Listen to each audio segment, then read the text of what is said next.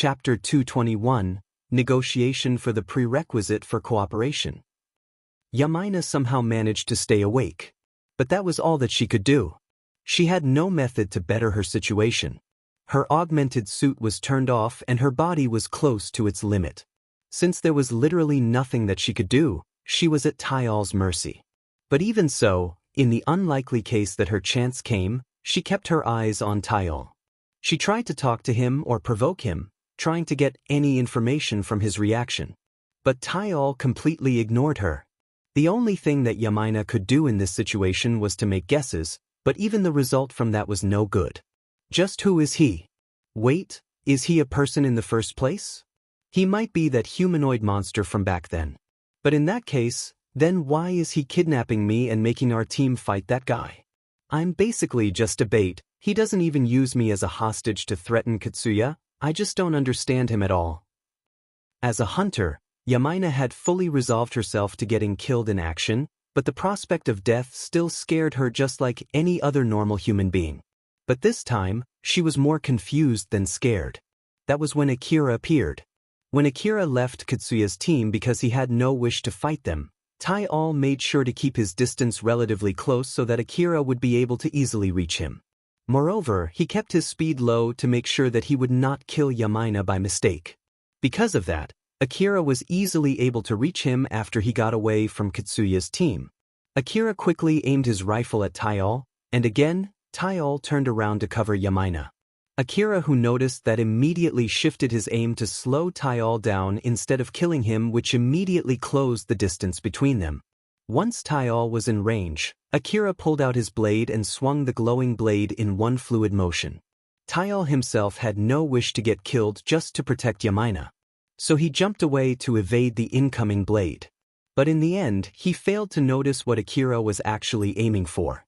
The blade that reached Tyal released a blinding flash of light from the force field armor energy conversion, and with that, Tyal lost one of his arms. Akira did not cut down the arm that was turned into a cannon, he cut the arm that was carrying Yamina. Akira's aim from the start was to take Yamina away from Tyal. Of course, Akira did not stop there.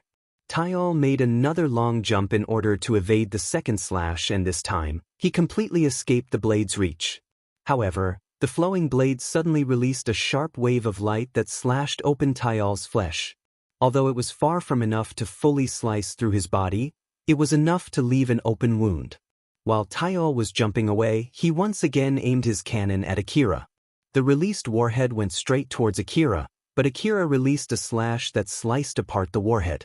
The moment the slash hit the warhead, it exploded and enveloped the area with smoke. When the smoke had subsided, Tyal was already nowhere to be found. Akira relaxed his body and lightly sighed. He got away. Or did he go look for another bait? Either way, it seems that he's no longer around.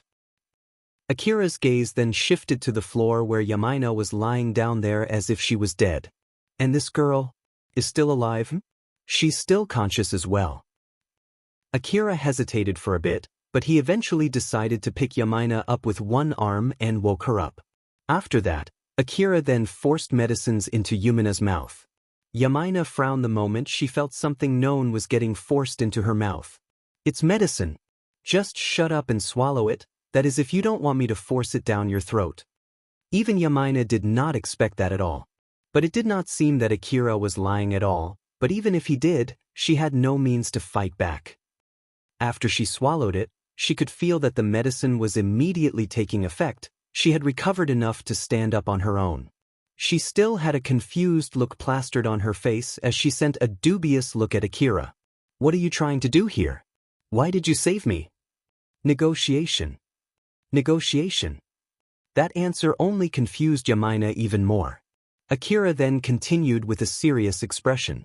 First of all, I'll let you know this. I bet you're thinking that I'm working with that thing that kidnapped you, but that's a misunderstanding. That guy is trying to make us fight each other. Secondly, I have no wish to fight any of you. You guys were the ones who came at me first, so I was just trying to protect myself. If you guys had left me alone, I won't have attacked any of you. As a matter of fact, I don't mind if we form a temporary alliance. Do you really think that I would belly dash? Shut up. Akira prodded the muzzle of his rifle at Yamaina. The muzzle of his rifle was telling Yamaina that he would just kill her if she kept running her mouth. Yumina's face turned stern as she immediately closed her mouth. After a short silence, Akira had confirmed Yumina's cooperation for the time being and eventually lowered his rifle before continuing. Well, in the first place, I don't believe for a second that you trust me. Naturally, not to the point that you would work with me. But that's also true for me to all of you. That's why I want to negotiate about what we can compromise on. I want us to stop fighting and I want to keep our distance. I want you to go back and tell that to your leader. Though, I bet that you'll ask for proof or whatnot. In that case, tell them these two things. First, the fact that you are able to return back alive. I've even cut that guy to save you, you know? That should serve enough as proof that I have no wish to fight against your team. Also, one more thing, I'll kill that guy and I'll do it alone. If your leader agrees, I'll go fight that guy along the roof. You and your team should either stay on the lower floor of the building or just exit the building altogether. If they have come here in order to save you, then I have already helped them accomplish their goal.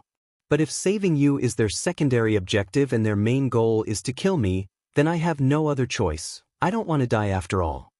Akira's next sentence was filled with killing intent. I'll kill every single one of you. Even Yamaina could not help but shudder in front of such an intense killing intent. But she could not give a straight answer due to her position as well as her feelings. Even if I accept your offer, do you think that the others would accept it too? They really want to save you, even going so far as to lose some of their people. So I expect that your voice holds some weight to it. Of course, that is if they only came here to save you, and if I refuse. My deal with you extends until the part where you try to convince them. As to whether they would accept a truce or not, it's another thing. A separate deal between me and all of you. So, if you refuse to convince them, I will just kill you here. Returning you back alive to them would only mean giving them more fighting power after all. And if your group refuses the truce, just like I said before, I'll kill every single one of you. If the team can't reach an agreement on a conclusion, then tell those who don't want to die to retreat. Akira once again raised his rifle and aimed it at Yamaina. So, what's your answer? Sorry, but I don't have time to waste. If you're not sure, the more time you take to decide, the more I'll question whether you'll properly do your part of the deal. I won't even give you a countdown or anything. Akira stared at Yamaina with his rifle still pointing at her. Akira's eyes were obviously indicating that if Yamaina only said yes to save herself, he would kill her here and now. Yamaina finally made her decision. Okay. Akira still stared at Yamaina. He still had not lowered his rifle. Although he believed that she was not lying, he still had not lowered his rifle. Akira then signaled into the hallway with his chin. It would be a pain in the neck if you get kidnapped again. I'll at least escort you for a bit, so go ahead and walk in front of me. The moment you look back, I'll take it as you changing your mind and I'll immediately shoot you down. Yamaina raised both of her hands and started walking. Akira followed behind her. After confirming that Yamaina was no longer able to see him at all, Akira finally lowered his rifle and heaved a big sigh. Now then, I wonder how this will turn out. If Alpha was here, she would have been able to tell if this girl was telling the truth or not. I alone can't tell it all after all. Naturally, it was only given that he did not believe that girl. To be more precise, he did not believe that Yamaina believed him. That line of thought only caused Akira to be suspicious of Yamaina, and that suspicion only grew with time. As such, his thoughts leaned more and more toward something ominous. But even so, his line of thinking had actually gotten better ever since he started working as a hunter. The fact that Akira even thought of making a deal with Yamaina was proof of that. It would be best if they just pretended to be listening and accepted the deal, then wait for me to kill Taial or the other way around before going to kill whoever left after the fight. But I wonder just how far things will go, as I hope it will. Before Akira placed his bet in his rather optimistic guess, he knitted his eyebrows as he focused more on the most realistic possibility. Taial was wandering inside the building when he suddenly thought, "Ugh, what am I doing again?" Although he tried his best to remember the plan that he had while mumbling like a delirious person, no precise idea came up in his mind. He just kept on wandering inside the building without any precise destination. In the middle of that, he did not encounter Kitsuya's team, but he did encounter the dead bodies of Kitsuya's team. The corpses of the dead girls that Akira had killed just a moment ago were scattered on the ground together with their rifles and their other equipment. Taiol stared at that scene and tilted his head. Renewing weapons? But I guess I'll need them. He picked a rifle and pulled the trigger, but for some reason the trigger was frozen in place. It was the security feature where only those who had the authority to use the rifle could use it. If someone tried to forcefully pull down the trigger using the might of an augmented suit, it would only break the trigger. Useless. What should I do? After a short pause, Taiol suddenly raised his eyebrows as if he just realized something that he should have realized from the start. Alright, I can just eat them. Taiol threw away the rifle. His arm then cracked open, showing a huge mouth with a distorted shape. He used that arm to start consuming the dead corpses scattered on the ground. Although he had a lot of aversion to eating machines when he was turned into a monster, he did not have much of an issue with corpses. Taiol's current body has indeed been modified by Yatsubayashi. It has increased fighting ability, and it was a remote body that was controlled from afar. Because of that, when Taiol's personality was installed, it no longer had any open memory left.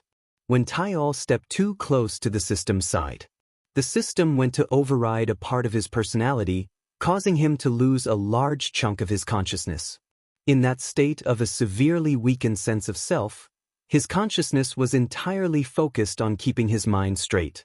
Thus, Taiol could not even remember his own name at all. Taiol continued his meal. As the number of corpses in the ground was approaching 0, more and more arms grew out from the shoulder with the severed arm. The growing arms were extremely long and obviously not of a human's. Each arm had multiple elbows. These arms then grabbed the rifles on the ground. Confirming that the holder was its master's hands, the rifles unlocked their safety lock. When Taiol had finished his meal, there was no longer any corpse left on the ground, only a pool of thick blood. Only functional rifles were picked up by Taiol's new arms. Those that were already broken were eaten together with the augmented suits, used as materials for Taiol's weapons. Not enough, huh? Taiol immediately started running again since he had had a new goal. After all, there were still dead corpses of the girls that Akira had killed. Kitsuya carefully proceeded into the building with his team as they immediately noticed Yumina's signals slowly approaching them. Although they were surprised, they still immediately went toward where the signal came from. Eventually, they reached a long hallway and saw Yamina slowly walking toward them from the other end of the hallway. Yamina! Kitsuya smiled and inadvertently raised his voice. But the moment he noticed Akira was behind Yamina with his rifle ready, Kitsuya's expression immediately turned stern. Kitsuya quickly aimed his rifle at Akira, who was behind Yamina, and Akira did the same as well. But as expected, no one released a shot. After Yamina got close enough to Kitsuya, Akira quickly retreated and vanished into the darkness, so Kitsuya went straight running to Yamina. Yamina, are you okay? Judging from Kitsuya's reaction there, Yamina thought that it was safe to look back and turn around. Akira was nowhere to be seen, but she somehow felt that Akira was still somewhere as she knitted her brows. I'm still alive, but I'm not fully okay either. I'm sorry, but I don't think I can help in a fight anymore. Don't worry, it's fine as long as you're okay. Eri still had her focus towards where Akira came from as she opened her mouth. Kitsuya, we should retreat. It's reckless to continue with Yamina in this state. Why, you're right. Let's go back, Yama. Do you need a shoulder? I'm fine, I can walk on my own. Alright, I'll guard the rear. Eri, you take the front. Everyone, let's carefully head back. Everyone started moving, spurred by Kitsuya's order. Yamina once again turned around with a conflicted expression before sighing and went to follow the rest of the team. The fatigue and the worry of how to bring up her deal with Akira to the team caused her to make a pained expression. Kitsuya noticed that and sympathized with her, but at the same time, he also smiled in relief. As expected, she's not in a good shape at all. But she's safe and I'm really glad. After that, Kitsuya's team returned to a large hall on the first floor where they barricaded themselves. Those who were still uninjured were assigned to stand watch and ensure the safety of the area while the injured were recovering. They unloaded their vehicles and prepared themselves for combat. While the rest of the team were doing that, Katsuya as the team leader, Yamaina and Eri as the vice-captains, discussed the next plan of action. After hearing Akira's offer from Yamaina, Katsuya frowned and asked, "Are you telling me to trust him? At least, I don't think that he was lying. He did save me and did not use me as a hostage after all. Even if you say so, he already killed so many of our team, you know." "That's true, but still." Yamaina could not tell Katsuya to believe Akira. But Katsuya also could not say that it was an empty offer. Both of them had mixed feelings regarding the matter. They could not force the matter to any direction. It did not seem that they would be able to make a decision anytime soon. As for Eri, she had nothing to complain about, no matter what might happen as long as Katsuya made the decision. Her only thought was that she would simply follow Katsuya's order. But even so, she thought that it was a bad idea to waste time like this, so she interjected. "Either way, for now, letting both of them battle it out is beneficial to us. It's better to use the time to watch how the situation will evolve while recovering the team members. I want to bring them back even if they're already dead. Moreover, we might still be able to save some of them and the situation might change while we're doing so. There's no need to make a decision right away." Some of Katsuya's team members were already placed under emergency life support system. Some, but not all, due to the restraint on their budget, priority and whatnot. Many were so badly wounded that they would have died if they were common people. Although they were not cyborgs, who could live with only their heads like Nelia, their lives were still somehow maintained.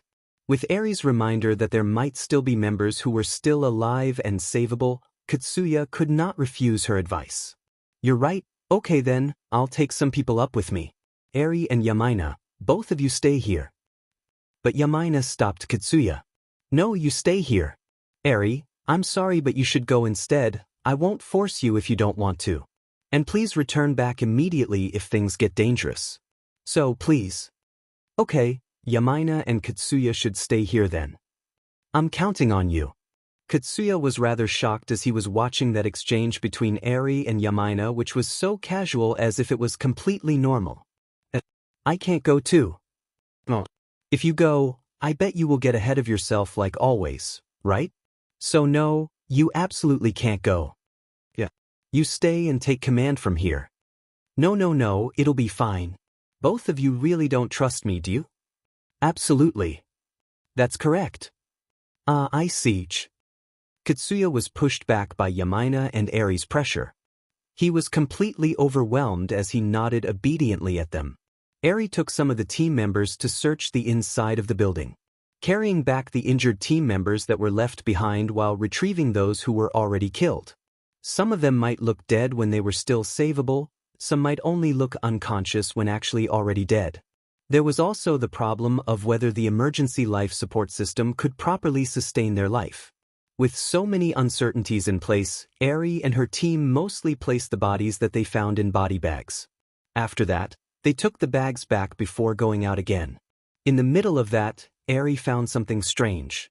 Although there was a pool of blood on the floor, the source of that blood was nowhere to be found. Judging from the amount of blood, this should be about 4 people's worth. But there are no bodies around. It's highly unlikely that the bodies moved somewhere on their own. Is the cleaning drone of this building still active, and it has cleaned away their bodies? Or is it that there is a flesh-eating monster inside the building?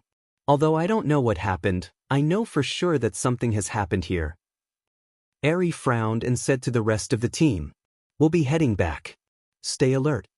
Although the order ultimately lacked any extra explanation, the rest of the team understood the meaning behind her words thanks to the local network. They had the same thought that they had to inform Katsuya and the others. That there might be other enemies inside the building besides Akira and Taial, and that enemies might be lurking somewhere nearby even now. None of them doubted that possibility as they proceeded with caution with the assumption that the enemy was nearby. Eri's team carefully retreated just like that and returned downstairs toward where the rest of the team was. While in another location inside the building, Taial was aiming at Eri and her team while they were in the midst of their work. As the multiple rifles on the end of his multiple arms were aimed at them, Tayal finally pulled the trigger. But surprisingly enough, the trigger did not budge. The aiming devices recognized Eri and her team as friendly entities, thus the trigger was locked as a part of the anti-friendly fire safety function. The trigger won't move. Why? Tayal tilted his head and lowered his rifles, thus the trigger locks were immediately disengaged. I can't use these, huh? Then how about from over there? Tayal processed his current situation, attacking Eri's team to get extra weapons. But his current rifles could not be used on them. So he changed his plan as he had no other target nearby other than Akira. After Tayal's brain reached that conclusion, he hesitated to make his decision. After all, it was not what he wanted. If he allowed the system to decide his course of action, he would attack Akira in order to get more weapons. However, his original goal was to kill Akira, not to get more weapons. The course of action dictated by the system did not have the goal to kill Akira. As long as Akira no longer had his weapons, he might be left alone. How could Tayal possibly accept such an outcome? That's right, I have to kill that guy. Tio, who has been rather emotionless up until now, finally showed some emotions, and it only grew stronger. His consciousness that had been leaning toward the system regained its sense of self and managed to wrestle control over his own mind from the system. If only I kill that guy. Now that Tayal had regained his sense of self, he quickly acted following his pure emotions. At the moment, his emotions were the only thing that was controlling his action. Without even realizing that he had lost a huge chunk of his individualism since the system had overwritten them, Tayal went straight towards Akira. Tayal believed that everything would be all right as long as he could kill Akira. He believed that and devoted himself to turning that into reality despite the fact that he no longer remembered what he was ultimately pursuing by killing Akira. While in a room close to the roof of the building, Akira let out a sigh. After reloading new magazines and energy packs into his equipment, the rucksack that Akira had been using to carry his supply reserve has been finally emptied. Seeing the now empty rucksack, Akira just smiled bitterly and threw it away. According to the deal with Yamina, Akira would kill Tayal. But he had no wish to look for Tayal. So he just waited there while taking a rest in a room. It would have been great if they kill each other, but as I thought, that's highly unlikely, huh? Akira had a bad feeling that even after he distanced himself from Katsuya's team to avoid fighting them, Tayal would still come to him instead of Katsuya's team. That was why he did not place any hope in that possibility. The reason why Akira told Yamina that he would be the one to go to kill Tayal was simply to avoid having to fight Katsuya's team while he was engaging with Tayal. Regardless of whether he was able to make a deal with Katsuya's team or not, he had decided to kill Tayal right from the start. Akira already understood that Tayal did not come to this building simply by pure coincidence. Tayal came to that building knowing for certain that Akira was there, and he lured Katsuya's team here. So unless Akira killed Tayal, Tayal would keep doing the same thing again and again. Thus, Akira concluded that it would have been dangerous if he tried to escape the building in this kind of situation. Akira's plan was to kill Tayal and then Katsuya's team after that. And if it was possible, he wanted to only kill Tayal this time and push back on killing Katsuya's team to another day. Although he hoped so, he knew that would not happen. They just come at me at the same time no matter what for some reason. I really hoped they would come at me at different times. Normally, Alpha retrieved information from the information gathering device via Akira. So although Akira had lost Alpha's support, information was still sent to him. He processed that unprocessed data, which was closer to a meaningless information noise, using his intuition, which had regained its original sharpness.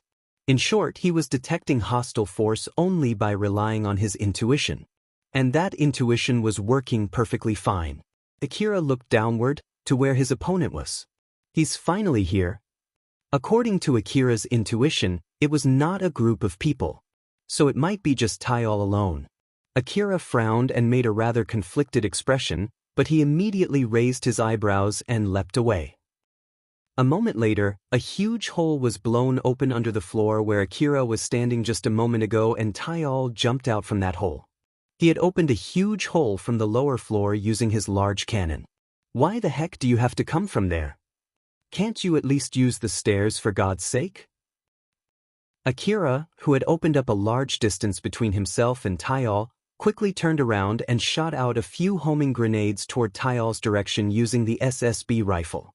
Seeing the grenades flying toward him, Taial used the multiple rifles that he had with his multiple arms to shoot them down, along with Akira.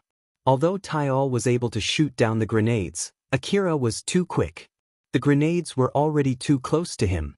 When the grenades exploded in an enclosed space, the shock wave from the explosions had nowhere to escape but to funnel outward, thus releasing a raging storm which rampaged on, as if trying to blow the whole room apart. Although Akira had already evacuated from the room, he still could not escape the shock wave that leaked through the open door. He was blown by the wind which smacked his back straight into the wall.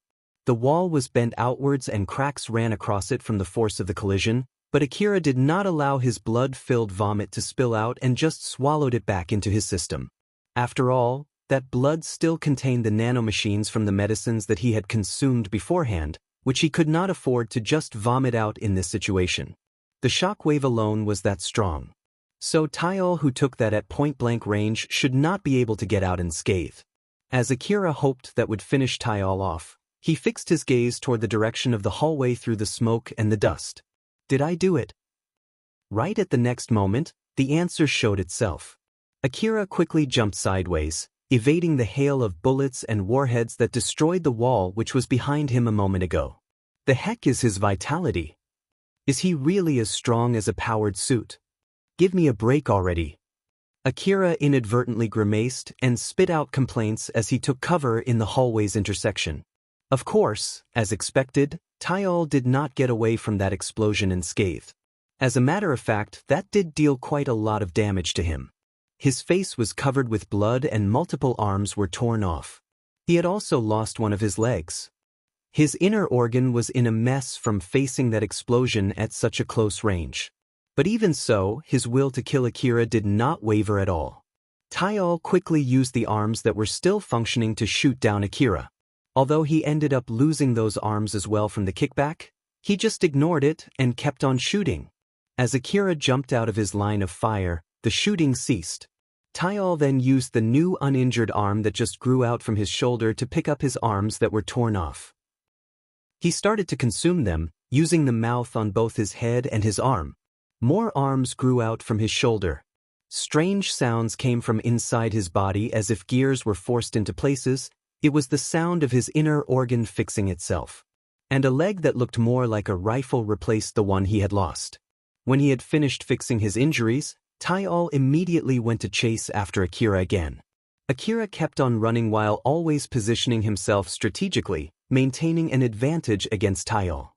He used corners in the hallway as a cover and quickly moved to the next point the moment he felt that his position was compromised. While on the other hand, in contrast to that, Taial was charging recklessly toward Akira. He ignored the bullets that were coming at him as if to say that they were nothing against his limitless restorative capability. He then released a storm of bullets and warheads that could even destroy the corner that Akira was using as a cover. The fierce exchange between Akira and Taial blew walls into smithereens, riddling them with holes, destroying the walls that separated rooms and the hallway. In the midst of battle, Akira, who was overwhelmed by Taial's firepower, had a grim look on his face and noticed something strange. That guy is fighting rather crudely this time. I don't know what exactly happened, but he has multiple arms now. Is that the reason why? Is he too preoccupied with controlling all the arms that he can't properly strategize? Taial's movement right now was like a completely different person when Akira compared him to the person that he fought against on top of his APC with Katsuya. That courage to charge straight at the bullet barrage and that vitality to take that barrage face-on were both splendid, but as a strategy, it was the worst kind of strategy. This was the price that Taial had paid from forcibly taking over the system's control. As the system could not coexist with the sense of self as Taial, the system could not properly give support to him. Akira realized that he could win by continuing to open fire at Taial while maintaining his distance. However, that strategy would require him to have sufficient ammo. If I use everything here, will that be enough to kill him? Akira thought so for a split second, but he immediately shot that idea down since there was another thing that he had to worry about later as he knitted his brows. No, I can't do that. Even if it's enough to kill him, I still have to fight those guys who will come after him. If I use all my ammo here, I would have to fight them without using my rifles. Or more like, in the first place, there's no guarantee that I can kill him even if I use all of my remaining ammo. At the moment, Akira was being pushed back by Tayol. He needed to find a way to turn the table around. So he banished that thought from his mind and focused on a way to turn the situation around. An idea quickly popped up in his mind, but that idea only made Akira frown even more. That I guess I have no other choice but to do it. Akira finally made his resolve. Chapter 222, The Longed Hero. Tayol came at Akira with even greater ferocity. Although Akira stopped shooting and the area suddenly fell into total silence, the thought that it might have been a trap did not even cross Tayol's mind. Straightforward, foolhardy and fiercely, Tayol charged straight toward Akira, crushing any obstacles along his way. Akira waited in a rather large room. The ceiling in that room was cut into pieces and the resulting rubble pile was gathered in the center of the room. Akira had that pile behind him as he stood with the blade in his right hand and the SSB rifle in his left hand. He gathered all his focus to end the battle here. The moment Tayol jumped into the room, he quickly fixed his gaze on Akira, who was hiding behind the pile of rubble. He used all the rifles he had to release a barrage of bullets. Moreover, Tayol did not just stop there. He still kept on running toward Akira without ceasing his barrage. Tayol's firepower was over what the old world ceiling and the wall could withstand. However, the pile of rubble served as a thicker version of the old world walls. Even with his firepower, it was difficult for Tayol to decimate that rubble in a short time. Though, it means that the rubble could survive for long either. If Akira made a mistake in his calculation, he would have to face the brunt of Tayol's barrage. The bullets and warheads stripped off the multi-layered walls of rubble piece by piece. The thick rubble slowly grew thinner. The barrage eventually reached deep inside the rubble, and it would not be that long before they reached Akira. Akira's information-gathering device and intuition kept informing him of the current situation with minute precision. In order to lure Tayol as close as possible, Akira compressed his time perception and slowed down the flow of time. As time began to come to a crawl, he crushed the fear creeping into him. Not yet. I need to lure him as close as possible. Tayol was already considerably close. The reason why Tayol did not even try to take a detour around the rubble was simply because his emotions were rampaging. Besides, the rubble was already close to being destroyed. There was no need to take a detour. As the situation slowly reached the turning point, Akira quickly jumped into action. Now! Akira gathered his focus, compressed his time perception even more, to its utmost limit, and used his willpower to distort reality. While at the same time, he used the full might of his augmented suit to kick the rubble in front of him. The pile of rubble on the brink of collapse was blown to pieces. The rubble went flying toward Tayol and Akira ran through it, towards Tayol. Akira's focus was completely immersed in his battle against Tayol. He used the full power of his mind to wrestle and control reality. The color of the space between him and Tayol started to distort. Meanwhile, the space outside that area lost all its colors. As the flying rubbles exited the area between him and Tayol, they were moving towards a white space. They slowly vanished as if they were disintegrated. As the world ran at such a frustratingly slow pace, Akira used the debris in front of him as a shield while closing his distance to Tayol. The non-stop barrage from Tayol destroyed the debris piece by piece, and the momentum that was imparted from the bullets pushed the debris back. Right at the next moment, Akira sliced the debris in front of him using the blade in his right hand, releasing a glowing wave of light with the power to cut anything in its tracks. Although the wave hit Tayol's army of arms, it was not enough to completely cut them off. Akira did not think that one slash just now had hurt Tayol. But at least it completed its intended goal. With that attack, Tayol's arms were thrown into disarray. The aim of those rifles were thrown off. The goal of that slash was to open up a path towards Tayol, a path not in his line of fire. Akira turned on the stick contact function to strengthen his foothold, preventing himself from losing balance as he used the full power of his enhanced physical strength to place an enormous force on his leg. This force was enough to even crush the floor beneath him. By Newton's third law, Akira's body accelerated straight ahead. He used the opening he forcefully made and quickly executed a powerful leap, finally managing to close the distance between the two of them. Akira and Tayal's eyes met. Both their pupils reflected their utmost desire to kill the other. Although the killing intent radiating from their eyes would have frozen any normal people, both sides did not falter at all. Even so, they reacted differently to the events that were unfolding, which became the factor that decided the victor and the loser. Tayal's rage was enhanced and he allowed it to dictate his course of action. Tayal reacted with pure emotion as he sent his arms toward Akira like a madman. All those hands tried to ferociously reach for Akira. It was as if they were crazed animals. Because of that, they crashed into each other, which dulled their movement. Up until this point, everything was as Akira had planned. He put all his concentration to increase the sharpness of his movement, increasing his agility to its utmost possible state. That difference allowed Akira to take the first strike. He ducked and waved through the ravenous arms as he got even closer to Tayal, into the reach of melee weapons. He then thrust the SSB rifle on his left hand as hard as he could to the base of Tayal's multiple arms. Tayal's newly grown arms still mostly consisted of raw flesh. It was without the protection of force field armor. Akira forced his rifle deep into that weak point, allowing the tip of his SSB rifle to reach Tayal's innards.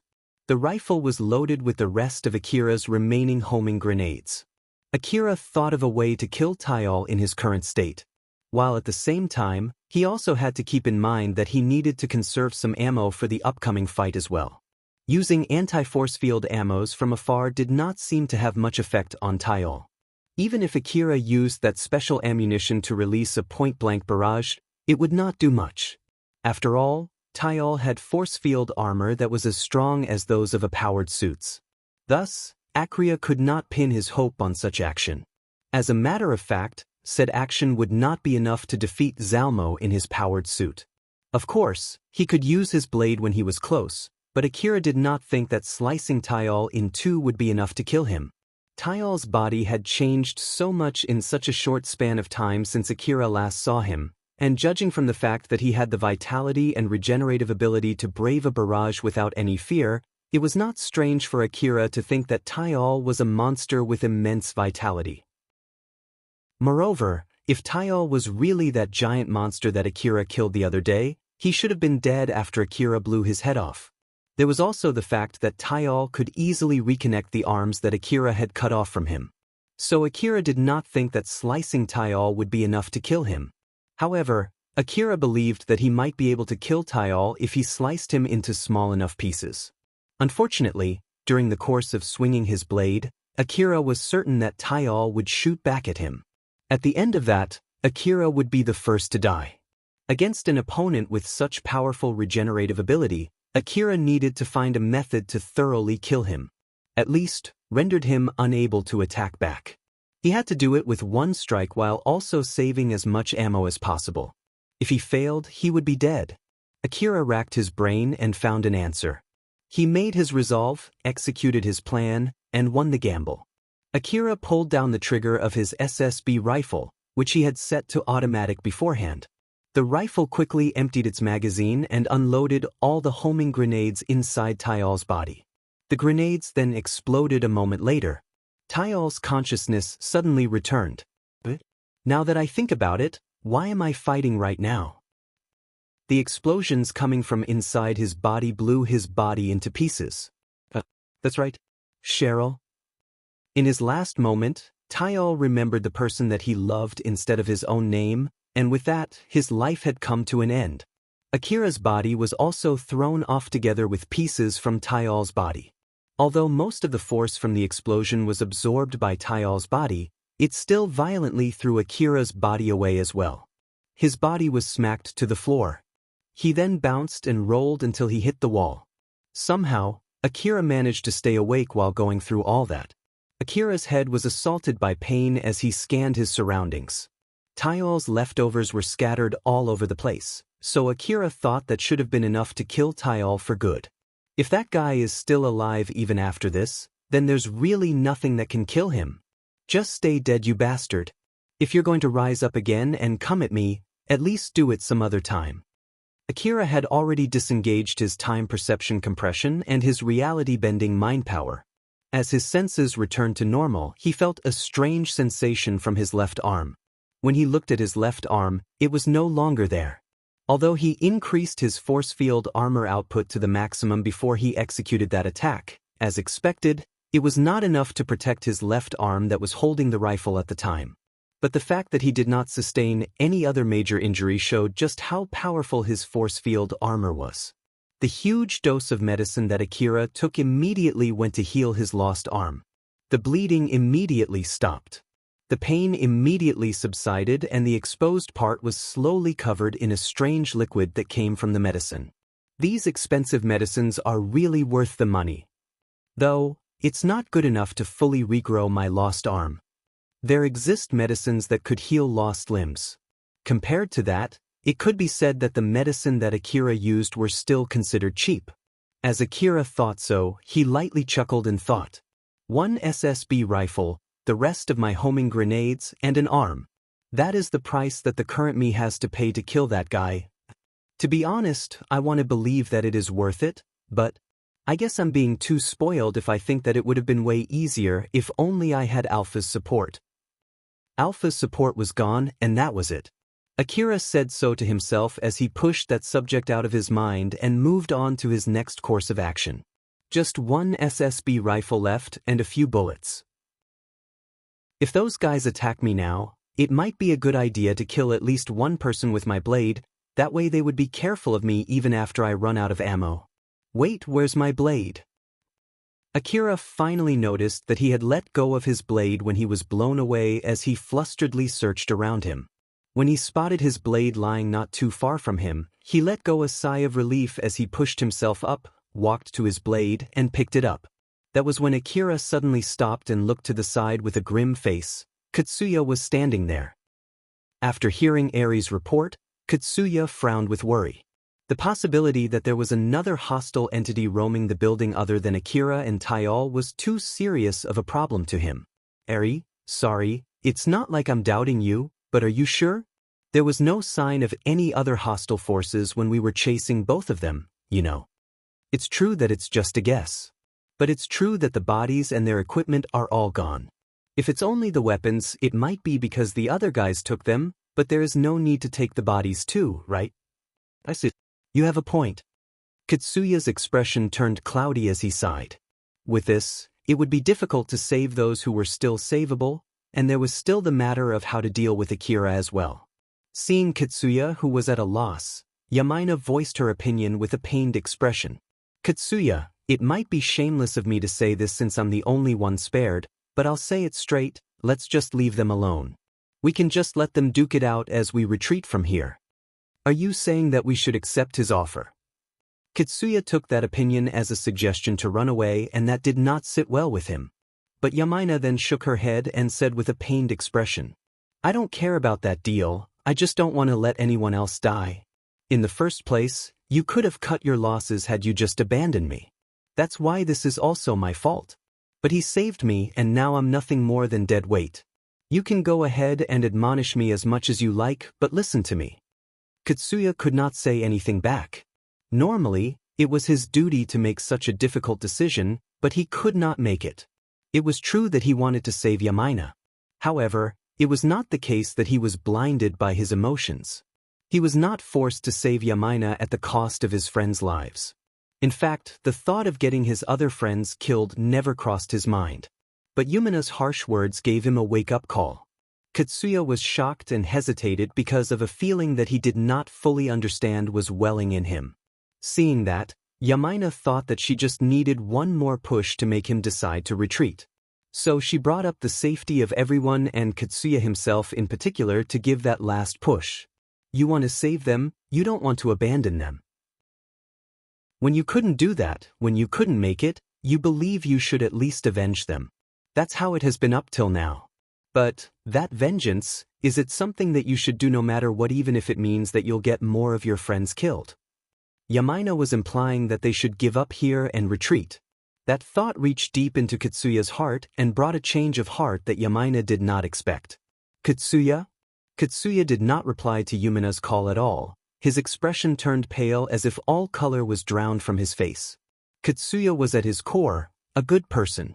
He was nice enough to extend his hand even when a stranger that he had met for the first time asked for his help. Moreover, he had the talent and ability to save a lot of people. That was the case in the past. That kind of person then formed a party to work as a hunter. That kind of predisposition and his talent had more opportunities to stick out as he did his best trying to save the members of his team. Because of that, many of his friends were saved and grateful to him. Those that he saved, due to the feeling that Katsuya had been broadcasting unconsciously, also felt the wish to save others, and that brought about a huge change in their hearts. There were many who liked Katsuya. That feeling was conveyed as it was straight to Katsuya, which inflated Katsuya's wish to save everyone even more. But it was not like all of them were unconditionally thankful to Katsuya. There were also people who were jealous, envious, covetous of Katsuya's skill and talent. Naturally, those feelings were also transferred to Katsuya as well. If the ones being saved were being awful, then the one who did the saving would feel unmotivated. That caused Katsuya to unconsciously prioritize who he saved. And once there was a bias, it only grew larger with time. Soon, those that had started from positive feelings like gratefulness towards him started to change. They started to think Katsuya would save them again next time. He would turn the table when the situation got dicey. He would lead the team to the victory. Being a hunter meant that they might die anytime, but in order to get away from the fear of getting killed, in order to reach for splendid results, they pinned their hopes on Katsuya. They leaned on him. They hoped that he would bring the fate that they longed for to them. That expectation, wish, and feelings were directed and sent to Katsuya. Katsuya himself answered that expectation, although unconsciously. After all, he was just that talented. It caused others to admire and applaud him even more, while also making them expect even more from him. They wanted him to save even more people, to help even a slum city child when they asked for his help. He wanted other powerful people to recognize his strength. For his strength to be acknowledged even when faced with a situation where he was often mocked as a young hunter. He wanted to perform so amazingly that it would help those who mock him recognize his skill. He wanted other hunters, organizations, and companies to seek him. Katsuya had affected a lot of people with his ability as someone who was connected to the old world domain. But at the same time, many had expectations and wishes for him, which affected him even more than he affected them. He wanted to exceed the expectations of those people who recognized his skill. That wish, that silent wish of his, was difficult for him to admit since he never put it into words. Thus, it started to pile up on him. And then, there were people on the battlefield that Katsuya could not save. Those who could not do anything except stare at the inevitable death creeping in. They all had a single loud and strong wish in their hearts. The wish to be saved. In contrast, there was also blame as to why he would not save them. Both thoughts were transmitted to Katsuya. It manifested as guilt inside him, which pushed him to get even stronger. Both the dead and the survivors placed their expectations on Katsuya, and those expectations further polished him. Because of that, Katsuya grew stronger with time. Just as he kept polishing himself to fulfill the ever-growing expectation, he had also become distorted. With the local network up, the effect grew with the scale. On the other hand, with more and more people under his lead, there were also more casualties. As for Katsuya, the fact that they recognized themselves as being the same being, acting as one entity, was a saving grace for him. After all, if the situation was bad enough to mentally hurt him, it also allowed him to share that pain. But just now, Yumina's words caused Katsuya's perception and belief to waver. Up until now, he recognized both himself and the rest of the team as one entity, but now, he differentiated it as him and the rest of his important team members. Right at that moment, his perception was completely crushed and he noticed something. His wish to save his friends, even if it meant risking his own life, caused him to drag his friends to a battlefield which resulted in even more casualties. The voices of the dead once again resurfaced. They were begging to be saved, they were blaming him for not saving them, telling him to avenge them. Katsuya was able to suppress them after discussing it with Cheryl. But at the moment when he was rejected by Cheryl, he did not have the means to repel these voices again. Seeing Katsuya like that, Yamaina completely forgot their current situation as she asked him, "Katsuya? What's wrong?"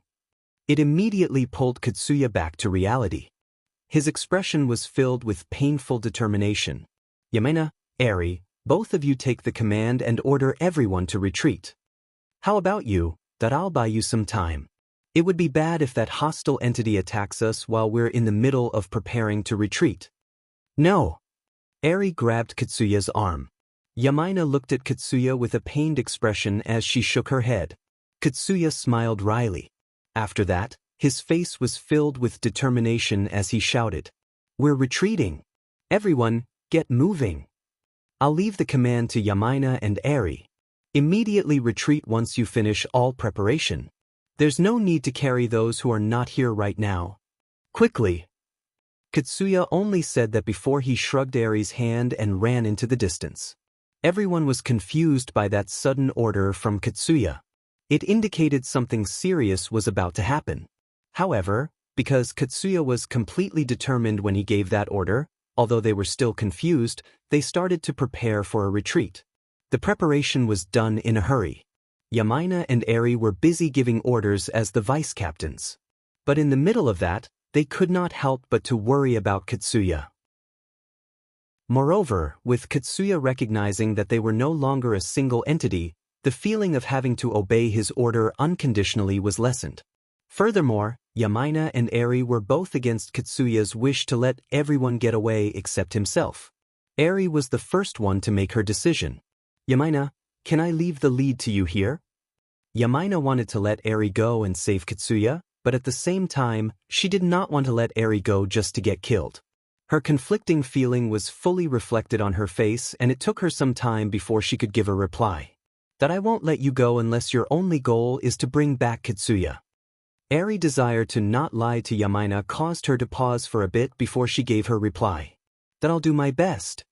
The difference between Yamaina and Eri if they caught up with Katsuya was that one would only be a dead weight while the other would not. Eri immediately went to chase after Katsuya while Yamaina stayed behind. Yamaina exasperatedly hung her head. "I've always thought that even if Katsuya chose someone, I want to at least stay beside him. But it seems that I'm no longer even able to stay beside him." Eri made her resolve and started running. "I've always been the one being helped. But this time, I'll save him." And that was when the road of the two girls who had always stayed beside Katsuya forked. Katsuya was at the top of his local network. The local network was built such that it was not the one who stood on top of the local network that had a great effect on the whole network. Those who were close to Katsuya also had a great effect on the rest of the network. Unfortunately, with the effect of Katsuya being greatly diminished in this situation, the ones who practically led the network were Yamaina and Eri. Those who were influenced by Yamaina stayed behind while those who were influenced by Eri went to follow Eri. Chapter 223, It's Fine Either Way. Akira immediately tensed up the moment he noticed Katsuya, but the shock prevented him from immediately shooting at him. Since when did he get there? How did I not notice him there? For how long was I open for an attack? Why hasn't he still attacked me yet? Is he alone? Where are the rest of his team? Currently, Katsuya did not have enough reason to start a fight. At the moment, rather than hatred and animosity, his current feeling toward Akira was more of remorse and shame, and those feelings were not feelings that would cause him to open fire the moment he saw Akira. There was an awkward silence between the two of them. After a short awkward pause, Katsuya was the first to open his mouth. "That I've heard about your offer. So, are you here to check if I really killed that guy? He's dead, the flesh scattered around is his, that I see. At least I'll thank you for saving Yamaina from him." Akira inadvertently raised his eyebrows. He expected that it would turn out well judging from this mood. "We have a deal then. Everyone is in the process of retreating. They'll leave the building soon. Akira looked happy for a split second, thinking that his deal was accepted, but his expression immediately turned grim. I see, then what about you? Katsuya did not answer back, but that silence was enough of an answer for him. Akira heaved a heavy sigh and said, well, I did kill quite a lot of you. So I guess this is nothing surprising. Ominous killing intent slowly exuded from Akira. It was obvious that he was planning to strike the moment Katsuya showed an opening. Is it that you want to kill me no matter what? Or are you simply trying to buy more time for the rest of your team? If it's the latter, don't worry, I have no plan to attack you from behind, so you can turn back and go in peace. Or at least that's what I want to say, but as I thought, you won't believe me.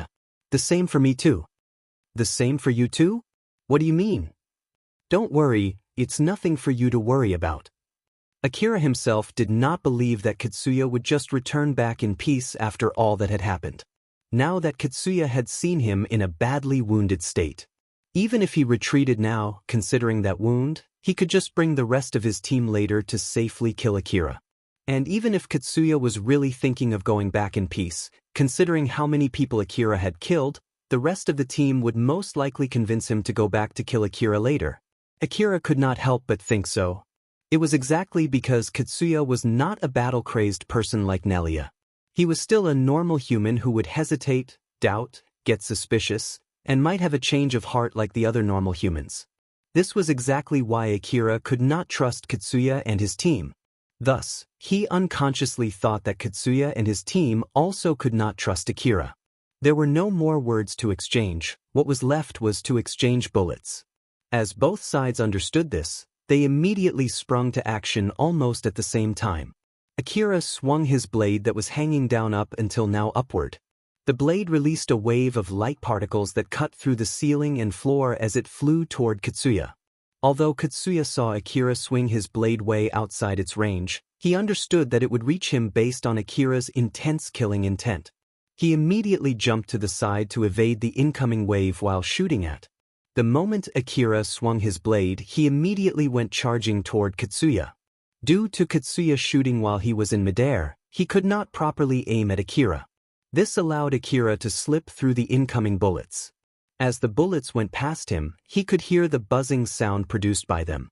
He could feel the wind blow from the shock wave of the bullets. One of the bullets grazed his cheek as he continued closing the distance between them until Katsuya finally entered the reach of his blade. Most who learn swordsmanship in the Eastern District have the habit of using a vertical slash. After all, some opponents like cyborgs would not die even after a beheading or disembowelment, and this was true too to an extent against opponents with a biological body. People with emergency life support systems planted on their heads could still survive even after a beheading. They then could use a wireless connection to their augmented suits, thus allowing them to continue to fight even if their heads and bodies were no longer physically connected. An ambush during an opening when one just executed a slash could prove to be fatal. On the other hand, a vertical slash was fatal to most of the enemies, cyborgs or not. Even if the opponents were using long-range control devices, a vertical cut had a good chance to destroy their control devices on top of making it difficult for them to launch a counterattack, even if the attack did not destroy their control devices.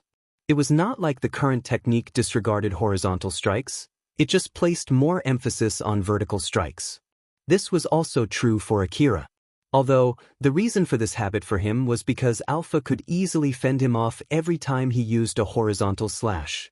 Akira raised his blade, crudely telegraphing the kind of strike that he would use next, and as expected, he then swung the blade down. Katsuya jumped side to side to evade them as the blade released a wave of light in a zigzag style. Katsuya kept trying to shoot Akira even in that state. But Akira was able to skillfully evade the bullets. The stray bullets were flying all over the room with Akira and Katsuya at the center of it. Akira and Katsuya continued exchanging attack and defense, one with the swing of a blade while the other with bullets from a rifle. Although there was a huge gap between their skill, the quality of their equipment, and their level of fatigue both mentally and physically, made the fight continue evenly. Akira intentionally released a light kick as he swung down to where Katsuya moved to evade his kick. Although the kick was not as powerful as the blade, it was still a kick with the enhanced strength of an augmented suit. Receiving that kick would no doubt be dangerous. But even so, Katsuya chose to receive that kick. The kick that was more of a stab instead of a smash broke through his augmented suit's defenses and the damage propagated into his body. Katsuya gritted his teeth from the pain of the kick. He used the impact from that kick to jump back while shooting at Akira. Akira did not even have the leeway to lower his leg after that kick. Thus, he used the contact stick function of his other leg to lean forward and lunged straight toward Katsuya to chase after him. Countless bullets went past him, some hit his hair and some grazed his ears, but even so, he still pressed forward and eventually closed the distance to Katsuya, who was still in the air from the jump. Once again, Akira forced the fight into melee combat. While in the middle of exchanging blows, Akira thought regretfully about his failed attempt. Damn it. He's still okay even after receiving that kick. I guess that's just how good his augmented suit is. Either that or my augmented suit has already lost most of its power. Either way, I don't think I have a chance to win in an unarmed fight. I have to kill him while I still have the chance, or this would turn ugly really fast. The blade itself was actively consuming energy in order to maintain its sharpness. Every time Akira swung it, it consumed energy and also placed more burden on it. If Akira misjudged the durability of the blade, he might end up destroying the blade. While on the other hand, he no longer had that much ammo left. Akira had to finish the fight while he still had both resources, otherwise, this would be the end for him. In contrast to that, Katsuya was slowly gaining confidence. The powerful opponent in front of him did not give him the leeway to think about anything else. It helped Katsuya regain his scattered focus, thus increasing the sharpness of his movement. The fight that was evenly matched up until now slightly tilted toward Katsuya's favor, and the leeway originated from that caused Katsuya to notice something. He has stopped throwing that long-range slashes. Moreover, the cut on the floor is also shallower than before. Katsuya had been making big leaps to evade Akira's slashes up until now, since it felt like the blade would still reach him even if he was outside the blade's physical reach.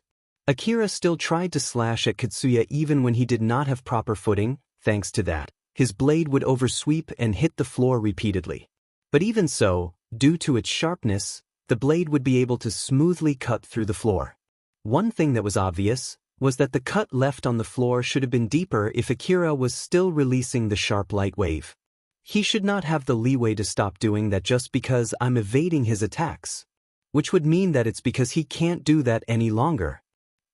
Katsuya jumped backwards to open up some distance between them. Akira lunged forward to close up that distance. The smile on Katsuya's face and the pressured look on Akira's face signaled the one who had the upper hand in their exchange. As Katsuya was able to invest less effort in dodging, he could focus more on the offensive. In order to face that, Akira compressed his time perception even further. The burden caused a sharp stinging pain on his head. He kept himself from fainting while desperately looking for an opening to win the fight. But even with all that effort, it did not make their battle even. Time was on Katsuya's side. Even if they were fighting evenly, Akira's augmented suit would run out of energy first before Katsuya's. Katsuya also knew that from Akira's expression. As Katsuya understood that he would win as long as he could defend himself, he chose not to try any risky move and focus more on his defense. Unfortunately, that decision caused his downfall. Katsuya reacted to Akira's huge swing by jumping backwards. Since he wasted to be sure to get away from the blade, he ended up jumping too high. But that downward swing was actually an attack that Akira did in order to take away Katsuya's mobility. He had no plan to cut Katsuya with that swing at all. It was only bait to make Katsuya jump. Akira quickly changed the trajectory of his blade and returned it back to its sheath dangling on his side as he switched to his SSB rifle. Akira used that opening to switch his weapon, which would have been fatal in a normal situation. Akira and Katsuya aimed their rifles at each other. But the odds were not even. Akira had his legs firmly on the ground while Katsuya was in the air. This would greatly affect their ability to evade bullets. Akira's gaze was clearly shining with his victory while Katsuya's expression was filled with defeat as both sides pulled down their trigger. This caused gunshots to echo through the room. Katsuya was sure that the anti-force field bullets would deal fatal damage to him, but for some reason he only got hit by a few bullets. Akira completely threw away his chance for victory as he leapt sideways to evade the barrage from Eri and the other girls. Eri and the other girls arrive at a very critical moment as they immediately decide to attack Akira. Akira, who had no plan to end the fight with a mutual death, jumped away the moment he noticed Eri. He then continued running away from that place while shooting back in their general direction to keep them occupied. Eri and the girls then ran to Katsuya, who was just saved from certain death. "Katsuya, are you okay?" "Eri, why are you here?" "To bring you back." Katsuya had a pained look on his face when Eri replied back almost instantly. "I'm sure I've given you my order to retreat." Eri's gaze turned sharp. "I have no need to listen to an order from a commander who left his own post. Yamaina should have told you not to go alone too." Katsuya understood that Eri and the other girls came there knowing fully that they might get killed. After all, even after all those fights with Akira, which only resulted in piling up dead count on their side, they still were not able to kill him. Judging from that fact alone, there was no way they could kill Akira with only that many people. I ended up dragging others to a dangerous situation again. Katsuya's mind once again succumbed to self-loathing, but that was when Eri's harsh but gentle words reached him. "We die together.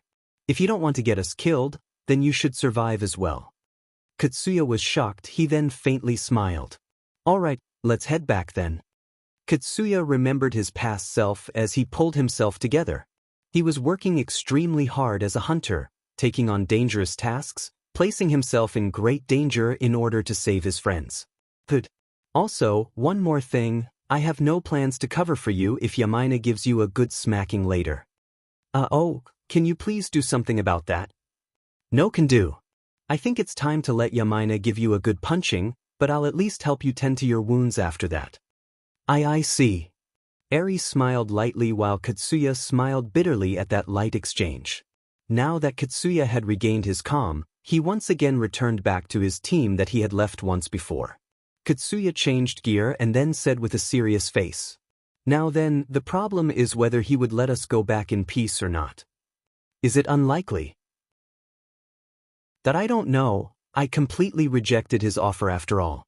If he's really planning to kill all of us just like he said, it would be bad to regroup with Yamaina while that guy is still around. Eri, do you think Yamaina and the rest would retreat ahead without waiting for us?" "I told her that I'll try to bring you back, so she might be waiting, that I see. If only we're not being jammed, we could have contacted them so that they could leave the moment we group up, but..." Most of the injured hunters who were not fit for battle were left behind in Yumina's group. If Akira appeared, it would be a bloodbath. "It can't be helped then, sorry, but can you send someone ahead to Yumina's group? We'll retreat as fast as we can 5 minutes after that. Tell them to get themselves ready to leave the building immediately the moment we group up." Eri sent a glance to one of the girls, who quickly ran to Yumina's group although she seemed to be a bit reluctant to leave. The rest of the team who stayed behind then prepared themselves to face Akira. "Please just give us 5 minutes, will you?" Katsuya mumbled as if he was praying. Not too far from where they were, Akira was watching their movement through his information-gathering device. For Akira, Katsuya and his team who were just standing there without making any moves looked as though they were waiting for more reinforcements. He could not help but think that Katsuya arrived first, ahead of the rest.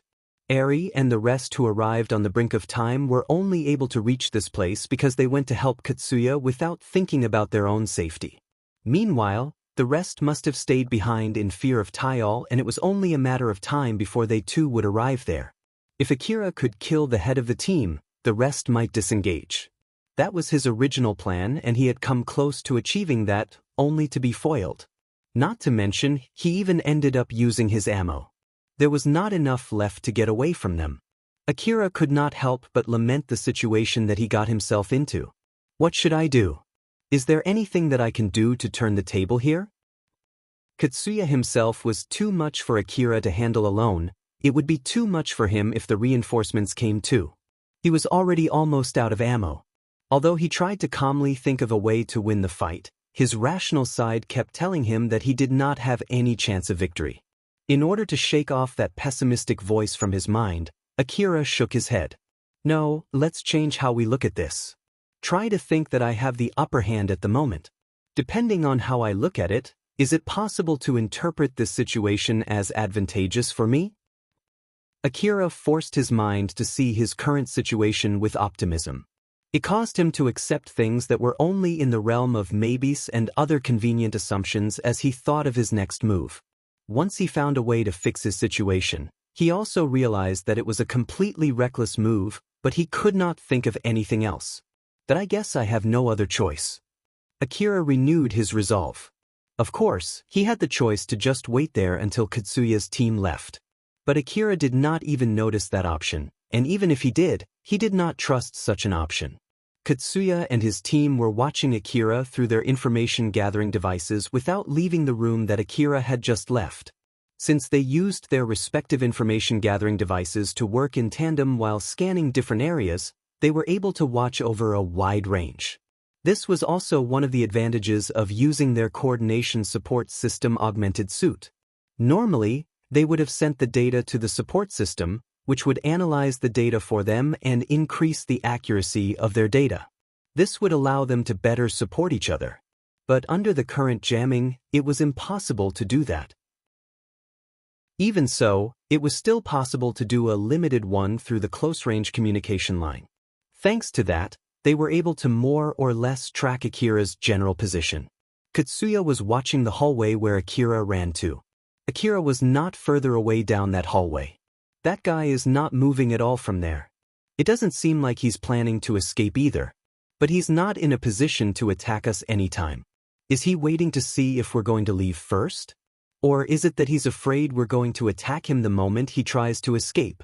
It's not like I'm going to do that even if he does anyway, we'll just leave too, but… Katsuya smiled bitterly. We don't trust each other.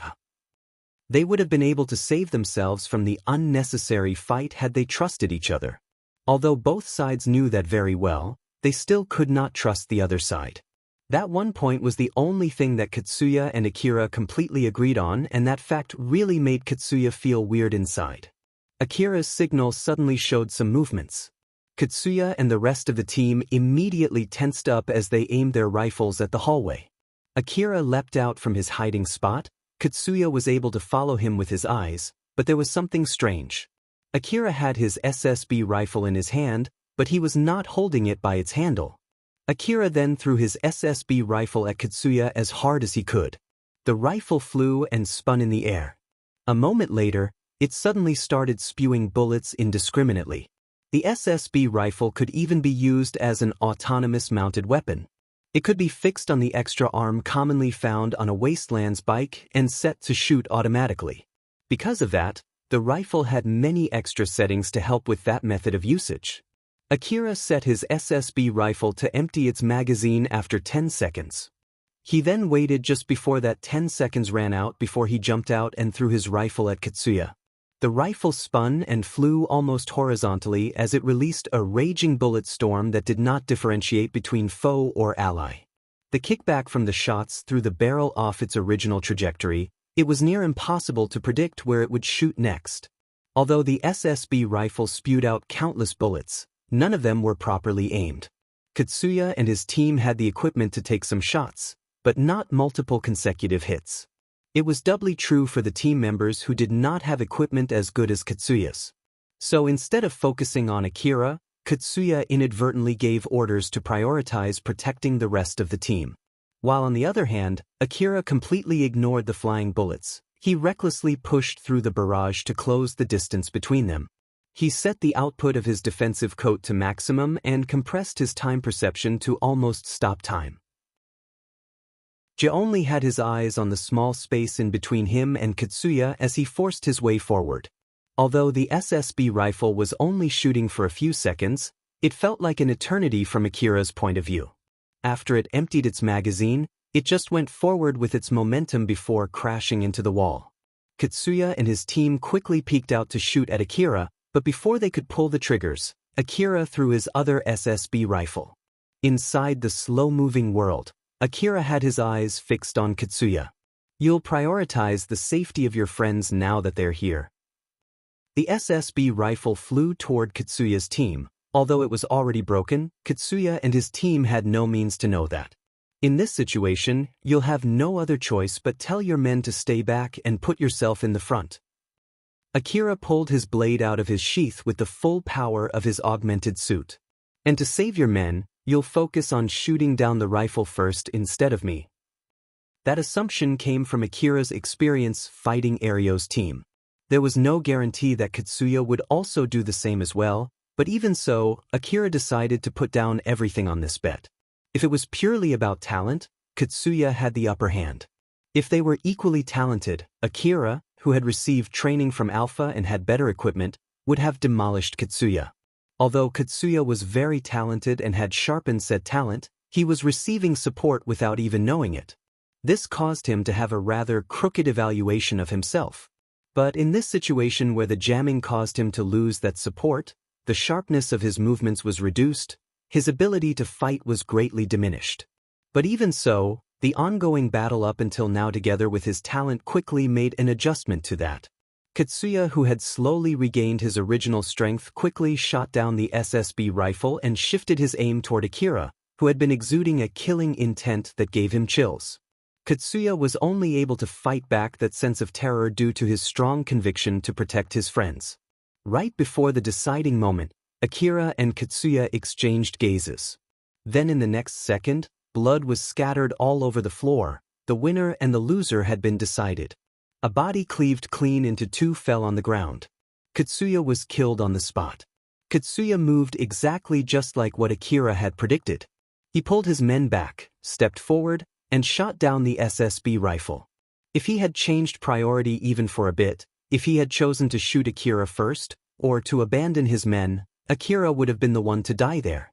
Akira understood that even if Katsuya was dead, it did not mean the fight was over. His next move would be to use the chaos to get away from that place or to clean up the rest of his enemies. But neither happened. The moment Katsuya was killed, suddenly, Akira felt multiple presences appearing out of nowhere around him. What? There should have been no one else here? Akira reflexively swung his blade. But even with the full power of his swing, it was easily stopped. Akira froze in shock as well as because his opponent held his blade. Long time no see. Tsubaki had Akira's blade in between her middle finger and index finger as she threw a gentle smile at him. A small transport aircraft went over Kuzuhara ruin. It came from the forward base and was now already deep inside the expedition area. It was flying slightly above the tall buildings in the area. It then opened both the left and the right sides of its chassis. Sarah and Shikarabe stood in front of the left door while Valga and Yamanobe were on the right one. They had large rifles in their hands, aimed below them. Meanwhile, Elena was sending them the location of the enemies that she had detected using her information-gathering device. Sarah used that information to fix her aim. Deafening explosions followed suit. A rain of warheads obliterated the monsters below. Shikarabe and the rest were also doing the same. They made short work of the monsters that were trying to attack the transport aircraft. Shikarabe once again showed his amazement at the rifle that he was lent. Elena, how the heck did you get this thing? It's not some kind of illegal weapon, right? The guns and the aircraft were both from Nelia. The aircraft was the one parked in the forward base, while the guns came from Yanagisawa's team's reserve armory. Since she was given permission, Nelia went and lent them to Elena's team. I'm sure I did give you a short explanation about it before. I don't know anything more than what I've already said. If you don't feel safe using it, you can use your own instead. Shikarabe still had some questions in mind but decided to stop questioning. Judging from Elena's tone, it seemed that Elena had the exact same questions as he did. However, she also decided to just leave it unanswered. Thus, Shikarabe saved those questions for later and focused on the monsters in front of him. Valga smiled wryly and spoke, full of suspicion. Shikarabe, rather than where these guns come from, I think it's more important to question who the heck is that girl. Valga was looking at Nelia, who was running in the air as if she had some kind of footing under her feet. She danced between the flying monsters, slicing them one by one with blades on both of her hands. The monsters that she sliced obeyed gravity and fell down to the ground. It was a surreal scene. I know that theoretically, you can use force field armor fixed under you to make footing while you're in the air, but I've never seen someone actually do that before. She's not right in the head. Normally you'll never go that far no matter how much you prefer close-range weapons, right? Yamanobe, who was looking at the same thing, also smiled wryly and said, I heard that those who specialize in close-range combat are crazy. Well, as far as I can see, those words must be true. She's a beauty, but I would rather have her at least 3 meters away from me at all times. Well, if it's about her face, cyborgs can have any kind of face they want. Although they have different preferences, most of them have beautiful faces. Right about then, Nelia finished taking care of the monsters around the aircraft, so she returned back to the aircraft and stood beside Yamanobe. She then smiled at him and said, Just to let you know, this is actually my original face. I see. Nelia was only stating a fact. She had no intention to scare Yamanobe. Nonetheless, he could not help but frown, his back drenched with cold sweat. Nelia continued walking through the aircraft, exchanged the energy packs in her blades, and was about to jump out from the other side of the aircraft when Sarah stopped her. By the way, although it might be too late to ask this, and we're grateful that you lent us these powerful weapons as well as this aircraft, why would you go that far to save Akira? Are you that close? HM? It's simply because there's no unused powered suit left. Nelia only said so and jumped out of the aircraft. Sarah could not understand that reply at all. Elena, what does that mean? No idea. Elena had the same confused look as Sarah. If there was still an unused powered suit back in the forward base, Nelia would have opted to use that instead. But due to Enabe's order, all the powered suits were distributed to the powered suit squads that were dispatched with the reinforcement hunters to take control of the ensuing chaos in the expedition area. Not to mention, at the moment, Nelia prioritized Akira more than the powered suit squad where she was originally assigned to. Shikarabe then said, So then, Elena, where is Akira? You still can't find him? We don't know his exact location, right? I hope we're not just flying around randomly hoping to spot him somewhere. We'll be doing this until that girl decides to go back. It's not like we don't have any hints at all. I'm using the powerful radar installed on this aircraft to look for the signal from the information terminal lent to Akira. It can use both long-range and short-range communication frequency. But if only this jamming could go away, I would be able to quickly detect his whereabouts. Elena knitted her eyebrows. Seeing that, Shikarabe also frowned, but for a completely different reason. So basically, we'll keep going on as long as we have the ammo and enough energy for the aircraft, huh? I guess it was a mistake accepting this request. Due to his job from Drankum, Shikarabe could not join the expedition, but he was still posted as a reserve hunter at the base. Although he was then sent to join the reinforcement team under city management, he felt like he would be sent to save Katsuya. He was going to be tasked to save a boy who made rash decisions like it was his bread and butter. Thus, he did not like that post at all. That was when Elena called him. Shikarabe did not think much and quickly accepted the request to save Akira. He wanted to get out there without waiting for the rest of the reinforcement team. He rather chose to go to look for Akira instead of helping take control of the expedition area. That was why he did not expect to be loaned such powerful guns and a transport aircraft. The furthest he could have expected was this mysterious girl that accompanied him. Shikarabe already heard from Elena and Sarah about the invisible flying drones encircling the expedition area. They allowed people in but not out. However, either it was because the flying aircraft was out of their expectation or that they did not allow anyone who once got out to get in again. Those monsters immediately attacked the aircraft when they got close. He had no wish to blame it on Elena or anything, but it still caught him off guard. The battles that would have been difficult without the powerful guns continued on. No matter how much I hate Katsuya, this isn't worth it at all. I guess it has started to cause trouble for me as well, huh? Shikarabe regretted his decision as he continued shooting at the incoming monsters. Chapter 224, Life and Duty. Although he had lost one arm, Akira did swing his blade with all his might. But even so, it amounted to nothing to Tsubaki as she was able to stop it with no effort at all. Akira was confused. After all, Tsubaki just suddenly appeared out of thin air. There was also the fear from how Tsubaki was able to stop his blade so effortlessly, the suspicion as to why she was here, and the fact that he ended up attacking someone connected to Alpha. In contrast to his confusion, Tsubaki was smiling gently at him. "Don't worry, I have no wish to fight you. So please sheath your blade." Akira could not do that since he was still in the middle of a battle. He suddenly remembered about Eri and the rest of the girls and quickly glanced around to check on them. That was when he was surprised. Other than him, everyone was unconscious. Akira's confusion only got deeper as he looked back at Tsubaki. His guesses only served to give more questions than answers.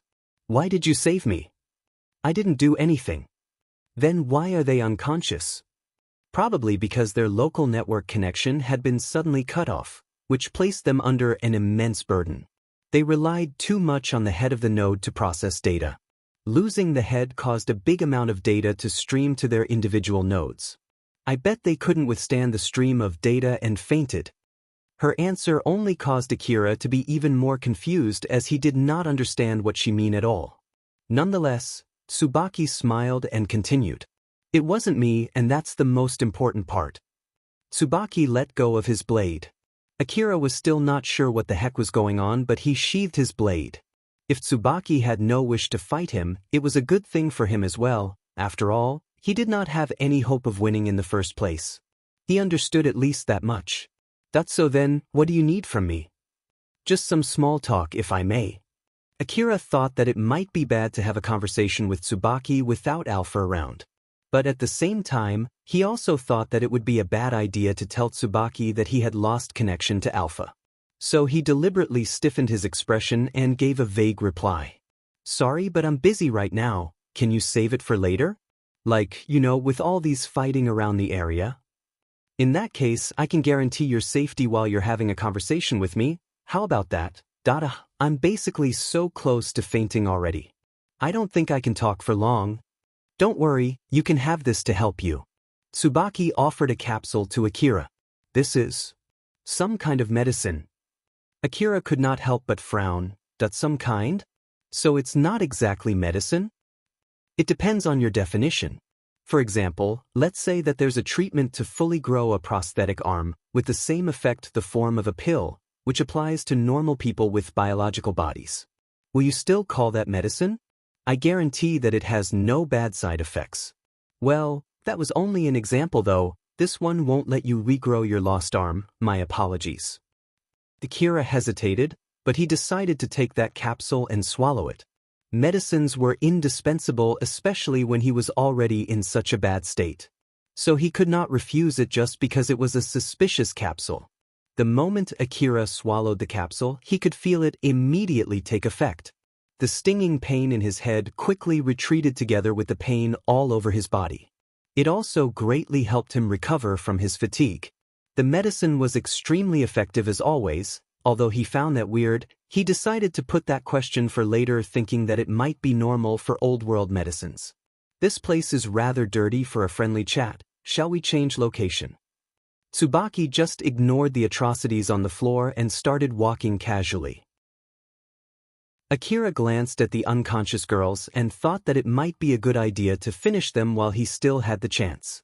But since it did not seem Tsubaki would wait for him to do that, he decided to just leave and followed Tsubaki with a conflicted face.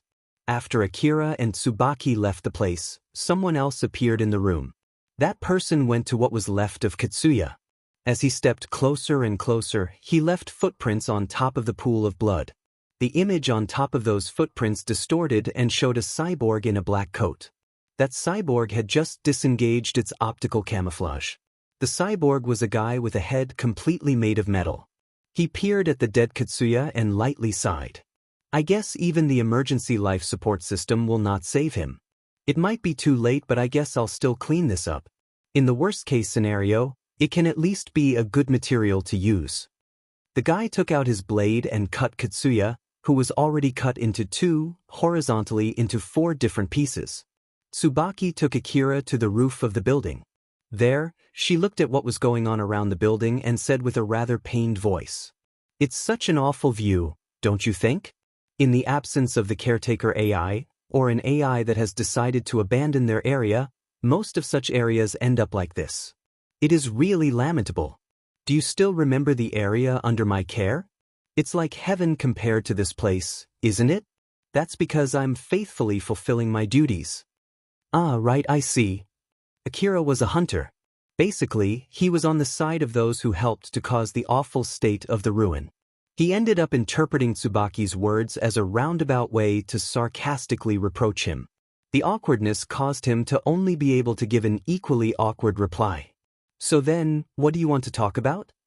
Akira tried to get into the main subject in order to run away from the awkwardness. Tsubaki just smiled and stared at Akira, who stiffened his expression and stared back at her while fighting back the urge to look away. To be perfectly honest with you, I didn't expect you to be the one to survive. Please don't take this wrongly. I do evaluate you highly. Although, I can't deny if you say that I don't care whichever one survived. But please keep in mind that I didn't do anything to make the result agree with my original prediction. Is that so? Yes. Although when Akira looked back at this exchange later, there would most likely be a lot of questions spawning from that statement. But he did not have the leeway to think about it at the moment. And since he did not ask anything, Tsubaki also did not explain anything further. That's so then, let's get into the main subject. I've come to you with an offer. An offer? Yes. As I mentioned before, working as a caretaker AI is not easy. So I want you to help me do exactly that. Of course, I'm planning to give any kind of payment that you want as long as it's under my capability. Even the trash from my area should fetch a good sum of money outside. If you want it, I can also give you other things as well. I can also pay you with something else, for example, a right to live inside my area. If it's possible, I want to get down into the details right now. Would that be okay with you? Wait just for a sec there. Yes. Please calm down and ask me any questions you have. If it's something that I can answer, I'll gladly answer them for you. I promise I won't lie. So calm down and think carefully of what you can get from this deal. Akira looked so confused. He was overwhelmed by all the questions that suddenly popped out of his mind. And since Tsubaki just stood calmly and gracefully next to him, it made his expression stick out even more.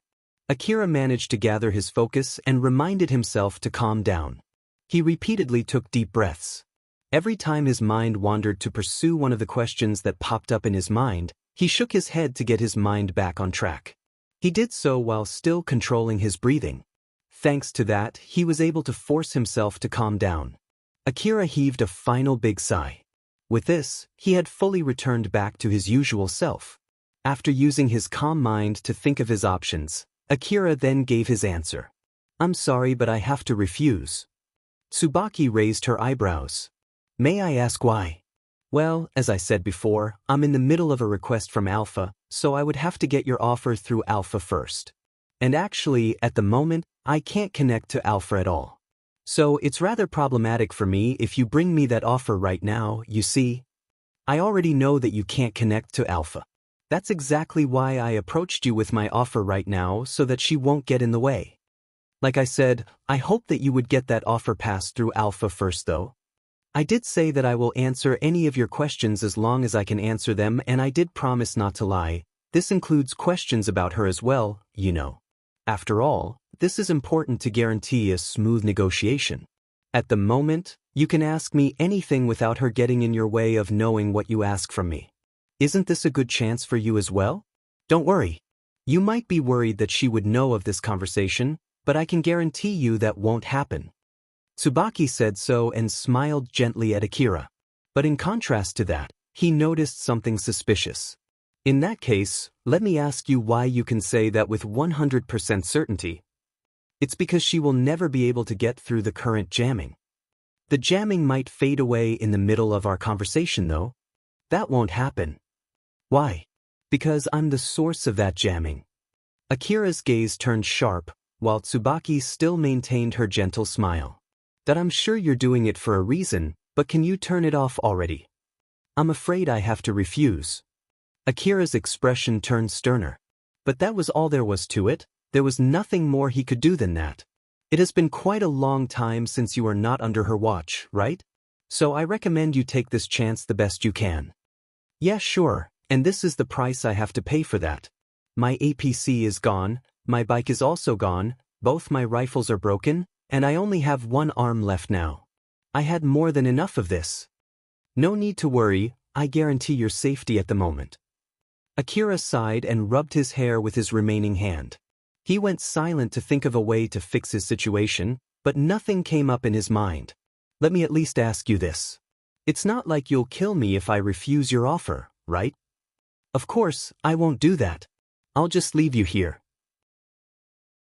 Although, it's not like I will do anything more than that even if you consider that the same as me abandoning you here to die. But if you accept the offer, I'll at least escort you back to Kagamayama City. I'm really sorry, but I'm under strict policy as well, so I can't just leave the area under my care without a good reason. I hope you can understand. I see. Akira once again was at loss on what to do next. He was hoping to rely on Alpha's support to get back to the city, but in order to do that, he would have to make Tsubaki turn off the jamming. Even if he wanted to postpone the negotiation indefinitely, he did not have anything to offer in exchange. It would have been easy if he just accepted that offer, but that would defeat the purpose of contacting Alpha in the first place. Seeing Akira could not make up his mind, Tsubaki smiled gently at him and suggested, "If you're afraid that my request would disrupt your request with her, you can ask me to make sure that won't happen as one of your rewards and I'll comply the best I can." Akira did not expect it at all. Seeing that, Tsubaki thought that she finally got a reaction from him and deeply smiled. But after a short pause, Akira then said with a serious face, "I'll say this again, but I can't accept your offer. I have no wish to abandon Alpha's request. With that being said, if it's a request that has gone through Alpha, I might consider accepting it. I'm sorry, but I have no wish to change my mind about that part." Tsubaki raised her eyebrows in surprise. "Forgive me for saying this, but you don't know anything about her. For you, she's nothing but an existence who calls itself Alpha.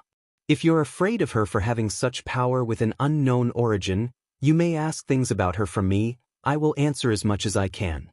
Humans are naturally scared of the unknown, and the remedy of that is knowledge. So, is there anything you want to know? About Alpha? To be honest, I do want to know, but I have no confidence to act as if I don't know even when I know, so I thank you for your offer but I have to refuse." Tsubaki tilted her head. "I can't understand you. I don't see any reason why you would prioritize her request to the point that you would completely refuse my offer. It's some kind of pride for me. I have no wish for you to understand it either, so no need to think too deeply about it. If you're okay with it, may I ask for further explanation? I have a huge debt to Alpha. That's why I want to prioritize her request in order to repay that debt. That's all. Well, although, to be honest, I don't think it's at the top of my priority list though, and Alpha tends to complain about that as well. But, you know, that part is not as simple." Akira smiled bitterly and deliberately gave a vague answer in the end. Tsubaki did not return that gesture of politeness with gentle politeness. Instead, she then asked with a serious face, "Is it really something that important to you? She did all of that for her own benefit and goal. That debt is nothing more than a byproduct of using you. To be honest, aren't there times when you had to go through more trouble for her?" "Well, of course, there are. Those weapon dogs that I encountered after I met her, I bet that dog was there because Alpha was the one who guided that monster to me. After all, it seems that some of the monsters can see her. I bet she did that to confirm whether or not I would really follow her instructions. And it's the same in Saranthal as well. It was not easy when Alpha suddenly left, but I bet she did that to confirm whether I can face that predicament myself as well as to teach me how difficult it would be without her support. I'm sure she was only gone for a few seconds and then she hid from me afterwards for the next few minutes. After all, she returned right after I got over the situation. It's completely different compared to now. So why? Even if what she did sort of makes us even, I still feel like my debt to her is bigger. As I said, I have a huge debt to her that I need to repay." Tsubaki did not seem to be fully satisfied by that answer. Akira, who noticed that, smiled bitterly and continued. "Before I met Alpha, I was only a mere slum kid. Then, I went to the ruins hoping that I would be able to change my life working as a hunter. Naturally, I would only need to encounter a monster to be killed. That was how much I was worth back then. But after I met Alpha and received her support, thanks to that, I've grown strong enough to even catch your eyes. I've become strong, she gave me power, that's just how big my debt is to her. Maybe it's even bigger than that, you know? Even you only gave me an offer because I've become this strong, right? I'm sure you won't even bother to try contacting me if it was the past me. I won't deny that, but that strength is mostly the result of your effort to survive through the hardship and obstacles that you have faced. Of course, she helped as well, but that is because it is beneficial to her. I don't believe there's any need to feel that indebted to her. You might be right, but that's just how meaningful her support is to me. It's something that I experienced for myself, so I have no wish for others to understand that. Even if it's something that concerns your life. If that's what you're worried about, I already had my life on the line from the start. If I had not met Alpha back then, I would have been dead by now. Not only have I received so much support from her as upfront payment for her request, but the current me is also still far away from being able to accomplish her request. I'm not working as much as I should for the payment that I've received. It's a completely different matter if Alpha says that I don't have to repay her. But as long as she doesn't say that, I have no wish to just abandon that debt. That's all there is to it. Akira said so as if to reconfirm his own line of thinking as he smiled lightly. Tsubaki was caught by surprise. But it seemed that she could understand his argument. Her face softened as she commented, "You're a very dutiful person.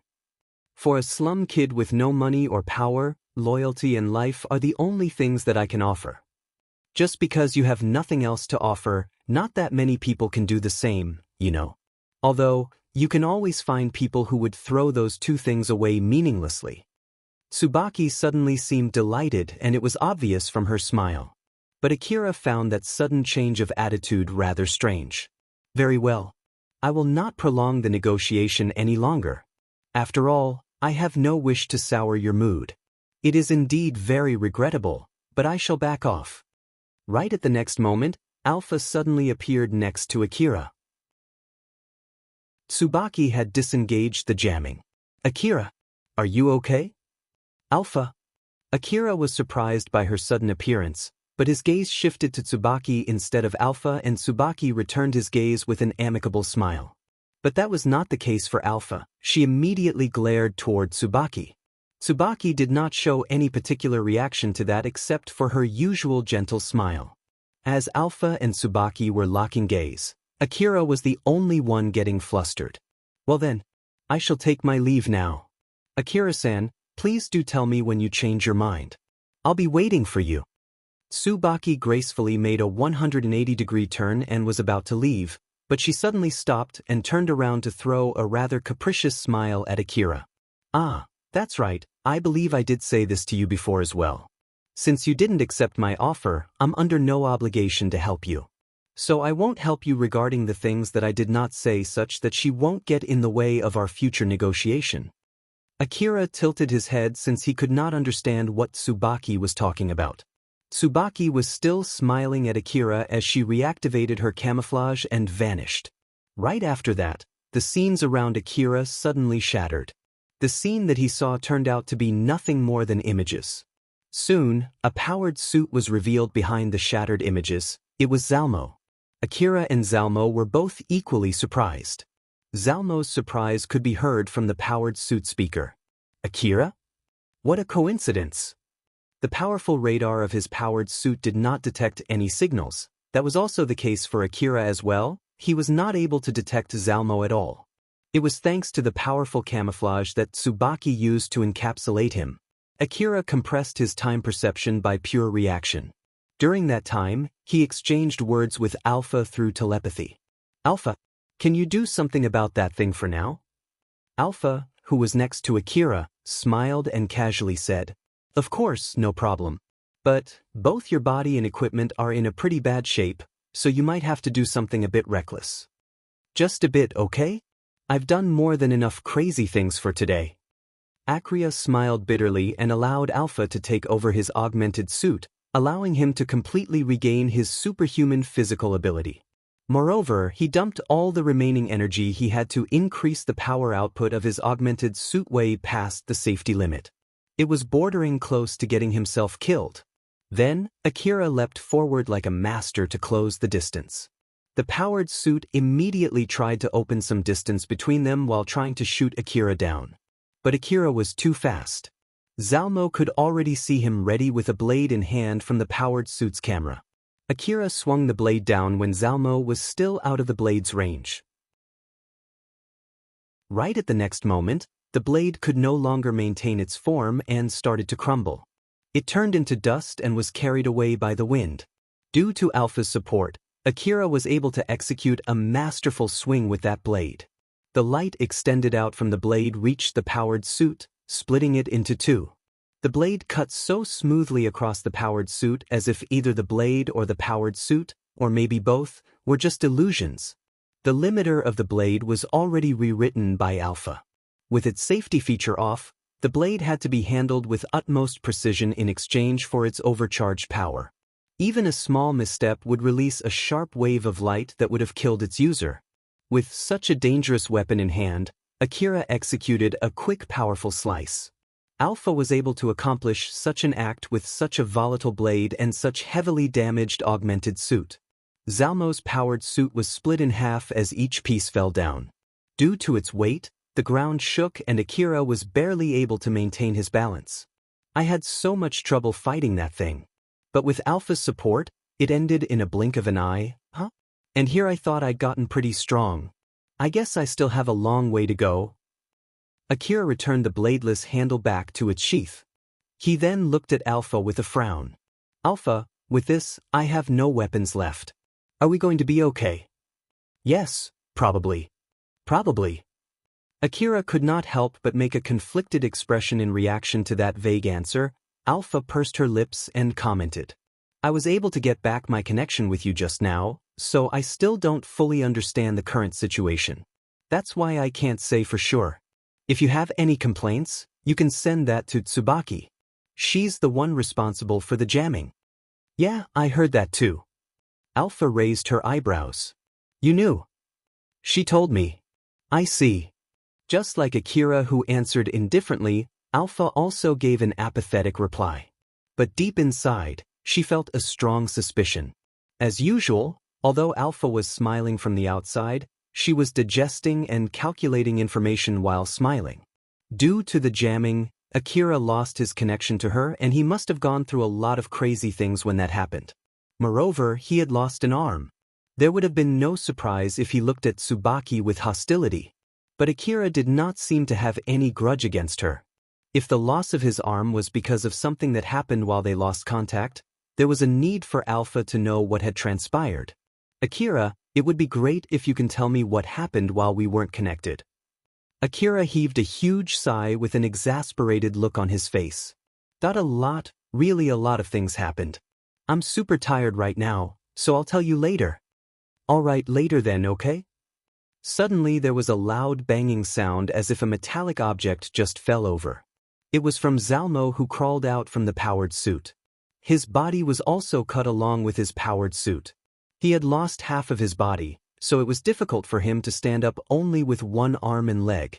He was only able to drag his body across the floor, but of course, Akira noticed it. Zalmo had a grim look on his face. But there was not a shred of fear on his face. He was looking at Akira with amazement instead of animosity. It was as if he was looking at an unknown object. He then finally worded out the question inside him. Just what the heck are you? I can ask you exactly the same thing. I'm pretty sure I crushed your head, so how are you still alive? I'm one with the great cause. I will only die when the great cause dies. As long as the great cause is alive, then I will never die. The heck are you talking about? Akira rubbed his head. He did not have a single idea as to what Zalmo was saying. But he immediately threw that out of his mind and declared, well, in that case, you can go ahead and die 1,000 times. Akira only said so and crushed Zalmo under his feet. Just to be safe, he stomped more until Zalmo did not look like a human anymore. A part of Akira was venting as his face was distorted from rage. Alpha, Do you remember the 8 people who attacked Cheryl's base the other day and there was one of them who was particularly strong? I'm pretty sure I killed that guy, but it seems that this guy is the same guy from back then. Wait, he did say that, but that doesn't mean that it is true, right? Do you think he's telling the truth? I don't have enough data to confirm if he's really the same person, so I can only say that I don't know. I see. And also, we did fight a huge humanoid monster before, remember? That monster returned back from death and I fought him as well. Alpha could not help but tilt her head. Akira, just what exactly happened when I was not around? A lot of things. Well, I'll tell you everything later. I see. In that case, can you let me know first if she's friendly or not? Alpha said so and pointed her finger to the sky. Akira looked in the direction that Alpha was pointing at and saw Nelia running in the sky. Even Akira did not expect that at all. Just what in the world is she doing there? She's using force field armor as a footing to be able to run in the air. So then, is she hostile? Or not? She's not hostile, I hope. Seeing how Nelia was running at him with blades on both of her hands, Akira could not say for certain that she was there to help him. But in the midst of running, Nelia sheathed her blades, giving Akira confirmation that she was friendly, for now. Nelia landed next to him. She glanced at the split-powered suit first before smiling amusedly at Akira. I'm here to help you, or so I want to say, but it doesn't seem you need it. No, I'm really grateful. And also, why were you running in the sky? HM?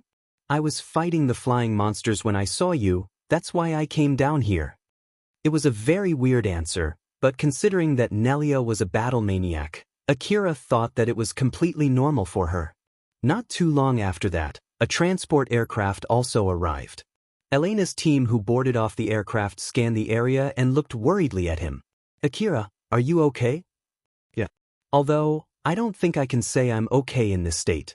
I'm sorry, but I don't think I can handle any more fights. And also, sorry, but can you share some of your medicine? I've exhausted mine. I'll pay for it later. Sarah gave Akira a whole box of capsules. There's no need to pay, just take all of it. Thank you very much. Akira paused. He was not sure how to open the closed lid with one arm. Seeing that, Elena took the box, opened the lid and spilled the contents on top of Akira's palm. Akira then carried that to his mouth and swallowed all of them in one go. Elena and Sarah saw that with a pained expression on their faces. With this, Elena and Sarah thought that there was no danger to Akira's life. So they then brought him back to the aircraft and let him lie down. Akira was finally able to relax now that he was able to safely meet up with Elena and Sarah again. Because of that, all the fatigue that he held back, all the adrenaline he had, flooded his body in one go, causing his consciousness to drift away. Elena noticed that and smiled gently at Akira. We'll take you back safely so you can rest easy. I'm sorry. And thank you. Akira could only say so much before he blacked out. Chapter 225, The Caretaker AI. Yanagisawa somehow managed to make a deal with Tsubaki. After escorting him out of her area, Yanagisawa suddenly asked Tsubaki something in a rather good mood. Before I leave, may I ask just one thing? Are you sure it's okay not to clean up after Katsuya? His speed in creating a local network is not normal. There's a good chance, or more like, it's obvious that another AI is helping him. It's not safe to leave someone like him wandering around your area, right? I'm pretty sure he will cause you some trouble. If you ask me, I would gladly take him out. That way, you will have fewer problems to deal with compared to if you were to do it yourself. Yanagisawa put up a lot of extra offers during his negotiation with Tsubaki in order for Tsubaki to accept a deal that would profit him more. One of them was the information about Katsuya as well as an offer to clean him up. But Tsubaki did not accept that offer. That isn't something that I need to ask of you. Is it because asking me would violate some kind of rules between the caretaker AI? I'm not obliged to answer that question. Tsubaki replied with a rather apathetic attitude. Yanagisawa found that weird, but it would be bad if he pursued that question any further and caused his relationship with Tsubaki to sour. I see, well, it doesn't really matter. Just contact me if you need me. I'll try my best to comply.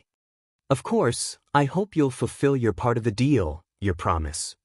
Don't worry, just leave it to me. I'm a guy who never abandons his promises. In the first place, there's no way I would abandon a promise that I made with a ruins caretaker. It isn't worth the trouble later on. Yanagisawa was deliberately taking a rather casual attitude just like usual. But even so, it did not seem that he was lying at all. Tsubaki then smiled deeply and asked him a question. In that case, to make sure that you're not going to break your promise, may I ask you one question? Sure, you can ask me anything. I don't want you to cancel the deal midway after all. So I'm willing to answer just about anything, you know. Yanagisawa was talking casually just like usual. Tsubaki reacted with her usual smile as well. She then asked her question with an equally casual tone. Very well, I shall gladly take you up on your offer then. Please tell me why you broke your promise with that caretaker AI? You broke your promise with them, so I don't see why you won't do the same to me. So, please tell me the reason. Yanagisawa's smile turned stiff. I don't understand what you're talking about though. You did meet me once in the past when you were brought to me by one of those AI, right? Although, at that time, you didn't call yourself Yanagisawa. Yanagisawa's expression immediately turned stern. How can you tell? I'm sure I've erased all of my past footprints. Even the other ruins couldn't recognize my ID. I was sure the ruins would identify me as a completely different person. The facilities inside ruins identify someone through various different methods.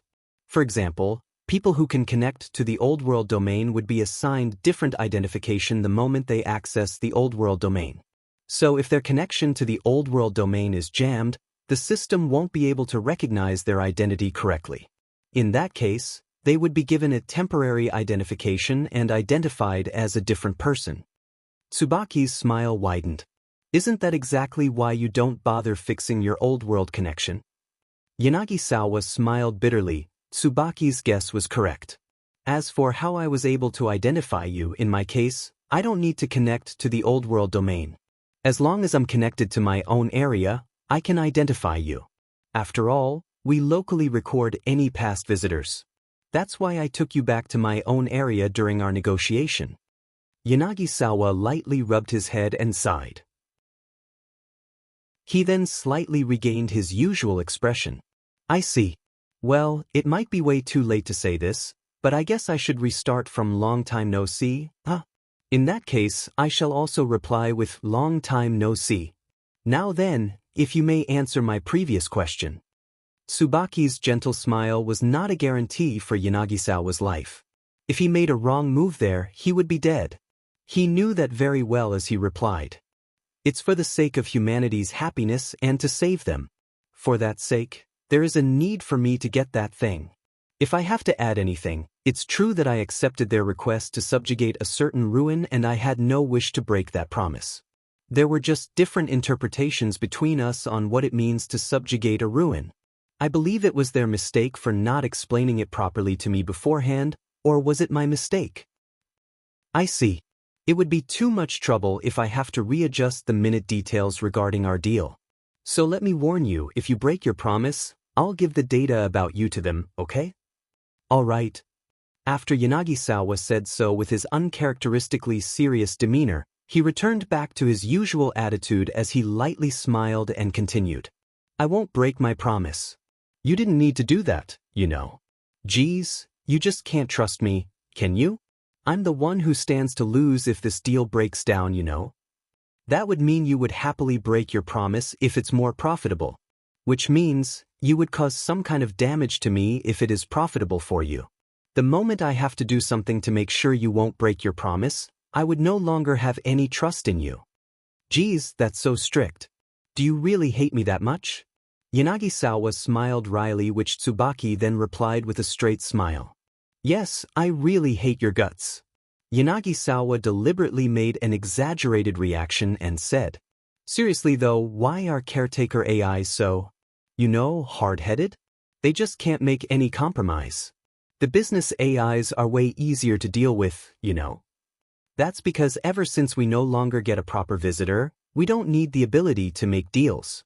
There is also the fact that, To us, there is never a need to make deals with robbers.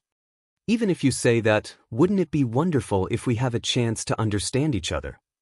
Yanagisawa smiled bitterly at his hard-headed negotiation partner that he was facing. Half of it was only an act while the other half was his real feeling. But Tsubaki replied with a wondrous smile. Of course there is. Although, the subject of that treatment won't be you. For example, if it's someone with a strong sense of duty, I would be more than happy to get connected with that kind of person. Yanagisawa got shocked inside, but he kept up his joking demeanor. Oh, you like that type, huh? I can introduce you to some people that you might like if you want, you know? Thank you but no thank you. Tsubaki replied back almost instantly. Yanagisawa let out a fake sigh in response. I see. Well then, I'm heading back to base. By the way, I need to contact someone in order to do my best to keep my promise, and I can't do that with this jamming. Very well. I'll remove it in due time. I'll excuse myself then. Tsubaki turned around and returned back to her area. In the middle of that, she activated her optical camouflage and vanished. Not too long after Tsubaki had left the place, Yanagisawa's smile crumbled. He heaved out a huge sigh of relief as beads of cold sweat were running down his forehead. That was dangerous. But it was within my expectation. Tsubaki hates them, that's why she won't tell them even after she noticed that it is me. And since she has insurance to make sure that I'll properly keep my promise, she's more likely to accept the deal. That's right, it's all still within my expectation, there's no problem. Though the matter with Katsuya is outside my expectation, well, it's a completely different matter. A call suddenly reached his information terminal. It seemed that the jamming had been turned off. Yanagisawa smiled and picked that call. It was from someone in the forward base. Commander Yanagisawa. Where are you right now? Get back here and take command. The expedition armies have been crushed. I know. And I've solved that too. Huh? What are you talking about? I'll take command through the long-term planning division from here. Tell the rest to obey the orders coming from that division. Wait for a sec. Just what? Yanagisawa closed the call there and made another call to Kagamayama City. It's me. Tell them to open the emergency officers' meeting right away. Yeah. I've handled the mess in Kuzusuhara ruin. Put all the chain of command under the long-term planning division and start the cleaning up process. Give me another call when the officers are ready. Get on it. He then closed that call and was about to call another person when a different call reached his information terminal first. Yes, Yanagisawa speaking here. You bastard. Where are you right now? And what do you mean that you have the situation under control? Just what in the world are you doing? I'll tell you about the details through the long-term planning division. I'm pretty sure I just gave that order, or is it that you haven't received it? Just answer me now. Geez. Give me a break already. I just made a deal with the caretaker AI that you angered. Yanagisawa could hear a gasp from the other side of the call as he smiled amusedly. After breaking up with Elena's team, Shikarabe's team went to search the inside of the building. Shikarabe seemed immensely vexed. Seeing him like that, Valga chuckled and said to him, If you really hate it, you don't have to do this, you know. Shikarabe sighed. It's not that simple. We're still in Drankum and it's an SOS signal from a Drankum hunter. We can't just simply ignore it, even if it comes from those guys. You're really dutiful, you know. Oh, is it? Let's go. In reality, Elena's team was not able to find Akira. The information terminal lent to him for the expedition was destroyed in the middle of the fight, so it was impossible to track the signal from that information terminal. But after the jamming was disengaged, Shikarabe received an SOS signal from Katsuya's team, and after learning from Nelia that Akira was fighting Katsuya, they went to check the signal and found Akira there. Unlike Elena, Sarah and Akira who immediately headed back after that, although Shikarabe, Yamanobe and Valga wanted to return with them as well, they had to stay behind to search the building. This was despite the fact that they really did not want to. At that time, they hoped that the leader of the team, Nelia, would order them to return back as well. Along with her order, they had no reason to stay behind a dangerous area just to search a building. Furthermore, in order to not get left behind, They had no other choice but to return back together with Elena's team. That would at least be enough to convince people from Drankum as to why they ignored the SOS signal. But Nelia instead suggested they stay. Now that they had rescued Akira and sent him back with Elena and Sarah, it was enough to prove that they were allies. Thus, she thought that it was better to stay there and wait for the next order instead of having to return back to the forward base just to be sent out again. Elena's team knew that the forward base was organizing reinforcements to send to the expedition area. With the jamming gone, it was easier for them to communicate with each other. Although Shikarabe's team did not like it, they still accepted the order. Unfortunately for the group of men, Nelia and the rest had no wish to stay behind to help Shikarabe's team search the building. Considering Akira's state as well, they decided to leave. With that, Shikarabe had no other choice but to go down the building with the other Drankum hunters present. That was until they found a chopped-up corpse of a Drankum hunter. This gun owner code. Katsuya? This is Katsuya? Shikabare was so shocked, but he then immediately made a conflicted expression. And here I thought he was someone who wouldn't die no matter what happened. I guess my intuition has really dulled, huh? Yamanobe laughed bitterly. He's also a hunter. So he will die when his time comes, just like any other hunter. But still this body. He was cut into 4 pieces, huh? This is not from a monster. Moreover, his head is not around. Just where did his head go? Was it crushed or something? Was it mixed with all those blood splatters around? Valga returned after he looked around. The other hunters are unconscious but still alive. They're all fainted from exhaustion and it doesn't seem like any of them are going to wake up anytime soon. The rest of their team is on the ground floor. Shikarabe, what's the plan here? Should we carry all of them back? Suddenly an emergency notice reached everyone's information terminal. They all made conflicted expressions when they heard the content of that voice notification. This is the long-term planning division of Kagomayama City. We've formed a truce with the caretaker AI protecting the large-scale expedition area. All the hunters, follow the commands from the long-term planning division and send your location right away. Fighting between hunters is strictly prohibited. The drones under the AI are already retreating. Don't attack the monsters that don't attack you. You may only fight the monsters that are not under the caretaker AI. Repeat. This is Dash. Shikarabe, Yamanobe, and Valga looked at each other, confused. Inside a world that was filled with empty whiteness, Tsubaki was standing face to face with 2 alphas. The alpha who had lost Katsuya was staring dagger at Tsubaki, but Tsubaki just ignored her. The conversation had reached a block. Just give it up already. I won't say anything else. The subjects under both of you fought each other on their own. It's not like I can do anything even if you ask me to take responsibility. The jamming was done to throw the invading army into chaos. I didn't do that precisely to make the subjects under both of you fight each other. But I lost my subject because of it. Do you really think that I will let it slide just with that? It's not my fault. It's their fault to be present when the jamming was activated. I have neither obligation nor reason to lower the defense of the area under my care just for the sake of the 2 of you. Tsubaki's usual flat expression turned rather curt. As I said before, if you look down on us thinking that we should sacrifice the area under our jurisdiction just for your circumstances, then we also have our own thoughts on how to deal with the likes of you. The fault lies with you. Tsubaki and the 2 alpha were staring intensely at each other. The alpha from Akira's side sighed and said, "All right then, let's take that as an unfortunate accident. Thank you for your understanding." Tsubaki smiled amicably. The other alpha seemed not entirely happy with that solution but still did not say anything further. Putting that matter aside, I want you to hand over the data of everything that happened during the jamming though. I believe that I have already done that. There's no data about your conversation with Akira. Alpha's gaze turned sharp, but Tsubaki replied casually.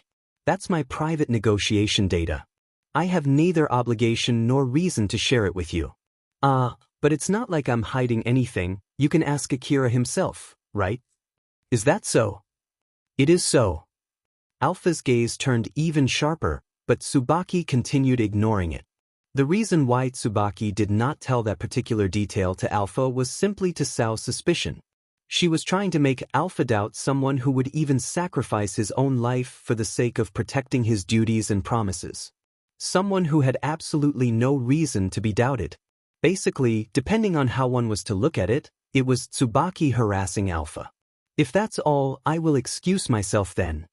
Tsubaki threw a deep smile at Alpha before vanishing. Both Alpha understood that the parting words from Tsubaki were also a warning. It was some kind of demonstration that it was a mistake to look down on her. If Akira and Katsuya were killed, the Alphas would have no other choice but to make their move, and it was true even if Tsubaki only killed one of them. Tsubaki's main goal was to show that she could manipulate the situation to the point that the subjects under the two Alphas would kill each other. That she could do it indirectly to the point that she could be exempted from having to take the responsibility. It was a statement saying that she was willing to pick a fight with the Alphas, to the point that she would kill their subjects when the push came to shove. Well, it doesn't really matter, this is an experiment anyway. Let's just move on. But there's another thing that bothers me. My subject survived while your subject died. This is outside of our prediction. Outside of our prediction means it's outside of our control. Is that really okay? The other Alpha knitted her eyebrows in response to the other Alpha's worry. Dealing with the aftermath is the only thing that we can do. Well, it's an experiment after all, so there's no need to worry about it. That aside, how about you? If your experiment has ended because you have lost your subject, I want to use your computation resources. If you're just going to look for another subject, you don't need all of your current computation resources, right? No, I'm planning to change the subject and continue with the experiment. If that change fails, then I'll stop the experiment there. Is that so? All right then. The other Alpha sulked.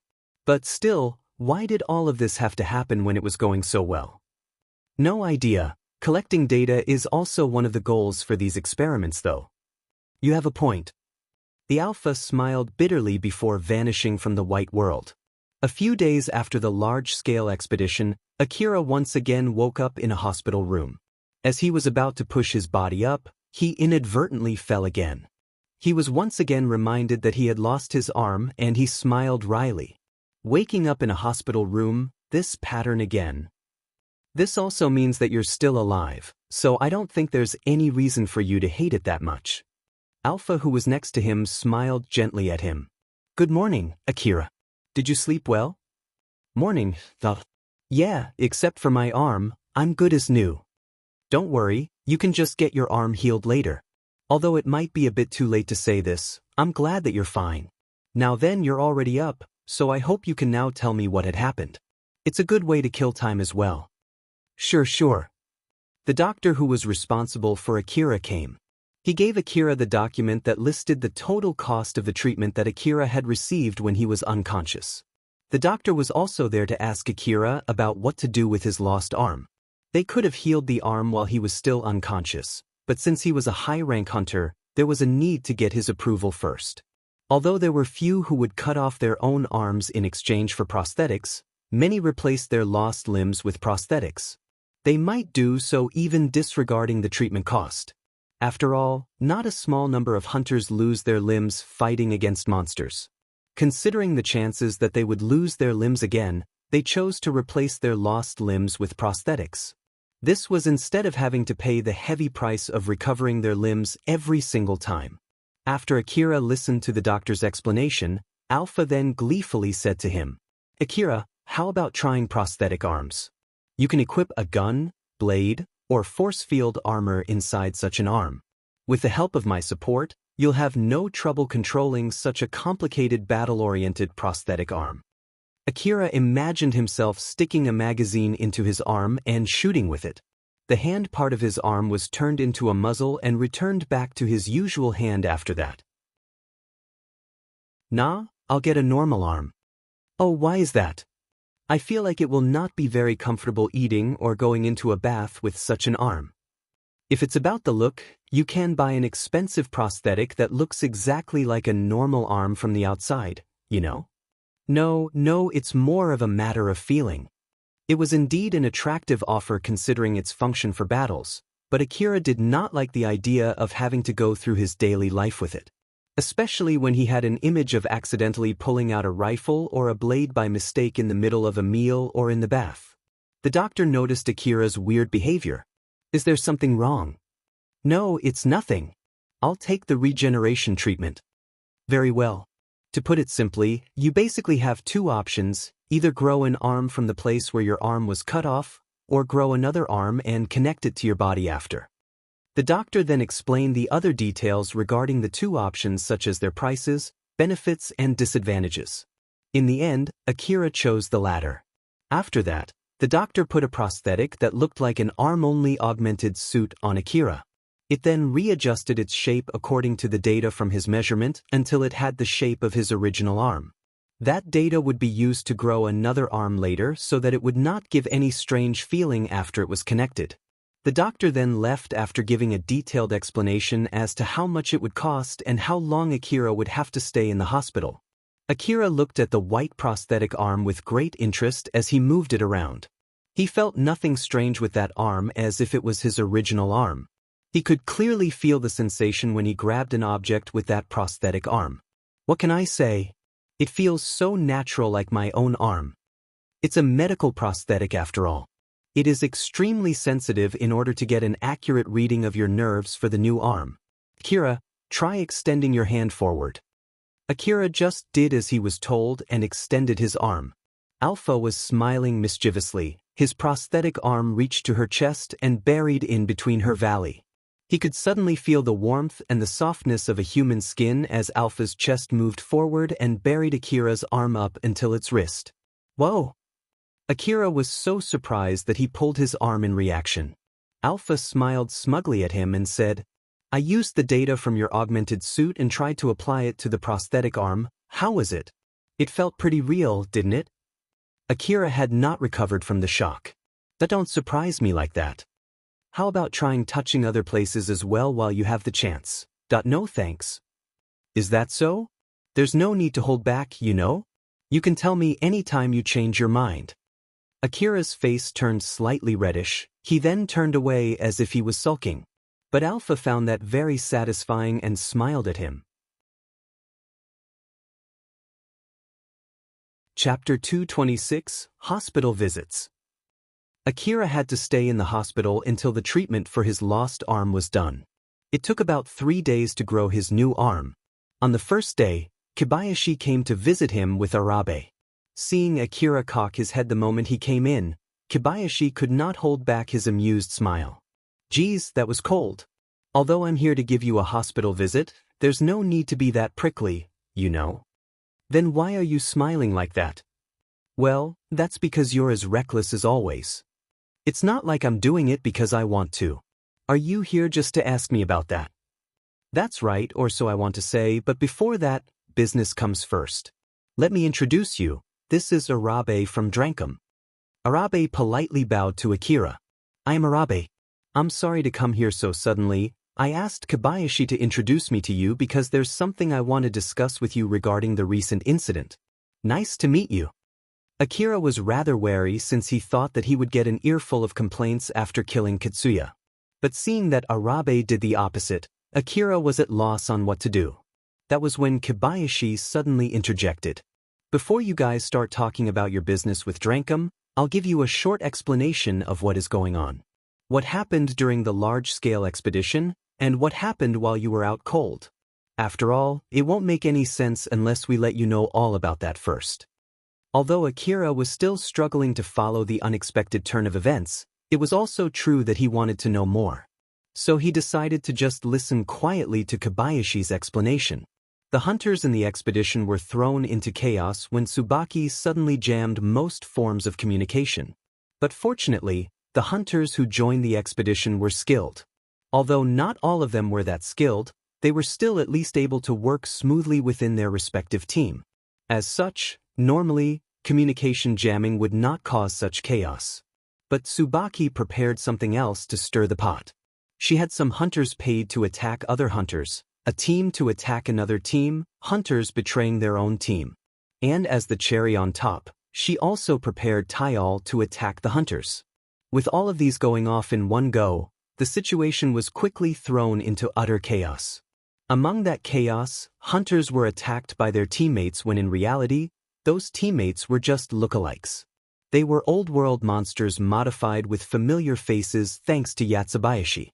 When hunters managed to establish a communication line with them through the close-range connection, what they would hear was filled with screams and gunshots. Tsubaki also lured monsters to clash with city management's powered suits. Of course, the line of command that was already established immediately went down under that situation. Of course, there were also some hunters who pretended to be working with Tsubaki only to leak that information to those on city management's side.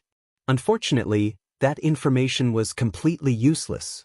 The long-term planning division already knew that some people made deals with the caretaker AI, so they did not pay much attention to them. Moreover, the information these hunters gave was mostly useless and had questionable sources.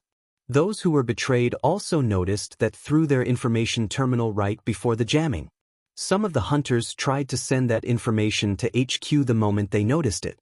However, before they could do it, long-range communication to HQ was already down. Furthermore, these people were the first targets to be killed under Tsubaki's orders. With all the ensuing chaos, it was difficult to deal with the situation using teamwork.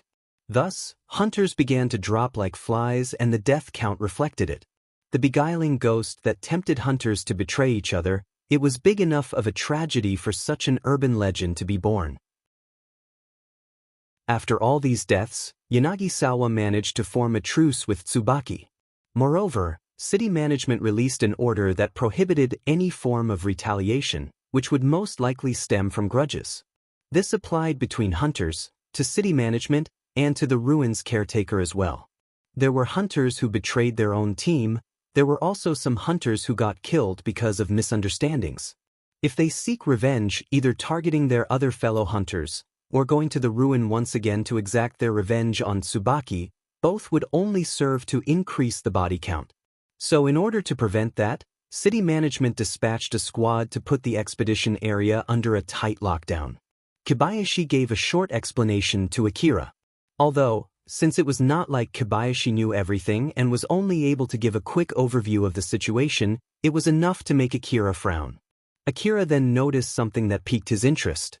You did say that city management dispatched the squad to guard the expedition area in order to prevent more unnecessary deaths, right? But isn't it because they have another reason behind that? HM? Well, it's not 100% a lie, but well, basically, they can use that to mask their other reason.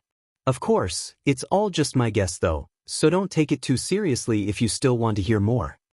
Akira understood that Kobayashi was actually baiting him to say yes there, but even so, Akira still decided to take that bait. Yes, please. In that case, can you promise me to take Arabe's business in a positive way? Even if I haven't heard what this business might be. In contrast to how Akira negatively reacted to what he just said, Kobayashi just chuckled and casually said, "It's not like I'm telling you to throw yourself into more danger without any reason. I just want you to take it positively in exchange for telling you my guess. It's fine if you don't want to do that as well. It's nothing that serious." Well, if it's only that much. All right then. By acting as if it was nothing serious, Kobayashi was able to pressure a high-ranking hunter to accept a talk that he had not known yet. Arabe, who realized that, could not help but feel a bit of fear. Let me preface it with this, it's all just my guess. City management went as far as dispatching soldiers to guard the place, so one thing for sure, it's something huge. They must have struck a deal with the ruins side. Ah, I see, so that's what it is, huh? So they're planning to gather Chrome next, right? Akira was able to come up with such a guess thanks to all the things that he had learned. But his guess, said with confidence, was quickly shot down. Oh, it's just my guess, but the deal might have been done in Orem. Orem. But the ruins caretaker doesn't have Orem, right? Correct. That's why the payment is done through selling trash and other unnecessary relics from the ruin to city management by putting a price on them. And then the caretaker AI would use that Orem to pay for the expense of guarding the lockdown. So basically the caretaker AI is paying for the defense of their area. While on the other hand, city management would be able to earn money from this as well. So, To put it simply, this means that Kagamayama City managed to strike a deal so that it can buy old world relics with Aurum, which is a corporation-issued currency, instead of using Chrome. Kobayashi's expression turned serious. Do you understand just how big this is? It's extremely ecstatic news for Sakashita Heavy Industry that issues Aurum. It ushers a new wave of support for the corporation, and it'll gather everyone around Kagamayama City who is seeking old world relics. Obviously, it'll bring a huge influx of money. It's unimaginable just how much profit this will bring. And at the center of this development is that deal with the caretaker AI. Meanwhile, the main player who acts as the bridge between city management and that ruin is Commander Yanagisawa. I bet no one in Kagamayama City can go against him now. Although I have to admit, it's weird why someone of such caliber is in this city in the first place. Akira raised his eyebrows and was obviously surprised. Is that really amazing? Being able to negotiate with a ruin's AI. Yeah, it's way more amazing than you can even imagine. Though it also depends on how well that person handles the negotiation. It's amazing enough for the corporate government to scout them and place them as executives in one of the 5 top corporations' main HQ. By the way, there are many AI in the ruins. Business AIs are easier to handle. They're more open to deals. Well, they're made for business after all.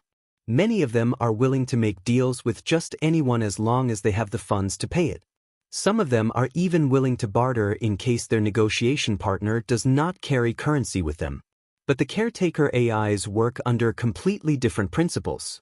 Many of them focused more on killing intruders. Thanks to that, it's almost impossible to make a deal with any of them. But that just means how precious it is to be able to make a deal with one of them. After all, if you're lucky, you can get yourself involved in the old world government. Akira gave a light nod. It seems that he was able to understand just how amazing it was. Seeing that, Kobayashi gave a satisfied smile and cut his talk short. That's all from me for now. Well then, Arabe-san will take over from here. All right. Arabe nervously started with an opening. Let me introduce myself once again. I'm Arabe from Drankum. I'm here today to discuss a peace treaty with Akira-san. Akira pulled his head back out of surprise. Peace treaty, aren't you exaggerating this too much? There's no need to be that surprised. Drankum has no wish to be hostile against you. Just think of it as Drankum's way to convey the same. Arabe tried his best to maintain his best amicable smile. It is as Kobayashi-san just explained, we've also received a notice to stop any infighting between hunters because of the mess that happened during the expedition. Although we're still investigating the details, we've confirmed that a misunderstanding between the hunters under our gang had caused you immense trouble. So in order to avoid letting that spark turn into more conflict, we've prepared a peace treaty document through the Hunter office. Please carefully read through the document and sign it if you're okay with it. Akira took the document that Arabe offered. But just like usual, it was filled with small dense letters as if it was not written for reading. So he took his usual move, which was to rely on alpha. Although it contains even the tiniest details, it's basically just a normal peace treaty. Are you sure it doesn't have any difficult hidden clause or something that stipulates me having to pay a huge fine if I broke the treaty? Or maybe other weird clauses? I don't find anything like that. I see. With this, Akira confirmed that it was a proper peace treaty. But he still found it a bit too much. Arisen, as I said, there's no need to go this far, you know? Or more like, with the notice from city management not to fight, I don't see there being any need to make this peace treaty. Akira did kill Katsuya and a lot of his teammates, so it would not be weird if someone from Drankum attempted to kill him. Because of that, he thought that Arabe's offer was too good to be true. He just could not help but to get suspicious that there were strings attached to it. Arabe replied with a smile, but behind that smile, he was thinking hard about what to say. The silence continued since he could not think of any good argument, which only served to increase Akira's suspicion. Kobayashi, who noticed it, finally decided to intervene. To put it simply, Drankum is gathering documents to shut particular people up. Documents? Drankum received quite a large loan from the city. That's why they receive a lot of complaints when something goes wrong. Something like, if only they had properly followed the words of their sponsors, And that's also the case this time.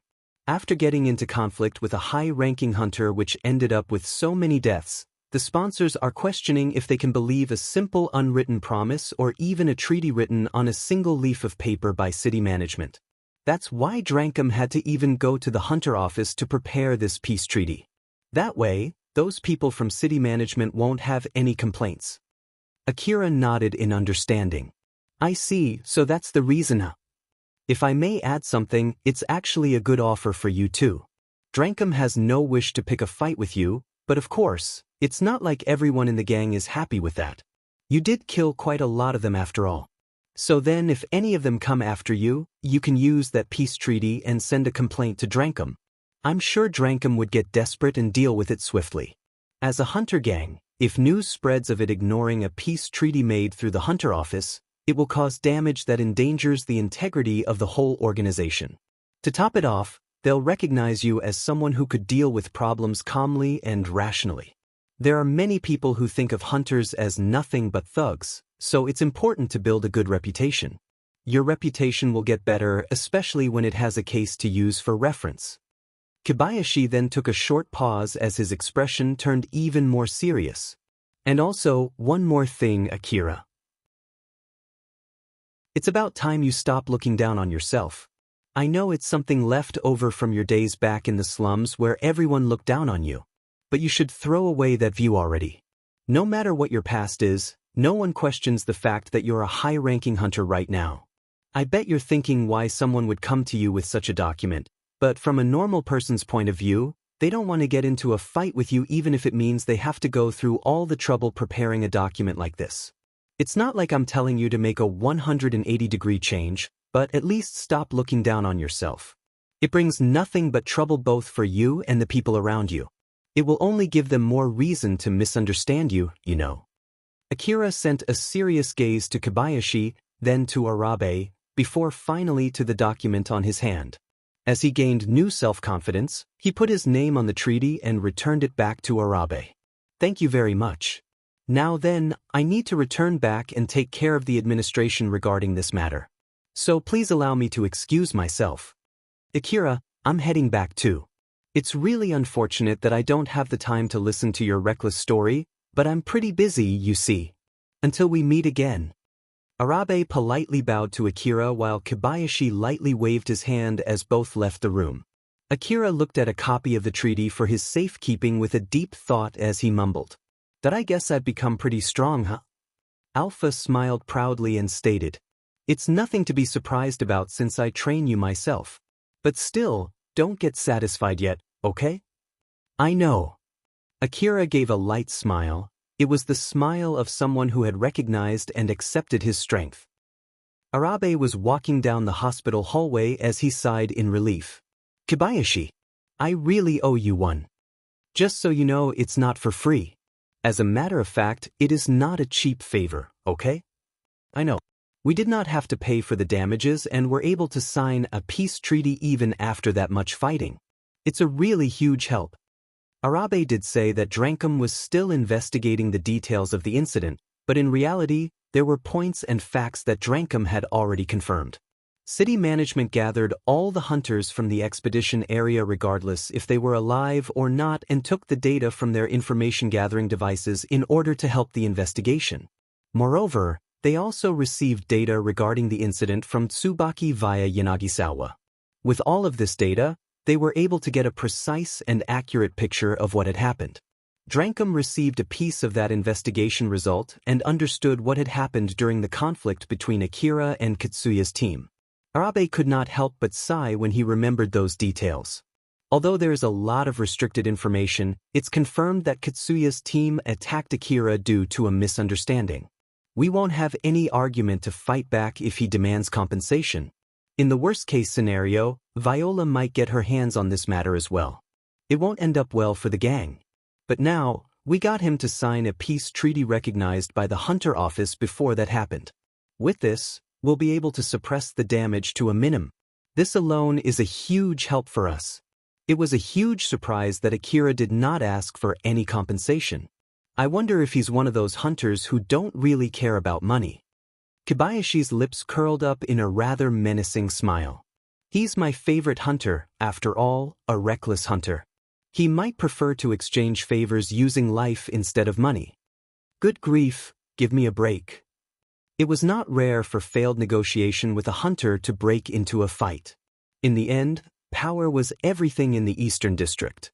Although the negotiation took place outside the wasteland, that line of thinking holds true as long as it was outside the city wall. Not a small number of corporations were brought to the brink of bankruptcy after making a huge mistake during a negotiation with a high-ranking hunter. Of course, they were able to repel that hunter, but the sacrifice was not small. Arabe could not help but to rub his temples when he imagined just how much death it would cause if Akira decided to attack Drankum.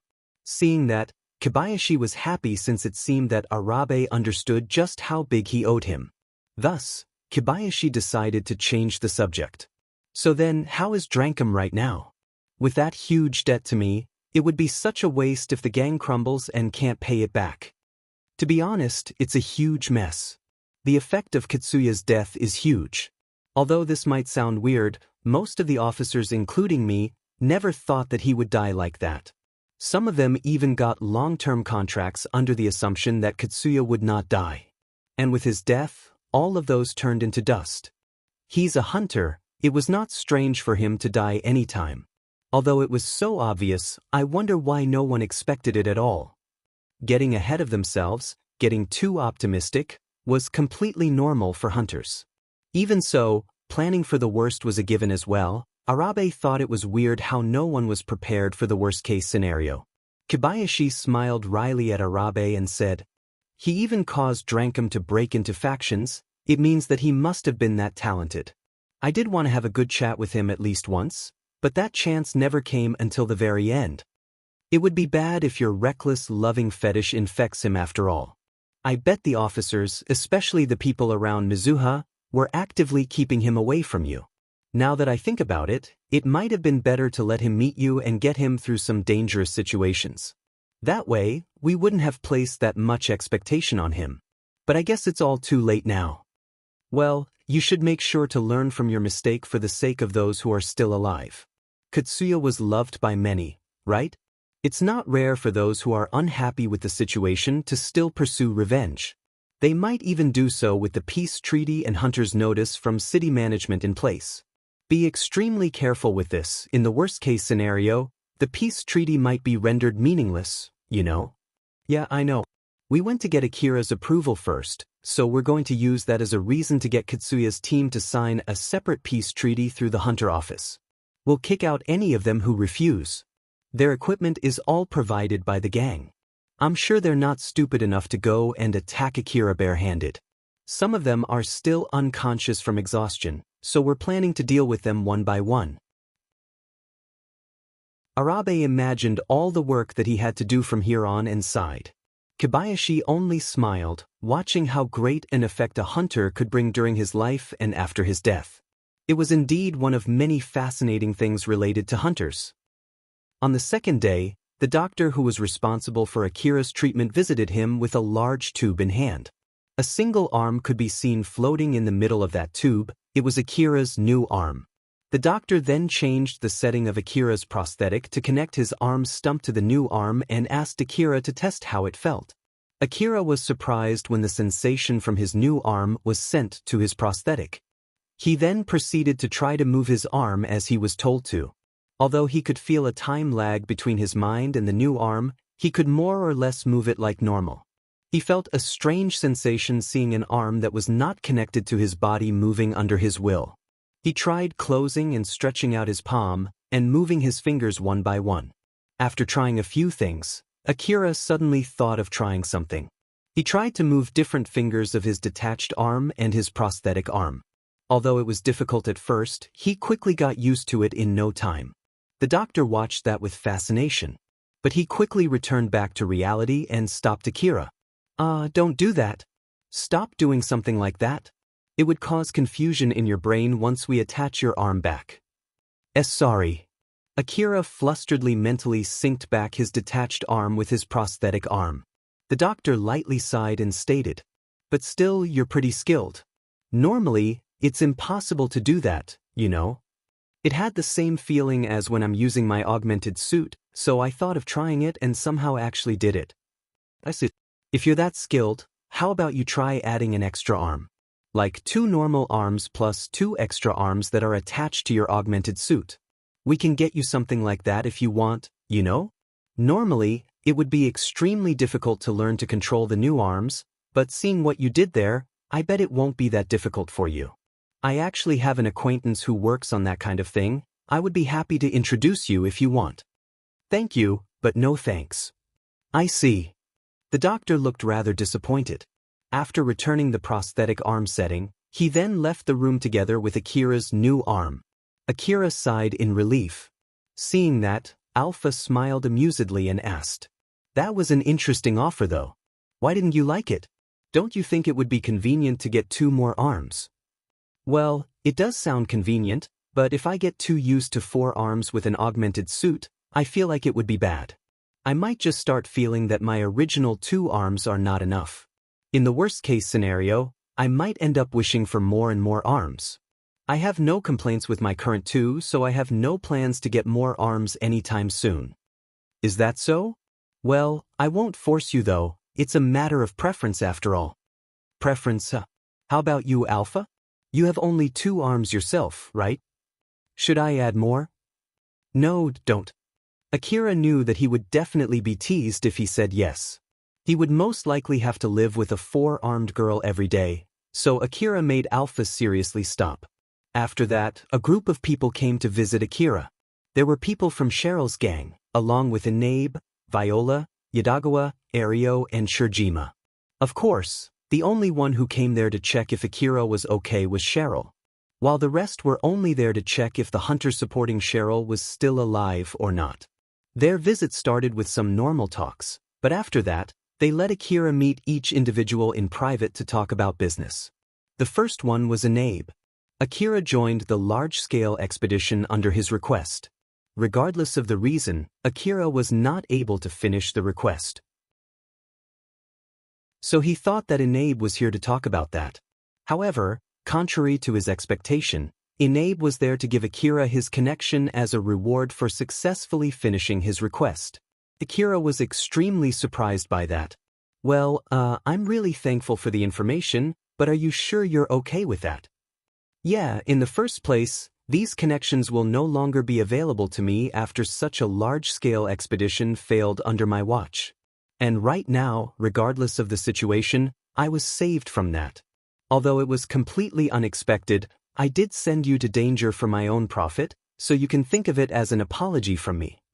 That's quite a large sum for an apology, you know. Well, it's complicated, but I have reasons to be generous to you. Inabe sighed and smiled wryly before continuing. About the expedition, putting aside who deserves the credit, it actually ended up being a huge success despite all the sacrifices. Do you need more explanation on it? No, there's no need. I heard that city management managed to strike a deal with the ruins caretaker AI to trade with Orem through someone by the name of Commander Yanagisawa. And I heard that it would no doubt bring in huge profit for the city. Inabe raised his eyebrows. You even know that too. It seems that you have some other connection to city management besides me. In that case, you don't need any more explanation, right? Basically, the area that is under lockdown by the soldiers dispatched by city management is under my control. Although Yanagisawa basically has control over the deal made, I also gained a considerable amount of influence as well. That's why it did not end in a failure. As a matter of fact, it's okay to say it was a success. Though I don't like the fact that I'm basically working under Yanagisawa now. Inabe rubbed his hand on his forehead as if to relax his face that had slowly turned stern. He then sighed as his expression completely returned back to normal. Well, so that's what happened. If you say you don't need it, although it's not like I'm forcing you to take it, you still can keep it. If you still can't accept this form of payment because you feel like you have not completed your request, well, it might be weird, but there's one thing that you can do for me. Tell Cheryl that you're not angry.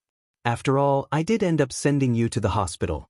I want to get along well with her as well, so it would be great if you can, pacify her. If it's only that, then sure. Akira was surprised that Inabe actually thought that much of his connection with Cheryl. But thinking of Cheryl's current position, Akira thought that it was nothing strange and just lightly chuckled. But in reality, Inabe actually did that to keep his connection with Akira. Inabe knew about Akira's battle with Katsuya's team in more detail compared to most people. Having a connection with a hunter who could crush Drankum's rising star alone was a good thing. Moreover, he already noticed that Cheryl could not go against Akira. Considering his plan to gain money through Cheryl's gang, he needed to keep an amicable relationship with Akira. That's good to hear. Well then, that's all I have for today. I will also tell Kobayashi about the connection I passed to you. I hope that we can keep working together from here and on out. Inabe was satisfied with Akira's reply as he left the room after speaking his piece. Yadagawa was the next one to enter the room. He was there fully for the sake of business. Akira's badly damaged powered suit was hung inside his hospital room. He was planning to bring that to Shizuka for repair once he was discharged. But Yadagawa strongly recommended he buy a new augmented suit instead. He was enthusiastically recommending Akira trade his currently broken augmented suit with a new augmented suit from Yadagawa's company. He brought up the company's connection with Cheryl's gang, a special discount for a high-ranking hunter, and a limited-time campaign to offer an extremely expensive high-quality product of his own company to Akira at an abnormally low price. Yadagawa's vigor greatly surprised Akira. Of course, Yadagawa had a reason for this. To be more precise, it was because of competition. It would be bad for his company's reputation if Akira loved the products of another company, especially when he was the hunter who demolished an entire team that was using their equipment. Yadagawa's company already knew that Akira crushed Katsuya's team. Although connections were being jammed, which caused the coordination support system to be unable to utilize its full potential, it did not change the fact that Akira, alone, was able to crush them. To top it off, Akira did that while using an augmented suit from a different company. The recent expedition was filled with a lot of important information. Those with keen insight already knew about Akira's battle against Katsuya's team. Although equipment did not exactly dictate the end result of a battle, it would still play a big role in deciding the victor. If Akira used equipment from another company and made a deal with said company, then if he said that the coordination support system was nothing special, it would deal a crippling blow to Yadagawa's company.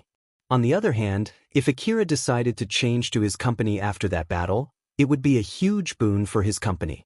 In order to get over this crisis, Yadagawa did not care about profit or loss as he was trying to get Akira to change his equipment to products from his company no matter what the cost. Regardless of the reason, Akira only stood to profit from being able to get an expensive product at such a low price. But that was exactly why Yadagawa panicked when Akira refused. With reason simply being that he wanted to buy equipment from the shop that he was familiar with, which caused Yadagawa to panic even more. In that case, how about ordering via that shop? Well, to be honest, I want to discuss with Shizuka-san first before deciding which to buy though. Akira was insisting on discussing with Shizuka first before ordering any equipment from her shop. Basically, he only bought equipment from the shops that he had a good experience with. The only exceptions would be the equipment that he got through his connection with Kobayashi and Inabe. At the moment, he had no plans to add Yadagawa to that exception. Yadagawa already knew that trying to bait a hunter like this would be futile. After all, many of the hunters decided not to use helmets due to their intuition. Though, it was certainly safer to use one. Against those kinds of hunters who risk their lives out in the wasteland, money would not be able to overcome their preference. So Yadagawa decided to withdraw. Very well. It's indeed unfortunate, but I'll excuse myself here for today. Do tell me if you change your mind. Sure, thanks and sorry. Please don't be, it's perfectly all right. Akira felt that it was rather anticlimactic, but he did not say anything as he watched Yadagawa leave the room. The moment Yadagawa stepped out, the next visitor entered in a rush. It was Viola and Cheryl. But when Viola brought up the suggestion about asking for compensation from Drankum, Akira told her that he had signed a peace treaty with them already. Hearing that, Viola was so surprised as she said curtly, "To think that they made their move first, it seems that they have someone pretty skilled with them. Can you tell me the name of the negotiator that Drankum sent?" "No." Akira's answer was short and showed no chance for negotiation. But Viola then gave her usual smile and commented, "Oh my, you're so cold. Only say that to me again when you mean it. The first thing that you said when you came here was suggesting that I demand compensation." "Oh, isn't that exactly because I care for your well-being? If you just leave it to me, I can still deal with it somehow, you know? There's no one as desperate to rush to their death as to ask for a favor from you, and if there's one, I'm sure they'll kill themselves first before asking for your help."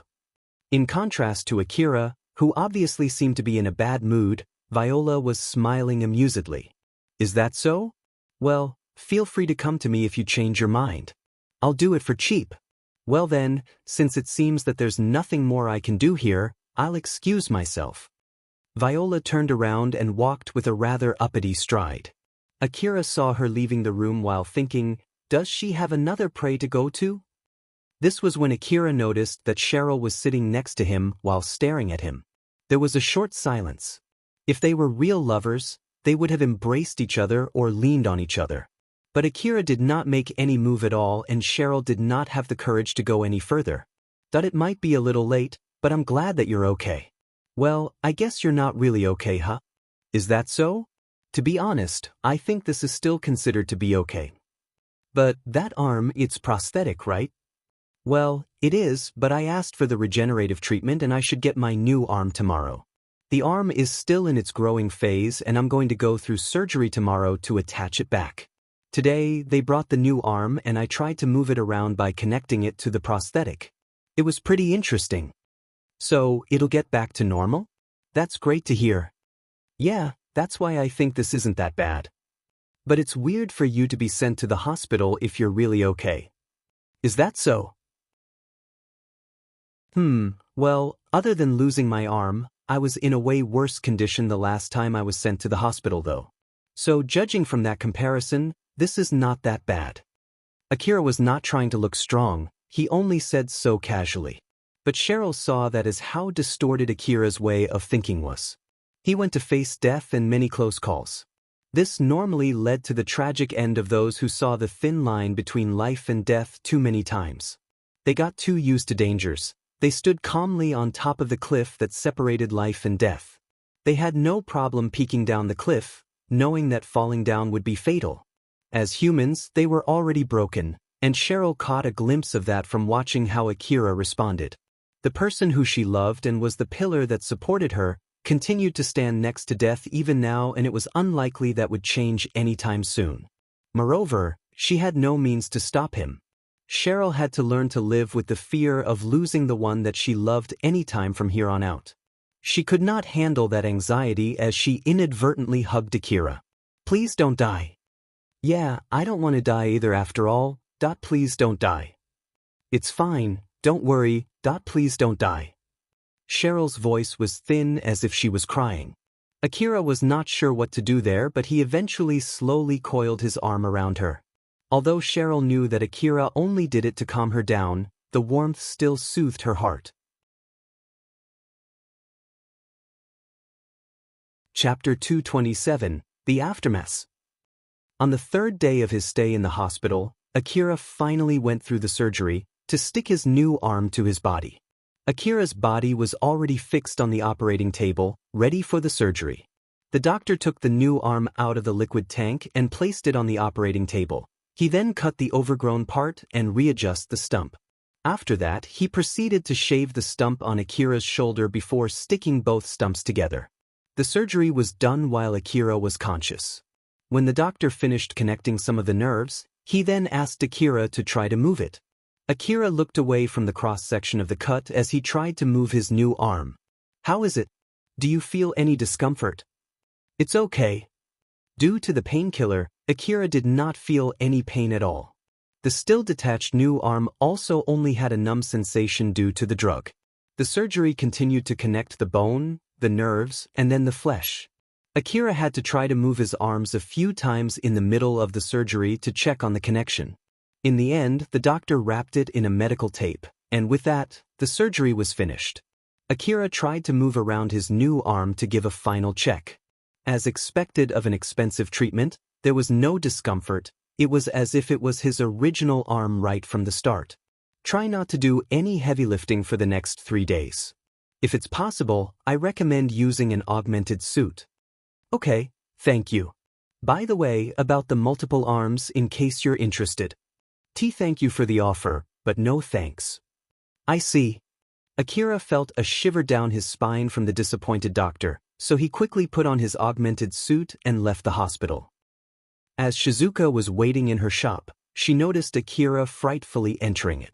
The moment their eyes met, Akira gave a rather stiff smile, so Shizuka simply smiled and waved at him to come over. It's not like I'm angry, so you can just enter the shop normally. Ah, yes. Shizuka left the counter and went to Akira. She then hugged Akira tightly and gently patted his head. That I don't know what happened, but it seems that it was a rough one. I'm glad that you're okay, and that's the most important thing. You're okay, right? Yes, I'm all right. It's all good then. I'm happy as long as you return and visit me in good health.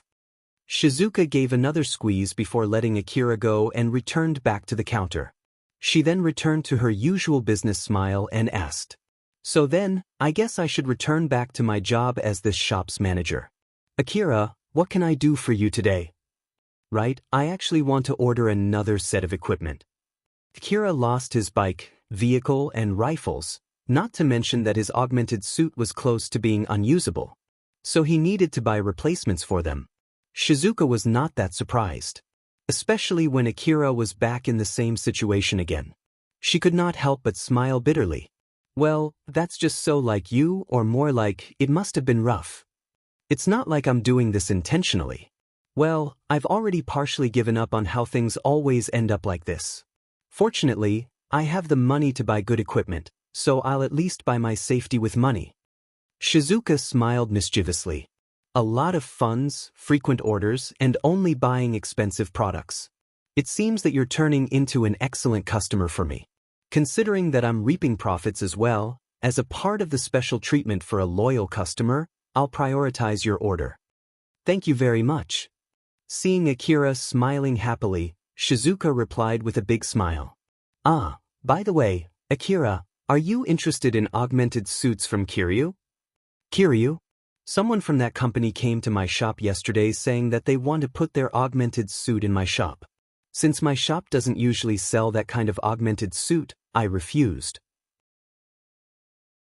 But they were so desperate that they even offered some special deals which make it actually sound suspicious instead, so I decided to just keep it for now.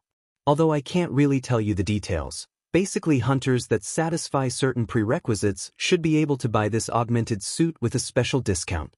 You might be able to get that discount as well, so what do you think? Shizuka only said so casually, but seeing Akira gave a rather weird response there, she then inquired, "Oh, are you familiar with that name?" Well, actually. After listening to Akira's story about Yadagawa, Shizuka nodded, looking convinced and a bit amazed. So that's why. Basically, they're hunting for a potential customer. Well, it's true when a high-ranking hunter is using their product, they can use it as advertisement. I can understand wanting to secure a customer who often destroys their equipment and keeps coming back to buy expensive products. In reality, her intuition was telling that was not everything. But since it did not cause any inconvenience for both Akira and her, she decided not to inquire any further. So then, what are you going to do? If you don't have anything against it, I'm thinking of accepting their offer. Of course, as long as it doesn't have any strings attached. It's a good offer both for you and me. If there's anything to worry about, it might be that your equipment will lean toward what they manufacture from here on out. But as long as that discount applies and other companies don't give you any discount, the cost-performance ratio of their product is great. If it's really a good offer for me and Shizuka-san, then please accept their offer. Alright, I'll discuss the details with them, so can you at least tell me your budget for now? I'm thinking about 2 billion orum. Among the ammo and other expendables he had used up in that expedition, the hospitalization fee, the regeneration treatment, and the budget for his new equipment, Akira's account, which was brimming with cash from selling the old-world automata, turned pitiful once more. He still had enough to get by, although the digits were reduced significantly. Shizuka smiled amusedly and commented, Good grief, Akira, you've really grown up to be a great hunter.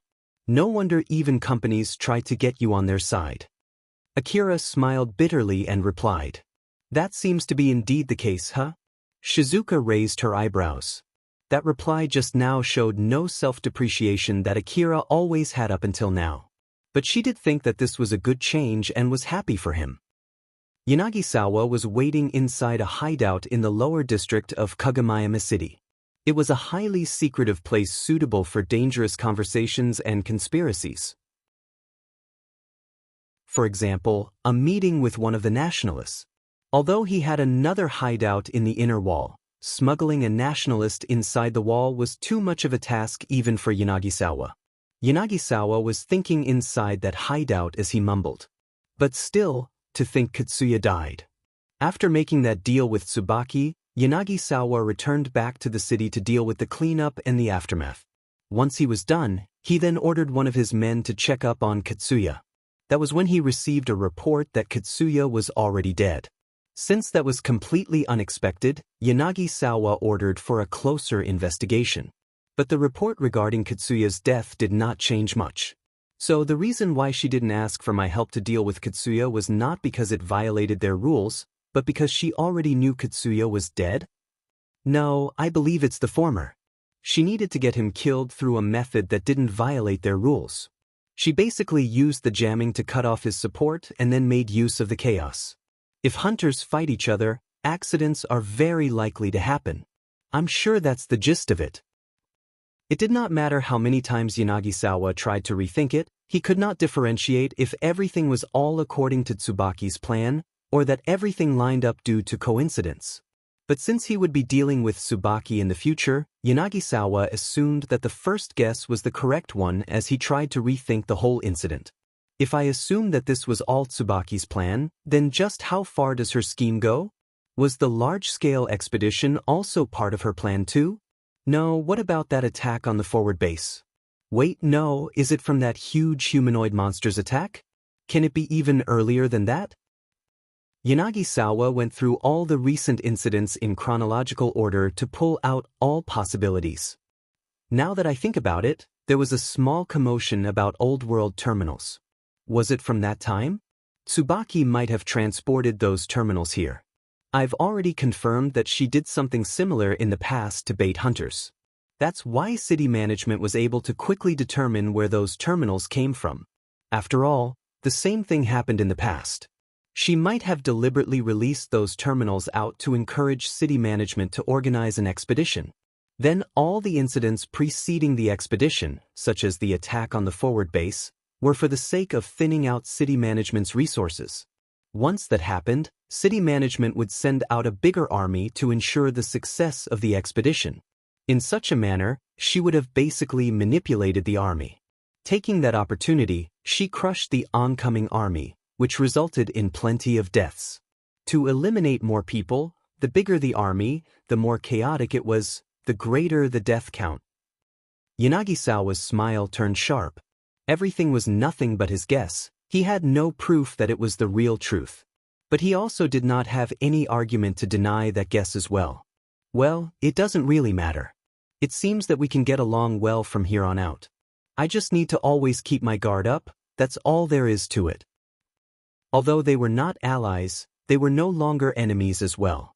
Furthermore, they had the same objective as well. Excessive suspicion would only cause problems. Thus, Yanagisawa decided not to delve any further into this matter.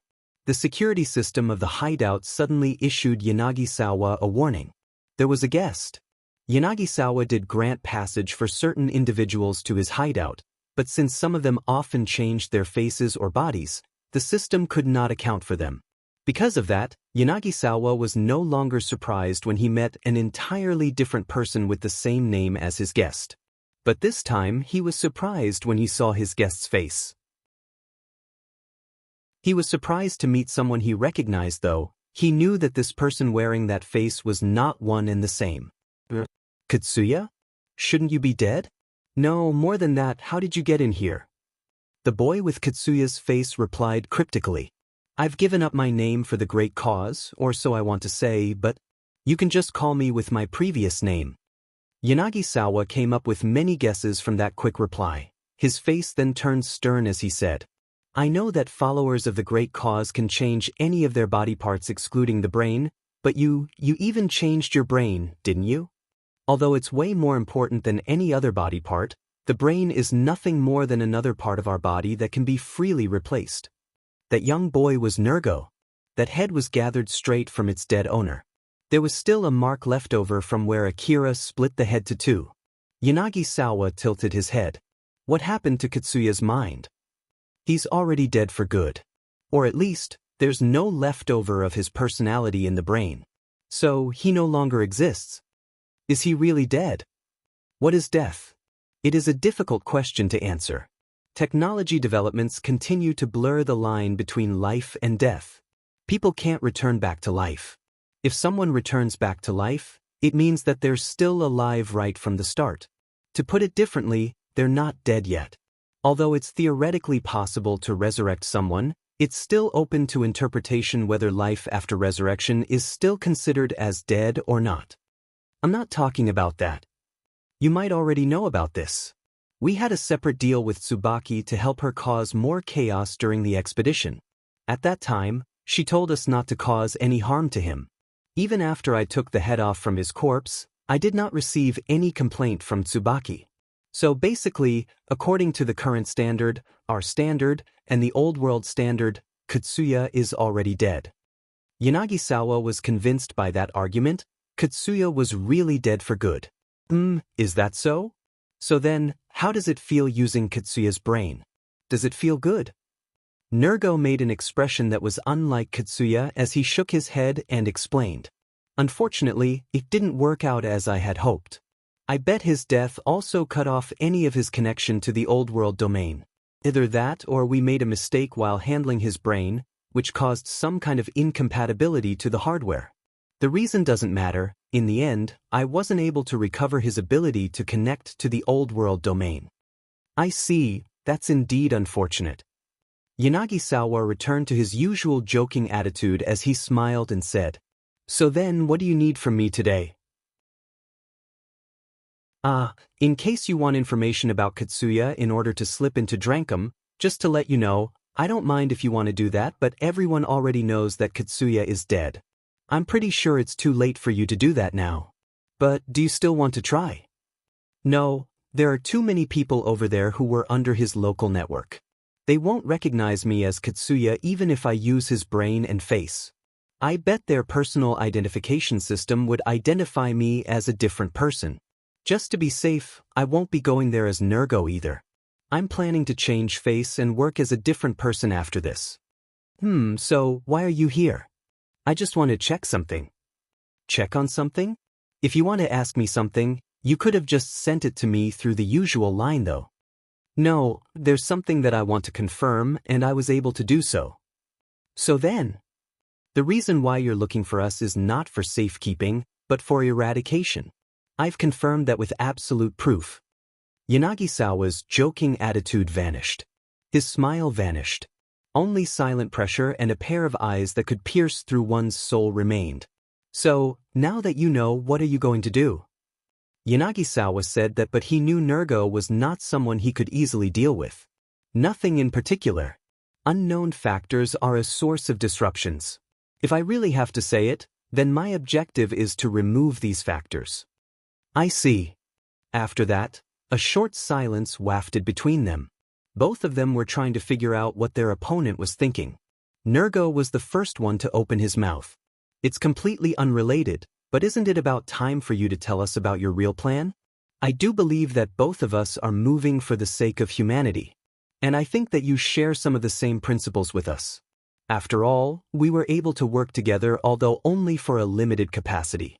I think we can work together to realize our ideals.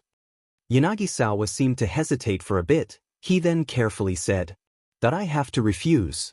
I can't tell you, or at least not now. Although, if it's after I have everything I need to reach my goal, I do think that we can be allies. I see, that's indeed regrettable. Now then, we shall wait patiently for the day that you have everything you need to reach your goal. Nergo only said so and left. Yanagisawa relaxed his tense body and sighed.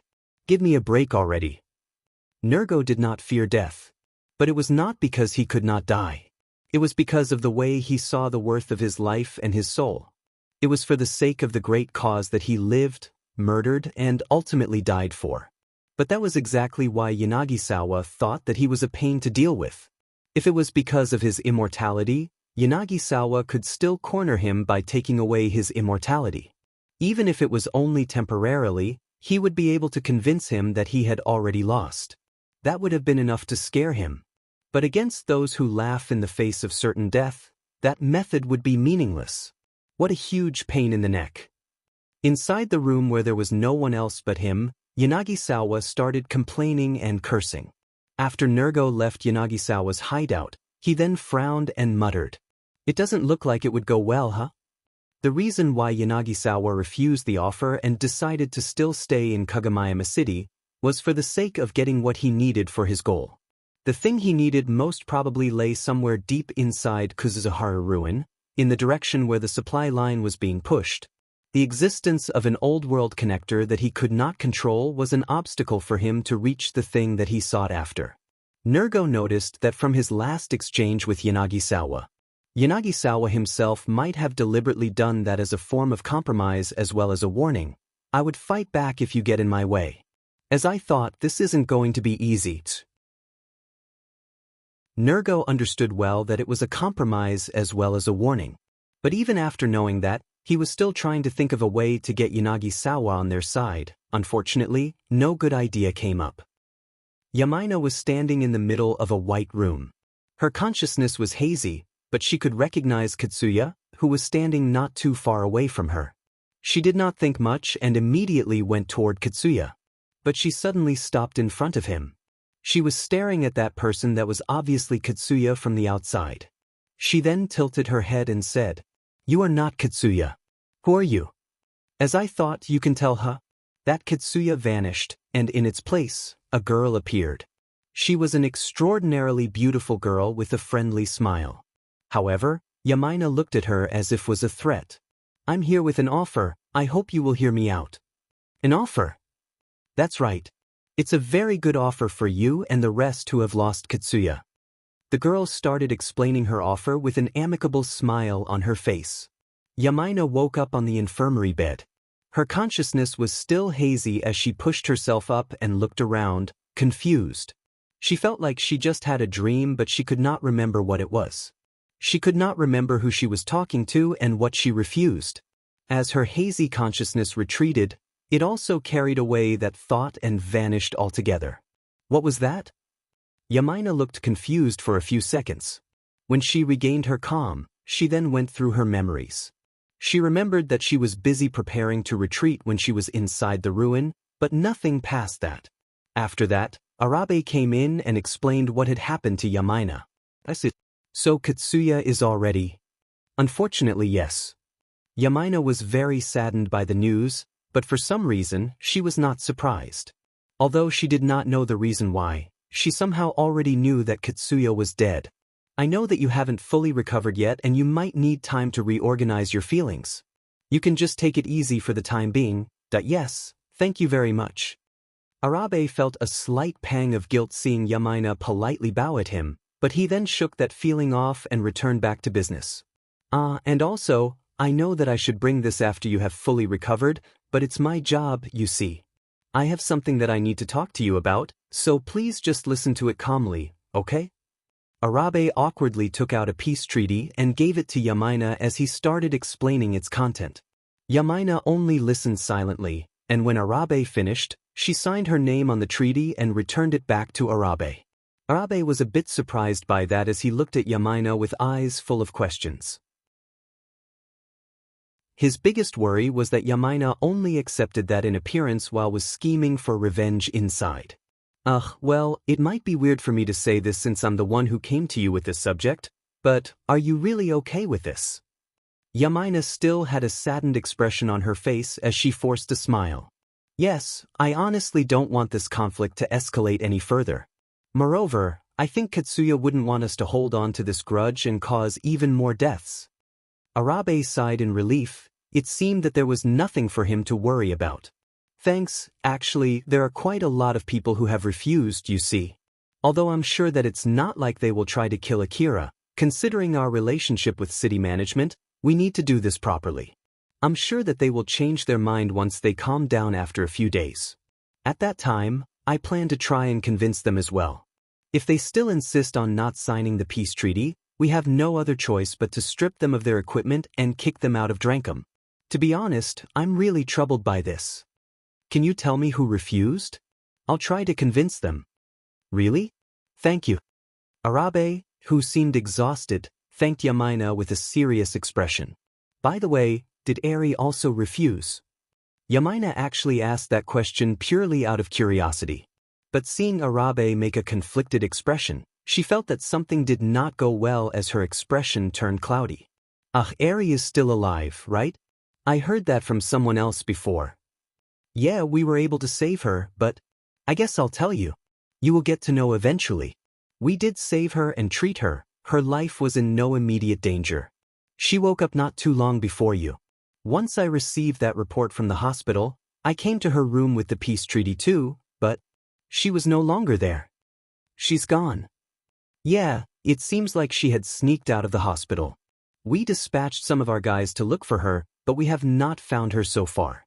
I think she's currently confused and panicking, but the worry in Yumina's chest turned worse.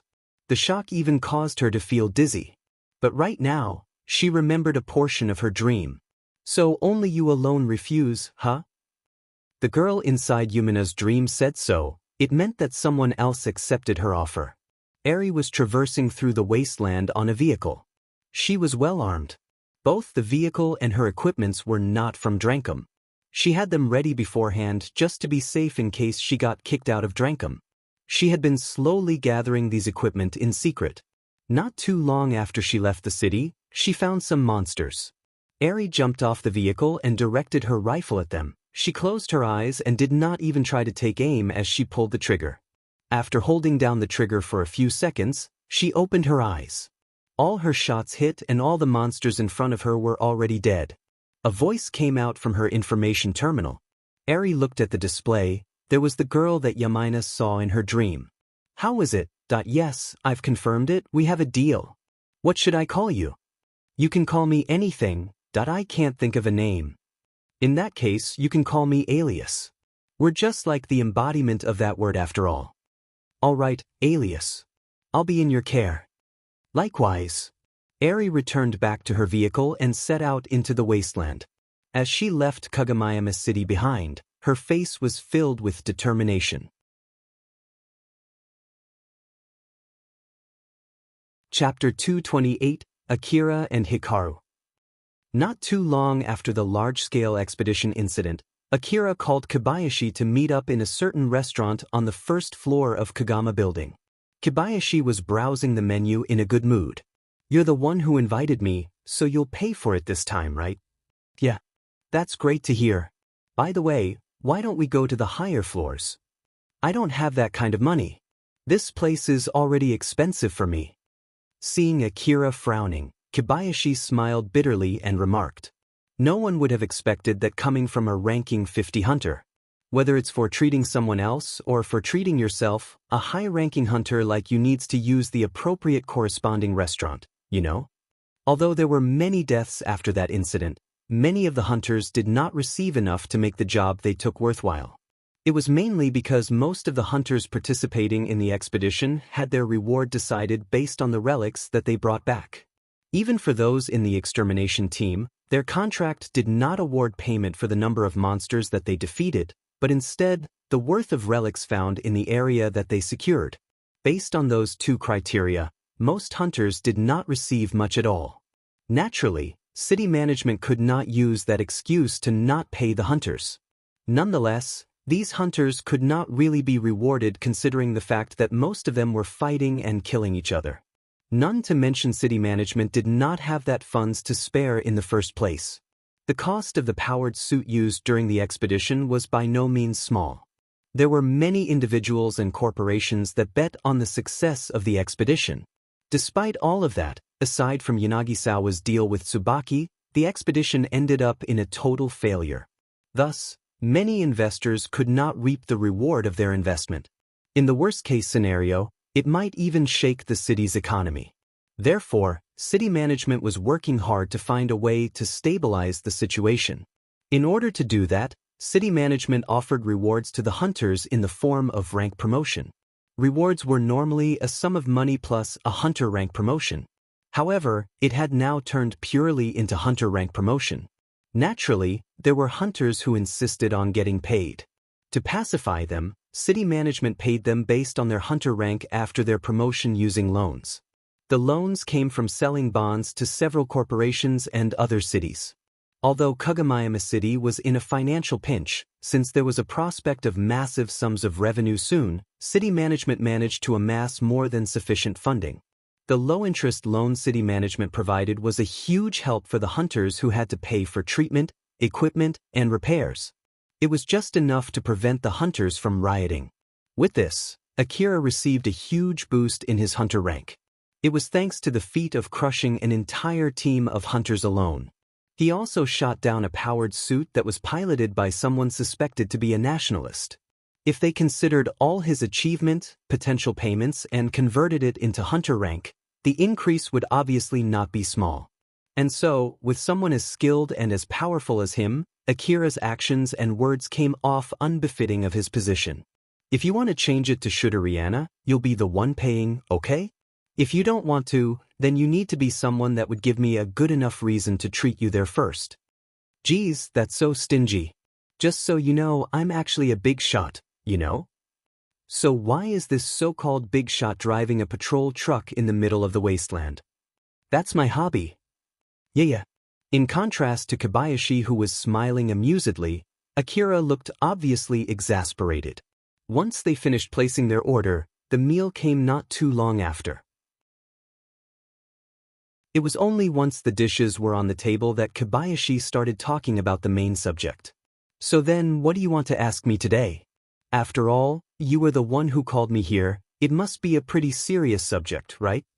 I want to hear the details of the equipment that I ordered back then. It's already been almost 6 months since then. I know that it's not that simple, but at least tell me what's the progress right now and estimate how long I can get them. Oh, about that, it's still nowhere close to completion. I can't even give you the time estimation.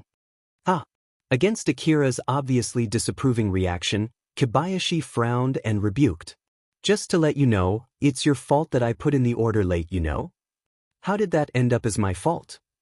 It's your fault for adding Inabe's connections in the middle of it. Thanks to that, the prearranged deal was thrown into the rubbish can.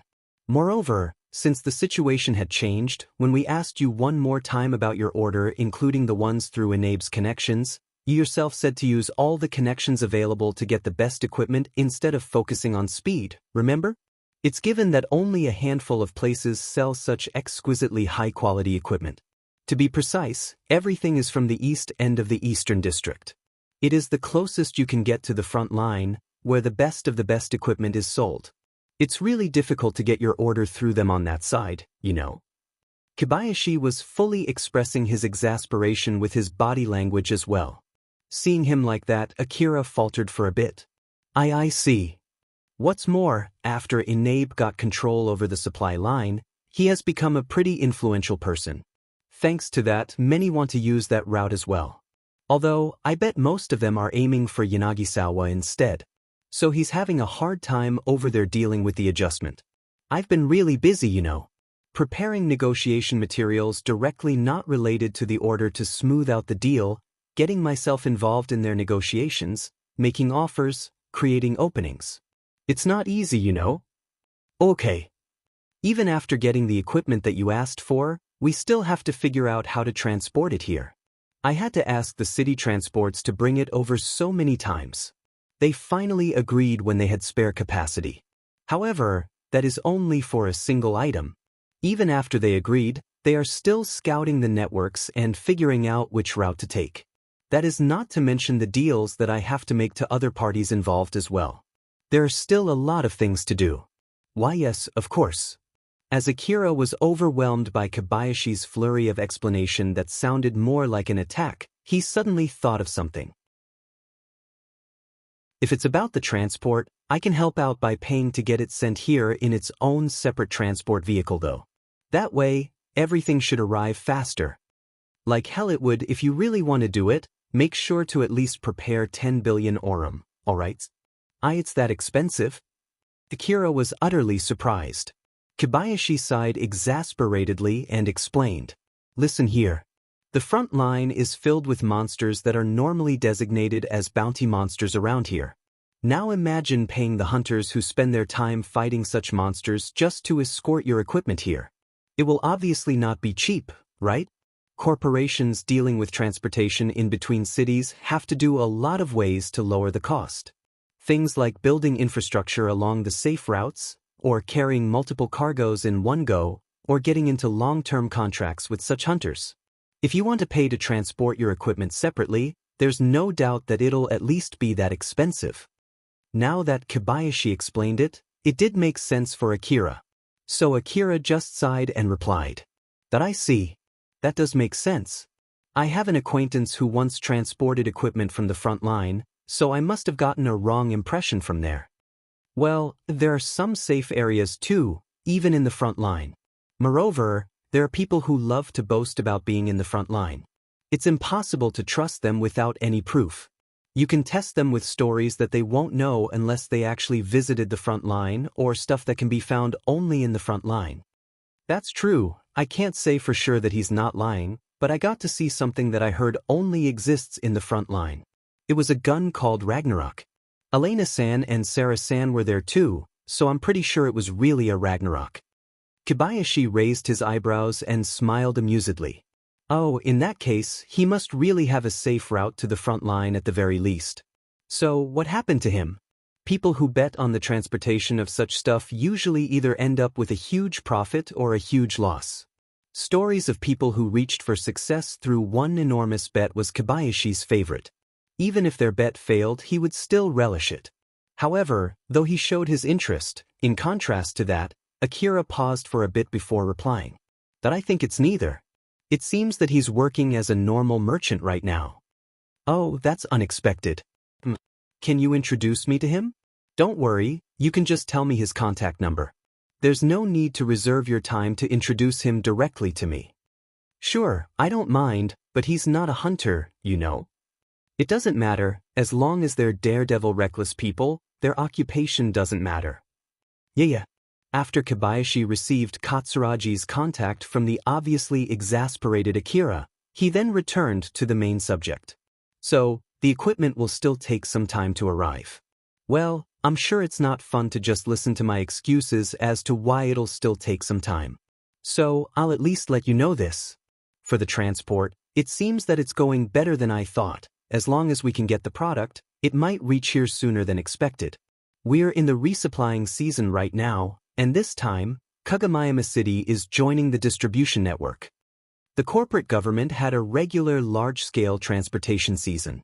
During that time, they took in requests to transport money, cargo, and even people all over the Eastern District in order to proactively encourage economic circulation throughout the Eastern District.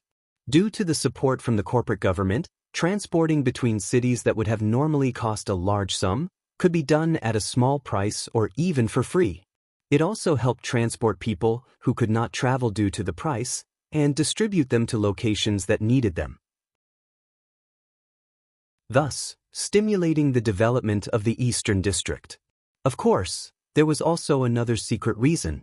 It was also useful to transport people from overpopulated cities to the slums of other cities. Even if the corporate government stopped the free food distribution in the slums of certain cities and told them that there was a surplus in the other cities, people with no money nor power would still not move to the other cities. To be precise, they could not afford to go. However, if transport was free, then it was a completely different matter. People from the slums would actively participate in the transport season, believing that they had a better chance of surviving somewhere else. It was a more ethical way to control the population density of the slums in the cities instead of just killing them. Thus, the reason why cities tolerated such a practice. While at the same time, it also worked as a way to transport hunters who started to run out of work in the cities they were in. They could go to a better place with more hunter jobs before they turn into thugs and bandits out of desperation. After all, penniless but armed hunters would not be able to live elsewhere other than the slums. Moreover, plans for constructing new cities or a base way past the front line would be often done during the season. After all, they needed to transport a lot of resources to execute such a plan. With all of these reasons intertwined, trucks and other transport vehicles filled the wasteland during the season. Of course, it greatly roused the monsters. However, with the monetary support from the corporate government, each transport vehicle was guarded with enough escorts.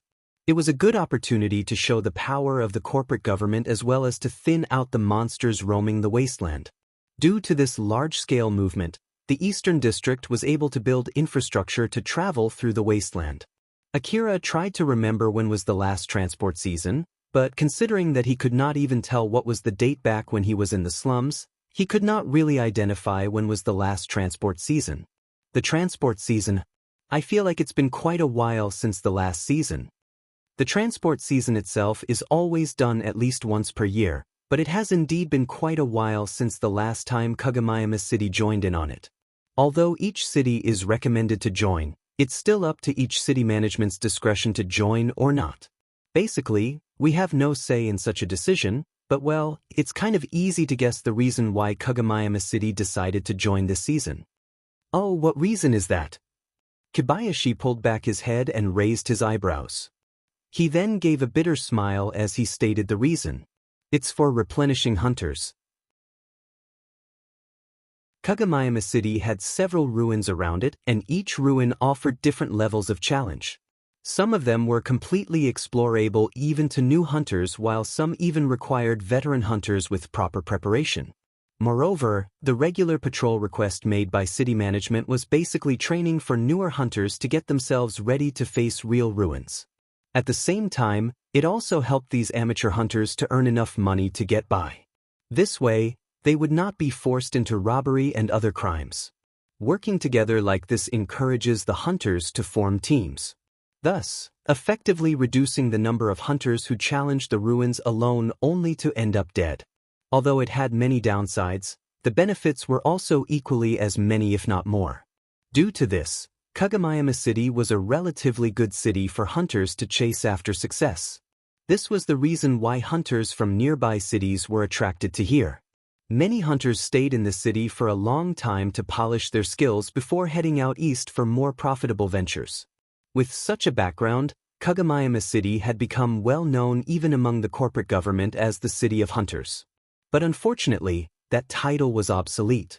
Well, with a lot of things happening, we lost quite a lot of hunters after all.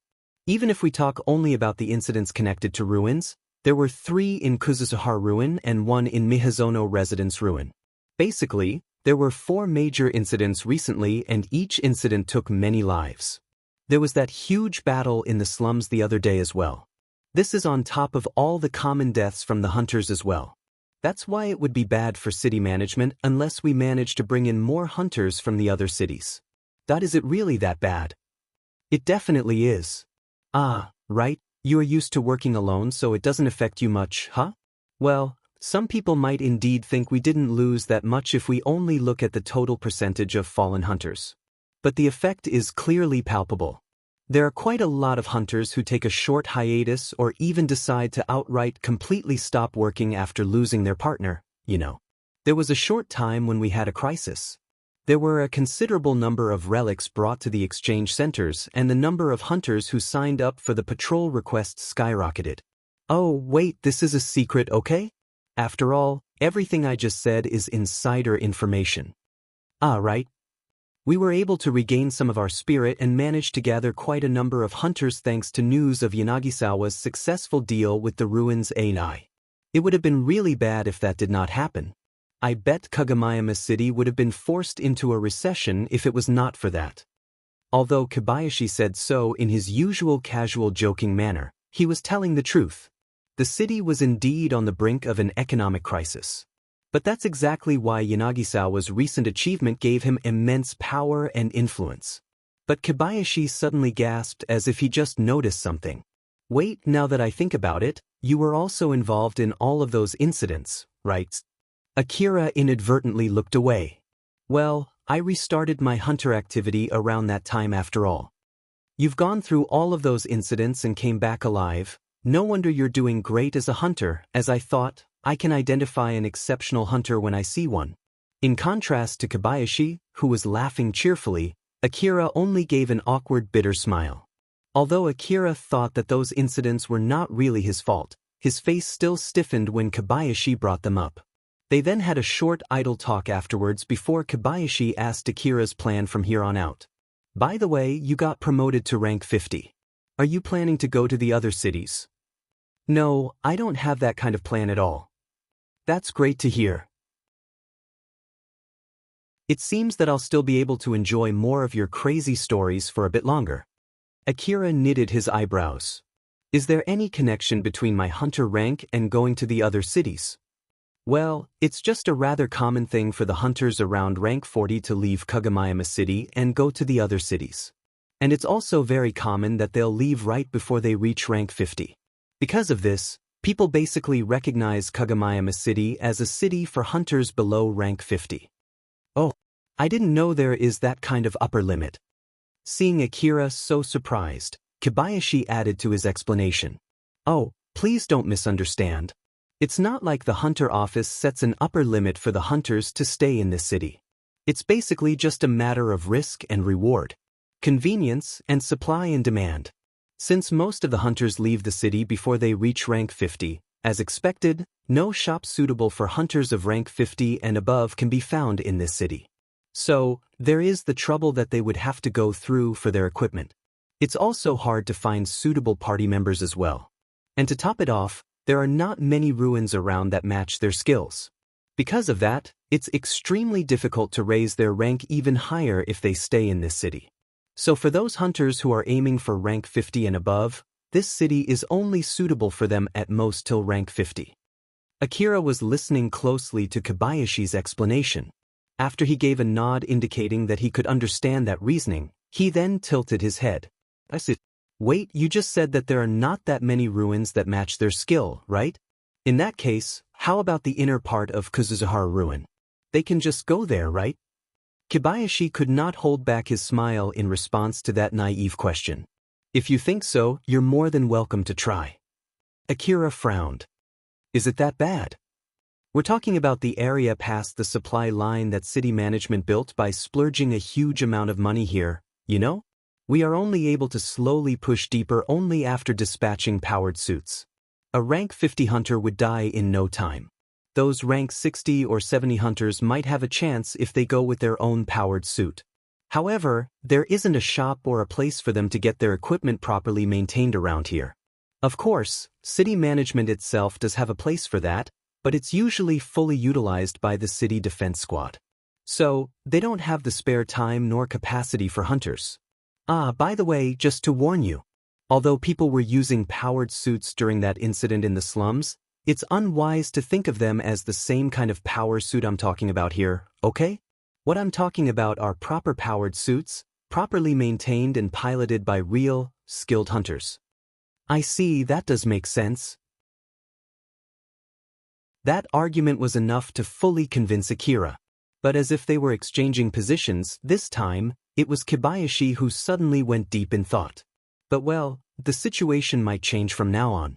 Not only has Yanagisawa restarted pushing the supply line deeper into Kuzuzuhara ruin, it seems that he's also gathering high-ranking hunters to explore the inner part of Kuzuzuhara ruin. Other plans that involve large funding to construct infrastructure inside the ruin are also in progress. Some of the hunters who had gone east are returning back. Don't you notice any of this? Now that you mention it, I feel like I've been seeing more and more hunters with outfits that look like swimsuits under their coats. Are you talking about those people? Judging from their fashion sense, there's no mistaking it. Those are the hunters who used to live in the eastern front line. Be careful. As I said before, Kagemayama City is participating in the transport season, which means that there will be an influx of hunters. This includes those hunters that I've just mentioned. Some of these hunters will need some time to adapt to the common sense of this city. They might act meek just because hunters who can destroy a vehicle with their bare hands are considered weak from where they come from. If you get in a fight with any of them, you might get yourself killed. Alright, I'll be careful. In response to Kobayashi, who gave that warning in his uncharacteristically serious tone, Akira could feel the danger in his words and gave a firm reply. On the next day, this time, it was Kobayashi who called Akira to come to a meeting. As Akira was waiting for Kobayashi on the first floor of the Kagama building, just before it was time for the meeting, a girl appeared from the inner wall.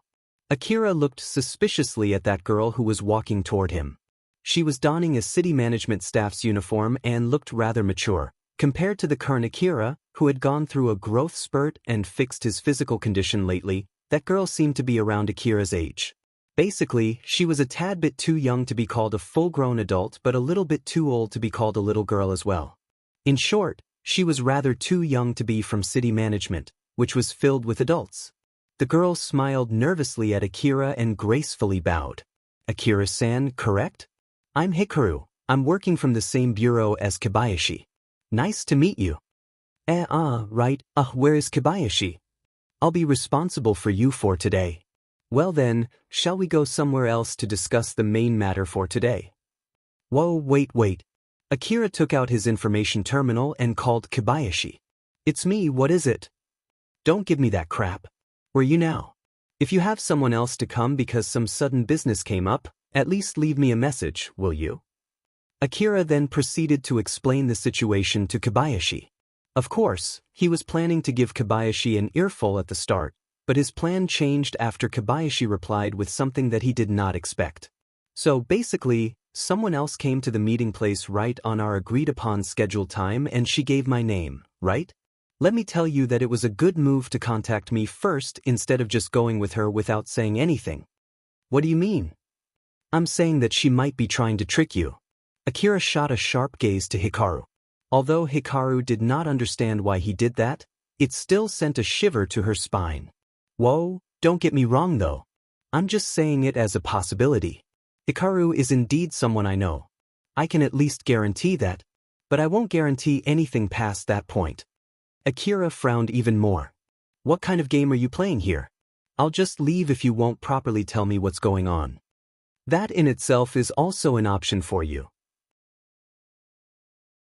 Kicking the deal down the drain because there's no one that you can trust during the negotiation, without receiving any explanation regarding the matter. That is indeed a good move. Although, I won't say that's the correct move in all cases. Akira sighed. Kobayashi, who could hear that sigh from the other side, smiled amusedly. As I warned you in the past, being a hunter who is only good at fighting but not at negotiating will bring you into a lot of trouble. So just use this chance as practice. Let me remind you again, I can only guarantee you that she's someone that I know. You do the rest yourself to confirm her identity, her position, her goals, if she's someone that you can trust or not, and if she's someone capable or not. Of course, you can ask me later to try to check your answers, but you should do it yourself first. Later then. Kobayashi ended the call. Alpha smiled at the troubled Akira. So, what's the plan? Are we going to just leave? Well, this is also a kind of training, so I'll at least hear what she has to say. Akira's gaze returned to Hikaru. Although there was no trace of suspicion in that gaze, Hikaru could not help but get nervous. Akira then decided to bring Hikaru to one of the restaurants on the first floor. Hikaru, who was sitting face to face with Akira, politely lowered her head. I've confirmed this matter with Kiyobashi beforehand, but I apologize if I made a mistake. Don't worry. Well, it's true that I haven't heard about this before, but I don't think it's your fault, Hikaru-san. Thank you very much. Also, there's no need for honorifics. You can just call me Hikaru and please just talk with me casually. It's in order to build trust, which is important during negotiations. Being polite and rigid instead of prioritizing the flow of information might cause distrust and miscommunication, which would defeat the main purpose of negotiating. So please, just talk to me casually. Well, although, I do think that Kobayashi's attitude is way too casual. Hikaru smiled wryly, which Akira replied with a light smile. Alright then, in that case, you can just call me Akira and you can talk to me casually as well. Hikaru looked a bit troubled. In reality, she was actually really troubled. But after a short pause, she decided to take up the offer. Alright. Now then, casually, right? It seems that you haven't heard anything from Kobayashi, so, well, where should I start? Hikaru was watching Akira closely to make sure that she did not sour his mood while she kept her casual attitude on the outside. In that case, is it okay if I ask you some questions first? I'm sorry that it might sound a bit too offensive. Of course, you can ask me anything. But just to let you know, I'll just say that it's a secret if you ask me about my 3 sizes or if I have a boyfriend. Well, it's not about that. Yeah, let's start with, are you really from city management? Oh, that's a bit surprising. The answer is of course a yes. I'm indeed a staff member from city management. To be more precise, I'm from the general division. In fact, I'm the youngest one in that division. What if I ask you for proof? Hikaru's smile immediately turned troubled. But behind that brave front, she was actually squeezing her brain for an answer. Akira was dealing with Hikaru as a training partner. The reason why he could ask such a rude question was simply because he thought of this meeting as training. But Hikaru did not know that at all. Because of that, she took that question as a form of distrust and suspicion from Akira. Will it be enough if I say that Kobayashi was the one who told me to come here? It's because that Kobayashi only testified that he knows you and nothing more, so I have to do the rest myself and try to identify you. Hikaru's smile stiffened. She spat a curse in her mind. That bastard? So basically this is another test or something. That damn sly old man. Hikaru's job that day was to negotiate with Akira and make him accept the deal. It was a kind of test so that Kobayashi could recognize her skill. Negotiating with a high-ranking hunter was an important job for city management staff. Whether it was about gathering relics or participating in the protection of infrastructure, both depended deeply on the result of the negotiation. Of course, negotiation would go smoother the more the negotiator had the trust of those high-ranking hunters. Kobayashi himself gained his position of power by identifying competent hunters, giving them a chance to shoot for success, and maintaining relations with those who had survived their gambit. Although most of those successful hunters had left Kagomayama City to head east, they were still in a contract with him to send invaluable relics or return back to the city in case Kagomayama City was in danger. As such, he had quite the grip on the city even right now. The reason why he could move freely was because not that many people could challenge him due to his connection with those hunters. Naturally, Kobayashi was a busy person. He could not afford to deal with every single hunter by himself. That was why he often had someone under him take over the negotiation in his stead. These negotiators then formed a connection with these hunters as well and gained influence and power the same way Kobayashi did. Hikaru was recognized as a competent staff even though she was the youngest in her current division. She was proud of that fact as well. So, she thought that it would be no trouble for her when she asked for some Kobayashi's work. However, against her expectation, Kobayashi casually rejected that idea, saying that she would not be able to handle it. After that, fueled by her ambition and to take revenge on Kobayashi, she took it personally and went around to lay the groundwork.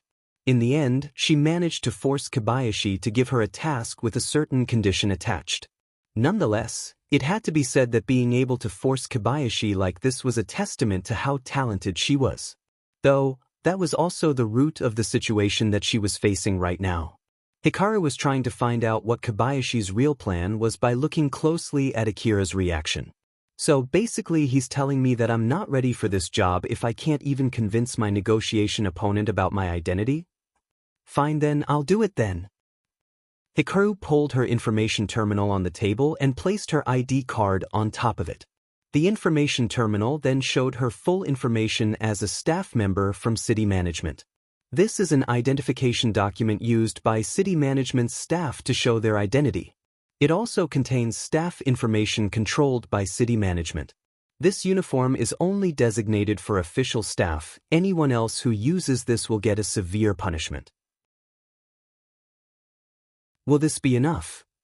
Hikaru was satisfied with Akira's reaction, seeing him nod as if he was fully convinced. However, Akira thought that since it was a good chance to train himself in case someone was trying to deliberately trick him, he decided to question her further. What if I say that you can fake that document and no one would get suspicious if you use that uniform with confidence? That's a totally valid question. Well, in that case, we can go to the hunter office together where I can prove my identity. Akira nodded again, but he did not stop there. What if I say that you're working with someone inside the hunter office? Yeah, I think that's going a bit too far.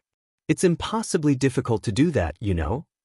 Well, if it's about an isolated hunter office with not that many visitors, I don't think it's that difficult to do that though. Akira then told Hikaru what happened back then when he registered as a hunter for the first time. Since Hikaru was not that familiar with the situation outside the wall, she was pretty surprised to hear his story. That I see, so there's a problem with the quality of the hunter office's staff outside the wall, huh? But we're talking about the past here, right? But then again, if we're talking about how far someone would go to trick a rank 50 hunter, I can't really say that it's not possible, Hikaru already noticed that Akira was not trying to harass her by asking her these difficult questions. That was why she answered rather casually. I heard that a lot of good hunters tend to prefer to get the evidence themselves. So how about you, Akira? What will you do in order to convince yourself? Hikaru thought that if Akira only had half-baked methods to do that, she would use it to corner Akira instead, as she leaned forward as if to peer into him and unravel his thoughts. In that case, if someone was suspicious of others just for the sake of suspecting them, then there would be no end to it. They would always find a reason to suspect the other party. The real question would be at what point they would no longer be suspicious of each other. Akira understood that very well. That was why his thought leaned toward what kind of compromise he could take in case he indeed got tricked. Seeing that, Alpha smiled smugly at him and asked, "How about asking me?" That was my first thought. But if I do that and the other party asks me for proof, I can only say that it's from my intuition. So I don't think that's the correct answer in this kind of situation. But if I can't do that myself, then my only choice is to ask someone else who can tell. Akira smiled wryly and finally answered Hikaru's question. I guess I'll ask someone who can do that for me. I see, then, how about you try that now? Hikaru opened her palm forward toward Akira as if she was challenging him to do just that. He thought to himself that he might have gone too far questioning her, as he decided to actually try that in order to at least satisfy Hikaru as well. Excluding Kobayashi, there were 2 candidates that he thought to call. So he opened up his information terminal to call one of those 2 candidates. The call immediately connected and picked up. It's you. That's rather rare for you to call me. What is it? Someone is claiming to be from city management in front of me right now. If you know a method to quickly discern if she's telling the truth or not, can you tell me? You called me just for that? It was Inabe, the other candidate that Akira thought of was Viola. But after hearing that exasperated reply followed by a sigh, Akira thought that it might have been a bad choice calling Inabe. But Inabe did not close the call, although he sounded really annoyed. Wait for a sec then. This one will work. Alright, I've temporarily connected your information terminal and the identification machine over here. Now put her ID card on top of your information terminal. Akira asked Hikaru to do it and the result immediately came out. The result is out. Tsukuyama Hikaru from the General Affair, that's her. Is that good enough? Is it okay if I ask you how you confirmed it? It's based on secret technology. I can only tell you that it's a technology used in order to prevent people from falsifying their hunter ID. I see, that's good enough for me. Thanks. You owe me one, alright? So I'll have you return this favor now. Let's see, go visit Cheryl to cheer her up, and tell her that I helped you. Alright. Also, face the information terminal at her. Akira did just as he was asked. The information terminal display quickly switched to Inabe's face that was glaring daggers at Hikaru. I don't know who you are, but stop giving me trouble. Hikaru knew Inabe very well. Although she was surprised, she did not miss a beat to apologize. I am really sorry. But before Hikaru started apologizing, Inabe already closed the call. What was left behind was an awkward silence. Akira was the first one to break the silence as he was awkwardly said, Sorry. It's fine, don't worry about it. Hikaru tried her best to don a friendly smile, but as expected, it was impossible. After finishing her business with Akira, Hikaru stayed behind in the restaurant, eating a parfait. Akira already left the place, so she did not have any reason to put up appearances anymore. She took her sugary replenishment with a tired face and sighed. It was difficult to tell if it was because of the sweets or because of how exhausted she was. That I'm beat. But it at least went well. Right. She was saying that to herself as if to tell herself that although there were unexpected hurdles, her original goal has been achieved. The reason why she had a question mark in the end was because the incident with Anabe was outside her expectation. Thus, she was not sure if she was able to handle everything perfectly. He must have thought that I was trying to do something bad there. But it was good that Akira was taking the offer positively after that. But still, I didn't expect Akira to have direct contact with someone like Anabe. That Kobayashi. To think that he gave me such a hunter to handle, is he planning to ridicule me if I wasn't able to deal with him well enough? If that's really the case, I'll make him regret it. Akira was a rank 50 hunter who had direct contact with the city management officer. If Hikaru was able to gain his trust and take him away from Kobayashi, it would greatly boost her position. It might serve as a stepping stone for her to soar higher. I'll definitely handle this well. Hikaru carried another spoonful of parfait to her mouth as she got herself pumped up. The burning spirit and the sweets caused her to show a smile that was suitable for a girl of her age. But that excited Hikaru to forget about one thing. Kobayashi loved reckless people and he enjoyed the end of those people, regardless of whether it was death or success. Kobayashi gave Hikaru a chance to gamble, and now he was looking forward to the results.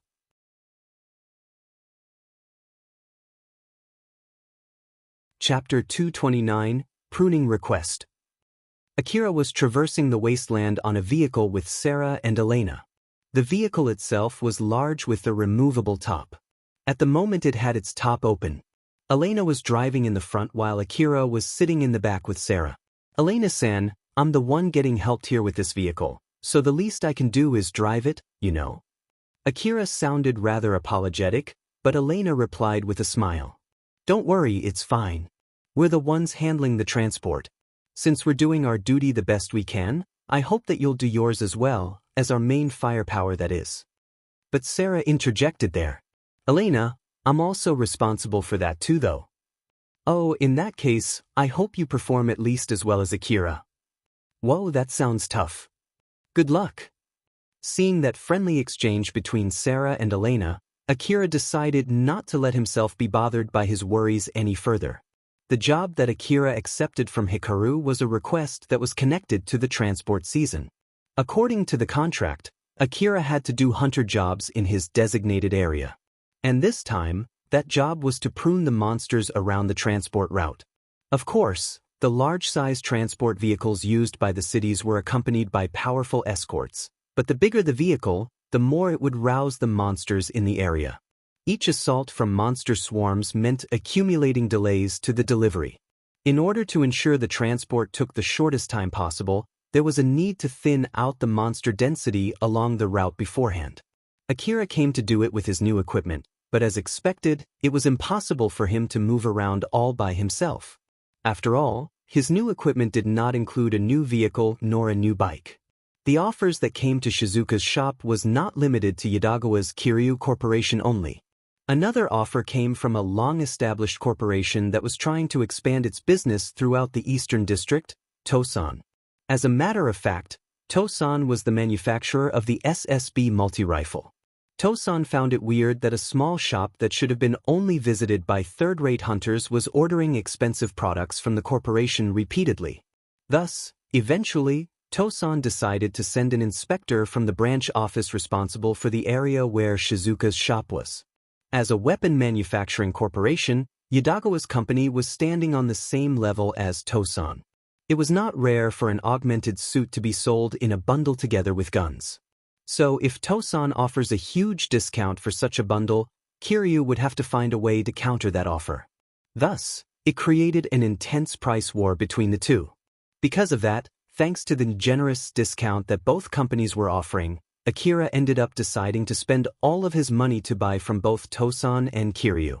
Unfortunately, neither of them had vehicles to sell. Of course, if Akira had asked them to, they would use their connection to the other corporation that dealt with vehicles. However, as expected, they could not promise any discount for that purchase. Despite the large discount and the excellent cost-performance ratio of his new rifles and augmented suit, it was still a bad move for Akira to even spend his reserved fund, originally meant for purchasing vehicles. Akira knew that it was a bad idea to not have any means of transportation, but he thought that it would be fine since he could ask Sarah and Elena for help. After all, they did tell him to rely on them, or he could just rent a vehicle. So he pushed through with his decision and prioritized his equipment. Unfortunately, at the moment, it was difficult to get a rental vehicle. Among the people who were related to the rental business for hunters, Akira was already widely known as the vehicle-destroying hunter. Thanks to that, the rental fee was extremely high for him. After knowing the cost of renting a single vehicle, Akira thought that it was better to buy one himself and decided to seek help from Elena and Sarah until he could buy his own. Hikaru was giving a direct request to Akira.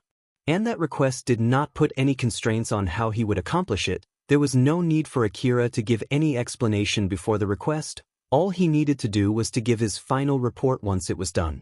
In order to guarantee the success of the request, many requesters tend to ask for detailed explanations and make a lot of suggestions as a form of support for the hunters. Of course, in the end, it depended on the hunters whether they would take that support or not. If the final report was not mandatory, it could be taken as the requester abandoning their responsibility, which in turn would cause distrust between the hunters and the requester. In conclusion, the requester would need to be skilled in offering support, gaining the hunter's trust in order to increase the chance of success. After thinking it through, Hikaru decided to just let Akira do what he wanted to do in the end. Of course, she would have to take responsibility if the request ended up in failure. She did want to meddle, but she did not think that a hunter who was working with Kobayashi would like that. In order to gather likability points from Akira, she decided to hold herself back. Thus, when he was told that he had free rein, Akira took that literally. He was basically doing everything based on his mood. The only thing that bothered him was that Elena and Sarah were basically working under him due to the request. It might be weird for me to say this, although it's because of the request contract. Elena-san and Sarah-san are working under me though. Are you really okay with that? Elena chuckled. Why won't we be? It's not just because of the request contract. In truth, you're already above us. So there's no need to worry, you can just take the lead, you know. Even if you tell me so, to be honest, I still want to learn from both of you though. Sarah smiled and joined in. In that case, you can tell us to track the situation and report it to you with a suggestion on how to deal with it, you know? You're basically our employer this time, so let us do our job to the best of our abilities. Sarah then smiled as if to hide her loneliness and continued as if she was trying to convince herself. Although you have surpassed us in many aspects, if you think that we can still help you, there's no need to hold back. You can rely on us. Okay, thank you very much. Akira questioned himself if he was being a bit too considerate and decided to just put that behind for now. He smiled and thanked them. Elena and Sarah responded back with the same cheerful smiles. That was when Elena noticed that they were closing in on their destination. Akira. It's time. It might be a good idea to let them know as well. You're right. Akira operated his headgear to contact someone else. It's me, will arrive soon. Get yourself ready. Roger that. The one who answered that order was Ario. A large-sized truck was running not too far from Akira's team. It was also a vehicle designed for use in the wasteland. It was well equipped for battle as well. The backside of that truck had an operable cover as if it was designed to carry a powered suit. But the cargo that the truck carried was Ario's team, who were armed with coordination support powered suits. The children reacted differently toward the current request. Some of them were joking and laughing while some were waiting nervously. Some were utterly scared and some were completely calm. I wonder if we're going to be all right. This place is already quite far to the east, right? I heard that the monsters around there are so different compared to the ones around the city, you know. Though there were some anxious children, there were also those who took it completely fine. Don't worry, Akira-san is here too after all. The boss thought that we were useless, she would not have sent us out in the first place, you know. If we're only going to slow Akira-san's down, boss would have stopped us instead. Why, you have a point. The anxious boy nodded repeatedly as if he was trying to convince himself. Meanwhile, the calm boy was telling herself that repeatedly as well for the exact same reason. Considering that there was Kiryu's staff were not in the trailer, it gave another reason for them to feel more anxious when they were looking for reasons to be calm. Ario's team followed Akira during this request as helpers. Both Viola and Kiryu received information regarding Akira's request separately, but both of them then came to Cheryl to suggest she join that request. Cheryl wanted to be useful to Akira. Kiryu wanted to get a good track record for their support system, while Viola wanted to get profit from that request as well as to enjoy some other things as well. With all of these reasons lined up, Cheryl's gang also joined in the pruning request. They took it in the form of a reinforcement request from Akira. Don't worry, I heard that Akira-san is rank 50 while the other two are already past rank 40. They'll be the vanguards. We're not the main firepower this time. We can just fight safely while looking for chances to help out and get some money. In the case of an emergency, we can withdraw further and focus on providing support. Our role only amounts that much this time. You're right, yeah. As they calmed down, their conversation started to steer toward idle talk. It showed that they were already feeling safe as they talked about the things around them instead. But still, the other two that Akira brought with him today are both really beautiful. Sarah has impressive boing boing, while Elena has an excellent body line. I thought that he's not interested in that kind of thing since he's going out with boss, but I guess that's not exactly the case, huh? Isn't it the opposite? It's because he doesn't care about such a thing that he's okay with any sizes. It must be nice to be in his position. Laughter started to spread. It just went to show how many agreed with that statement. Naturally, some of them took it as a joke while some were extremely envious of Akira. By the way, just a thought though, I wonder if boss knows that Akira is bringing those two with him on this job. Maybe not, I guess? Well, either way, even if boss doesn't know, it's not like we can just tell her. It'll only sour her mood, you know? Yeah, you can say that again. The others around them smiled bitterly and nodded in agreement. This time, all of them had the exact same thought. In the middle of their idle chat, Ario suddenly lightly clapped his hands to gather their attention. Akira-san just called me. We're already close, so get yourself ready. Make sure to check that the coordination support system is active after you turn on your augmented suit. Make sure to double check, it's basically our lifeline out here. Everyone started their preparation accordingly since they already decided beforehand who would be the leaders during the request. Thanks to all the training that they had done beforehand, their preparation proceeded smoothly and ended up without any trouble. Their moves there were no longer that of children from the slums. But the fact that they still had the chance to have such silly conversation to calm themselves down showed that they were still amateurs. This time, their silly banter was directed at Ario. But still, even with boss, those maids, Viola-san and Carol-san, along with those two hunters that are with him right now, even with all of these girls, it doesn't seem that Akira-san has any trouble dealing with them. Even you, Ario. You stick out among us and have something similar as well. As I thought, when you have a girl, it really pushes you to become stronger, right? Or is it because you get stronger that girls are attracted to you? Which one do you think it is? Just so you know, I'm devoted only to Alicia. It's not really that different. I know that some girls are trying to approach you, you know? The boy was smiling mischievously when he said that, but Ario glared at that boy and warned. Stop it. I'm not the same. I properly turned them down. It might be because of those rumors that Alicia is getting worried lately.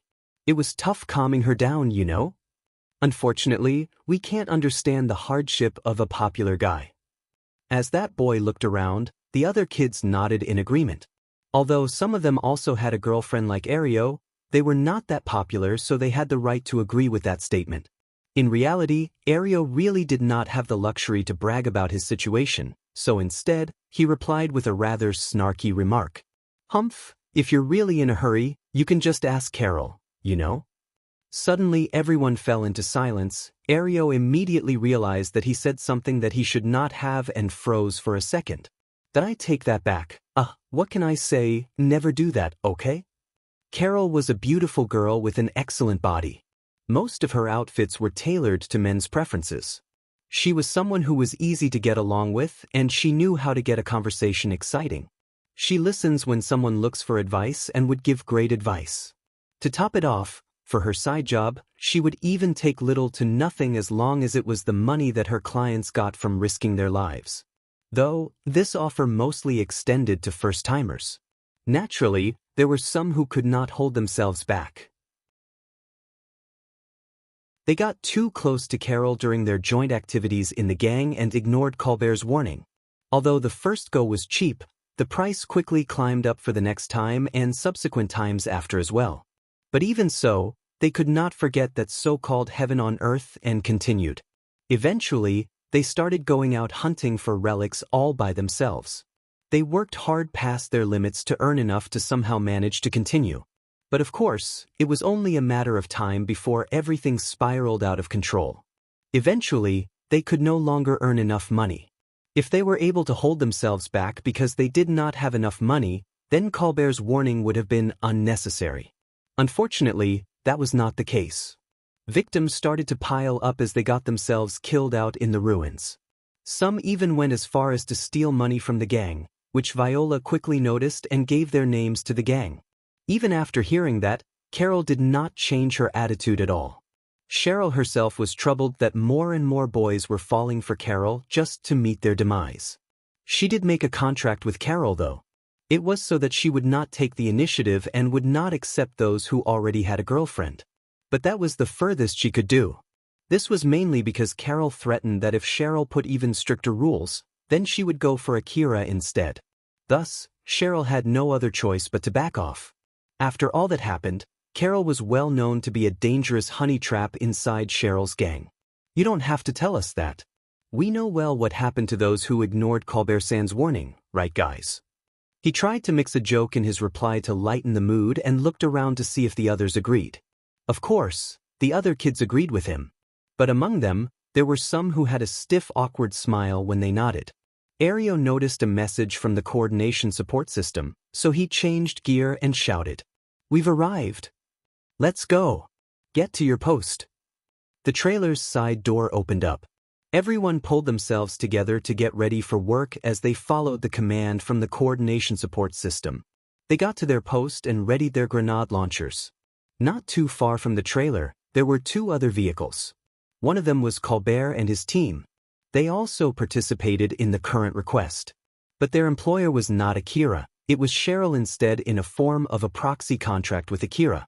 Boss Shu, who was there thanks to Colbert's invitation, chuckled and said, "But still, to think that lone hunter we met back then would turn into a rank 50 hunter. And now, we get to participate in the great transport season through him. Colbert, I bet your real aim in helping that gang is to make a connection with that boy." "Nah, it's totally a coincidence." "Is that so? We're talking about you here. Considering your connection with that witch, I thought that this was your real goal. But that aside, it's pretty amazing how you can get along with her. Although Viola and Carol are not the same, both often lead hunters to their demise, you know? Don't you think you should keep your distance from them? You just need to be extra careful with them. Both can bring you profit if you're smart enough, you know? Well, although, I'm basically just trying to get by while taking a break from my original hunter job. But just because I can do so doesn't mean that you should do it too. It won't be pretty if you make a mistake." Colbert said so while smiling bitterly. He thought of someone he knew who made a mistake dealing with those two women. Peppa was also there from Colbert's invitation. Just like Bashu, he laughed mockingly and spoke to Colbert. "The one having it hard is you who is taking a hiatus, you know? It's good that you're slowly returning back to your origins as a hunter, but isn't it too much for your rusty skills to face the monsters around this area?" Colbert gave a smug smile and replied, "Oh, what was that? Don't tell me that you're too scared and want to go back home now? Don't worry, you can use the excuse that I got too scared so you have no other choice but to retreat when the push comes to shove. Also, even if my skill got rusty after only taking easy jobs since I'm on a break, I'll do something about it. Just like how the past me used to save your asses. It's funny how you can still run your mouth like that." Seeing Colbert and Peppa exchanging jokes like that, Boss Shu could not help but smile remembering their past. In contrast to his casual attitude, Colbert actually understood that he could not take it easy. He knew that the difficulty of the request was already well above what he could handle. As expected, he could not fight side by side evenly with a rank 50 hunter. If the request from Cheryl did not specify that he would only need to provide support fire, he would never have accepted the request. But even so, that request was a good chance for him to rehabilitate himself so that he could slowly return back to working as a hunter. Up until now, he pushed himself to fight back against his trauma to get out to the wasteland. He would often use the excuse, "I was just doing this to accompany Ario and the other children." During that time, he encountered multiple monsters that looked like the one that took his limbs and almost killed him. Even so, he still forced himself to fight against those monsters and slowly treated his trauma.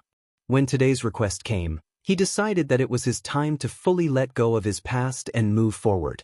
If he could keep his calm even when fighting against monsters that were way above what he could handle alone, then there would be no longer any need to get scared of that weak monster which had almost killed him in the past. He stepped out into the wasteland with that thought in mind that day. He used all the money that he had been slowly saving up when this day came. He got the best equipment that he could get. Thanks to that, he would not even be able to return back to his past lifestyle if he could not earn enough from today's request. Even so, he did not regret his decision at all. Talking with his past teammates like this helped him to regain his past sense of self, calming himself down for the incoming challenge as well as pumping him up. While the other vehicle was Levin and Hazawa. In contrast to Colbert's team that was filled with light-hearted exchanges, the mood in Levin's team was heavy. After all, they were heading east where the monsters were stronger and scarier than usual. The source of the heavy mood was Levin. He kept sighing even as of right now. Hazawa, who had been listening to him this whole time, eventually had enough and spoke up. "Levin, I know it's my fault for reminding you, but you should shake that off right now. Otherwise, you won't be able to fight properly, that I know." Although Levin felt slightly angry, he knew that Hazawa was right. Of course, it was not enough to get his mind out of its predicament, but it was enough to help him try to shift his focus off from that thought. Regardless of the reason, it doesn't change the fact that you managed to get yourself good equipment. Heck, it's good enough that it would have been difficult to get through normal means. So just focus on earning more with those weapons of yours. It would be stupid to keep dragging yourself down and miss this chance to earn money, you know? That I know, all right. The moment he tried to calm himself down, he was reminded of how bad his situation actually was. Thus, Levin could not help but inadvertently roar out. After working long and hard under Katsuragi to pay back his debt, he finally was able to get out of that life. Though, his debts have not been fully paid off yet. He had to go to the ruins and return back with relics. He had to return back alive from these dangerous ruins, and to do that, he would need to use up expendables. Each use cost him, and when it was not enough, he knew had to get better equipment to safeguard his life and get better relics next time. Nonetheless, his cost usually exceeded what he could gain from the relics.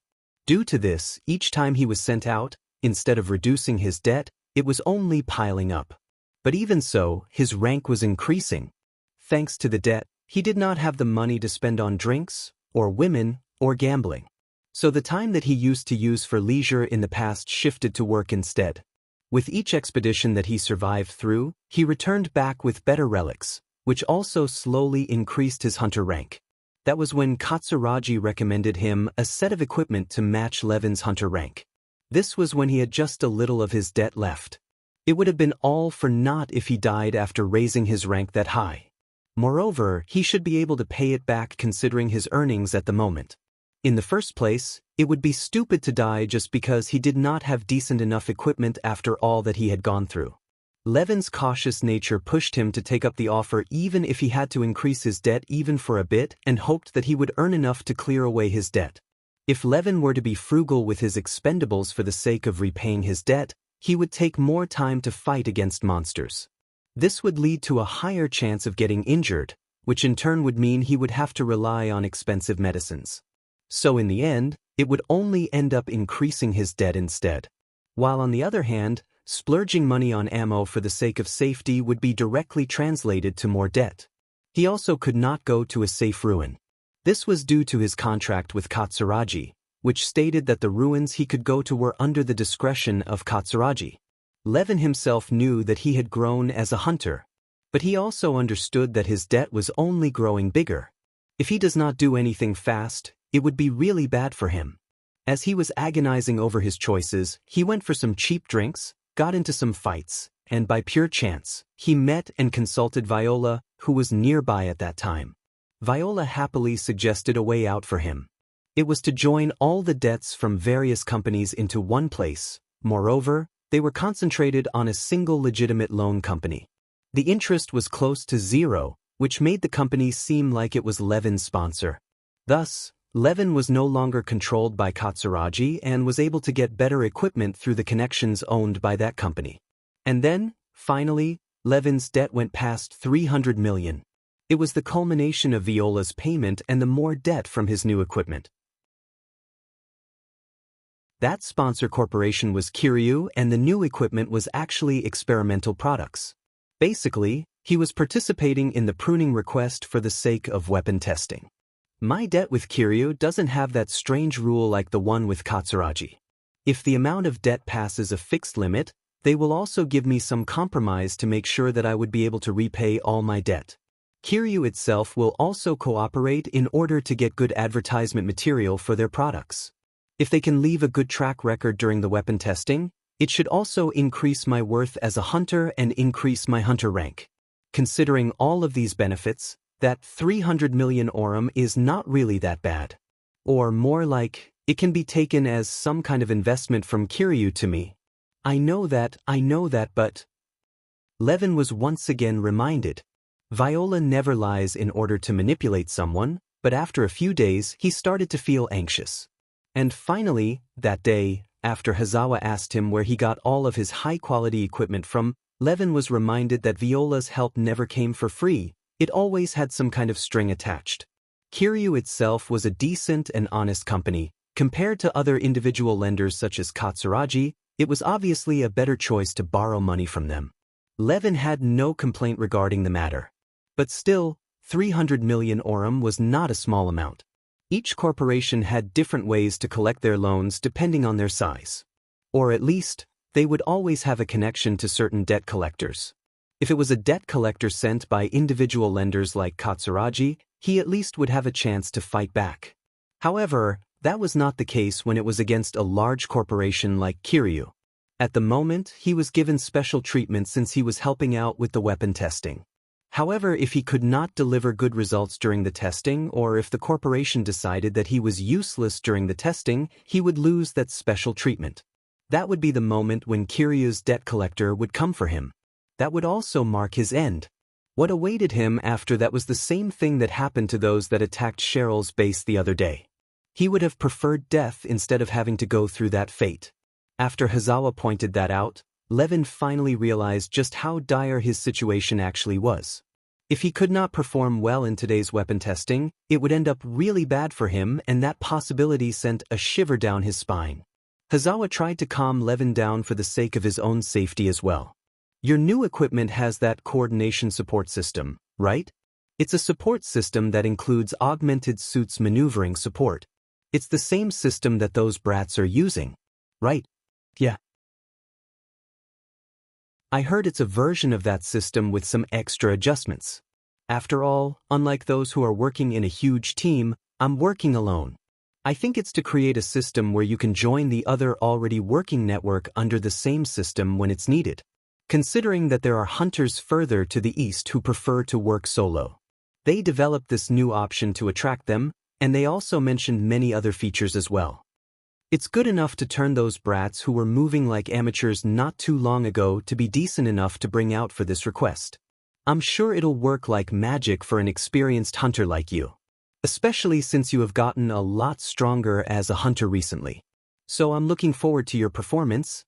Yeah, you have a point. I paid a lot of money for this, so it must be at least be that good. Levin knew that Hazawa was trying to calm him down by saying that, but since it did help him lessen his anxiety, he decided to just accept it and use it to get himself more fired up. But still, I didn't expect someone as cautious as you to come as well. No, wait, it might be because I'm too anxious that I assume it's more dangerous than it actually is, huh? Well, it's up to you how you want to take it. Seeing how casually Hazawa responded, helped Levin to calm down as well. But Hazawa was only trying to look calm. Moreover, remembering his first time meeting with the source of the main true requester, Akira, really made him feel conflicted. Although we were riding in the same truck not too long ago, to think that we're already this different in such a short span of time. It's a matter of talent? Or maybe it's a matter of how many times we challenge dangerous situations. Though, I don't think that's all there is to it.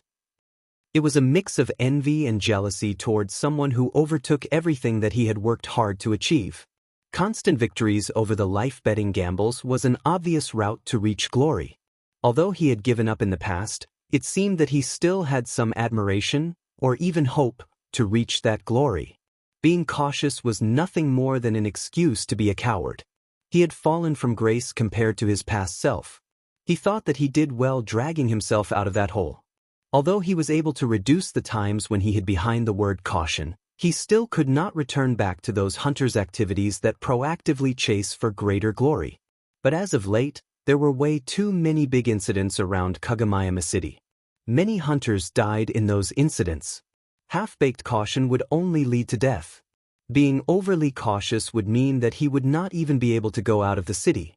When he was agonizing about what he should do, Colbert suddenly came to him with today's request. I've started to change ever since I met him, this must be some kind of fate, I just have to keep moving forward. He could not afford to get back to his past self that had nothing to chase after. Hazawa decided so as he took a step forward. When they noticed that Ario and the other children started to move out, they changed gear and said with a big smile, Levin, here we go. Yeah. Let's do this.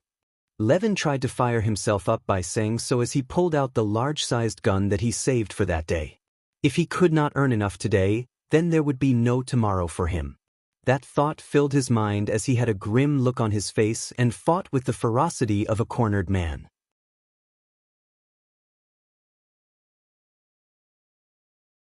Chapter 230, Change in Akira.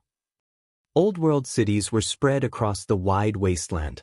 Most of them were not dilapidated enough to be called ruins, so hunters tend not to visit those places when they hunt for relics. Thanks to that, monsters could freely multiply in those places. Usually, even if they were not close to the transport route, people still take the safer approach. They would keep their distance away from these places in order to avoid getting detected by the monsters there. In the first place, the infrastructure for the transport routes was made to avoid them. However, issues arise during the transport season. The ruckus that the large transport vehicles made would attract swarms of monsters from these old-world cities. Once they arrived at their destination, from the opened door of the trailer, Ario and the other children started throwing out devices to attract the monsters' attention. They needed at least that many decoy devices to imitate the signals that those large transport vehicles would produce. The decoy devices would produce noise and vibration as well as sense and fake signals to lure the monsters. Some of them were stuck in the ground while some floated above as they were spread throughout the area. Not too long after, Elena's radar detected uncountable monster signals. It was then followed by a large trail of dust and shaking that even the hunters from afar could feel. Akira, here they come. All right, Elena-san. Get closer first and try to keep your distance from them. As for the rest, I'll leave the smaller details to you. Roger that. Elena pushed the gas and turned the vehicle toward the direction of the incoming monsters. Akira in the back seat had both of his hands armed with rifles as he measured the distance between them. Sarah-san, I'll focus on the smaller ones, so please focus on the bigger ones. But that's only for the opening. As for the rest, you're free to move at your own discretion. But now then, since we both are the main firepower here, let's do our best. Of course. Sarah smiled excitedly at Akira and he responded with the same smile. They then aimed their rifles toward the monsters and pulled the trigger. Explosions rang out from the raining warheads. This signaled the start of the battle as well as a slaughterfest of monsters, turned into minced meat. It was Akira's debut fight with his new equipment. This time, he was using a CA-31R augmented suit made by Kiryu. Its official name was Cerberus. It had many extension ports over its jet black body due to the multi-purpose function of its design. Although the headpiece of the augmented suit seems flimsy, it was actually equipped with force field armor, thus as a defensive piece of equipment, it was stronger than the usual full-face helmet. It was even further equipped with many other functions such as displays and other extensions as well. It could also be connected to particular types of guns so that both armor and weapon could work together when Akira took his aim. Meanwhile, there was display technology in place which could display information in 3D if needed. It even allows Akira to float in the air. Though he did not have it on at the moment. Instead, Akira had a balance support device installed to help him move around even on soft ground. And if he wanted to, it could even help him move above water surfaces in exchange for exorbitant amounts of energy. Even as a pure augmented suit whose main objective was to augment the physical power of its user, it performs extremely well. With the powerful full-body force field armor, he could even flip over a powered suit if he pushed the output of the augmented suit. To top it off, it was also equipped with a camouflage function. The guns on both of his hands were LEO multi-rifle. They were basically stronger versions of the SSB multi-rifle. Akira made sure to put extended magazines and energy packs to his two large-sized rifles. The bullets he was using were designed to absorb energy from the surroundings and turn them into kinetic energy. As such, the more energy used to shoot, the stronger the shot got. Akira aimed both of his LEO rifles at the swarming monsters. His vision was greatly enhanced with the help of information-gathering devices. It even added a bullseye indicator of where his LEO rifles were aimed. He kept the trigger pulled down as he made a sweeping motion as if to sweep through the swarm. Although it looked like an indiscriminate shooting from the outside, the bullets were actually only released when the hit probability was above a certain threshold. With each shot guaranteed to a certain level of accuracy, they accurately plowed through the incoming monsters. Moreover, any missed shot was quickly accounted for. The data was then used to readjust the aim for the next shot, thus slowly increasing or maintaining Akira's accuracy. Moreover, Akira actively checked the dead monsters. He would readjust the output power of the bullets using his headgear to get it barely strong enough to kill the monsters. This way, his shots would guarantee a kill while making sure that he was not wasting any unnecessary energy. Coupled with the high accuracy shots, the bullets tore through the swarm like ravenous locusts, leaving only a field of dead monsters behind. Both his augmented suit and rifles were already well past what was considered normal for hunters in Kagomayama City. Elena and Sarah too had updated their arsenals compared to before. Unlike Akira, who did not earn a single aurum from the large-scale expedition, Elena and Sarah were properly paid. They were paid as emergency reinforcement, the data that they gathered afterwards during the chaos, plus the reward for escorting Nelia back to the base. And of course, they did not go with Nelia afterwards to look for Akira for free. The combinations of all these rewards resulted in a good sum of money. Furthermore, they managed to get a good discount through the deal that Akira made with Tosan and Kiryu. Considering that if Akira's close friends were loyal customers of a certain company, then it would be easier to get Akira himself to buy from that particular company, plus by making a contract that their next set of equipment would be also from the same company, they managed to get discounts from those two companies, although not as much as Akira. They then decided to splurge half of the money that they received from the expedition to upgrade their equipment. Thanks to that, they were able to get powerful augmented suits complete with so-called old-world design. Although the design was a bit too much, they decided to put up with it considering the quality of the equipment. In contrast to that, Akira, who was carrying Nelia half the time, did not get paid at all for that. It was something that he did voluntarily when he was busy with Inabe's request. It could even be said that he abandoned Inabe's request to help out Nelia. Thus, it was not easy for Inabe and city management's side to reward him for that. But as a compromise, it seemed that Inabe helped Akira to procure equipment through his connections. Akira's firepower with his new equipment was no joke. The swarm was obliterated one by one. Although the common monsters around Kagomayama City would not even stand a chance against them, in front of Akira, they were nothing but small fries.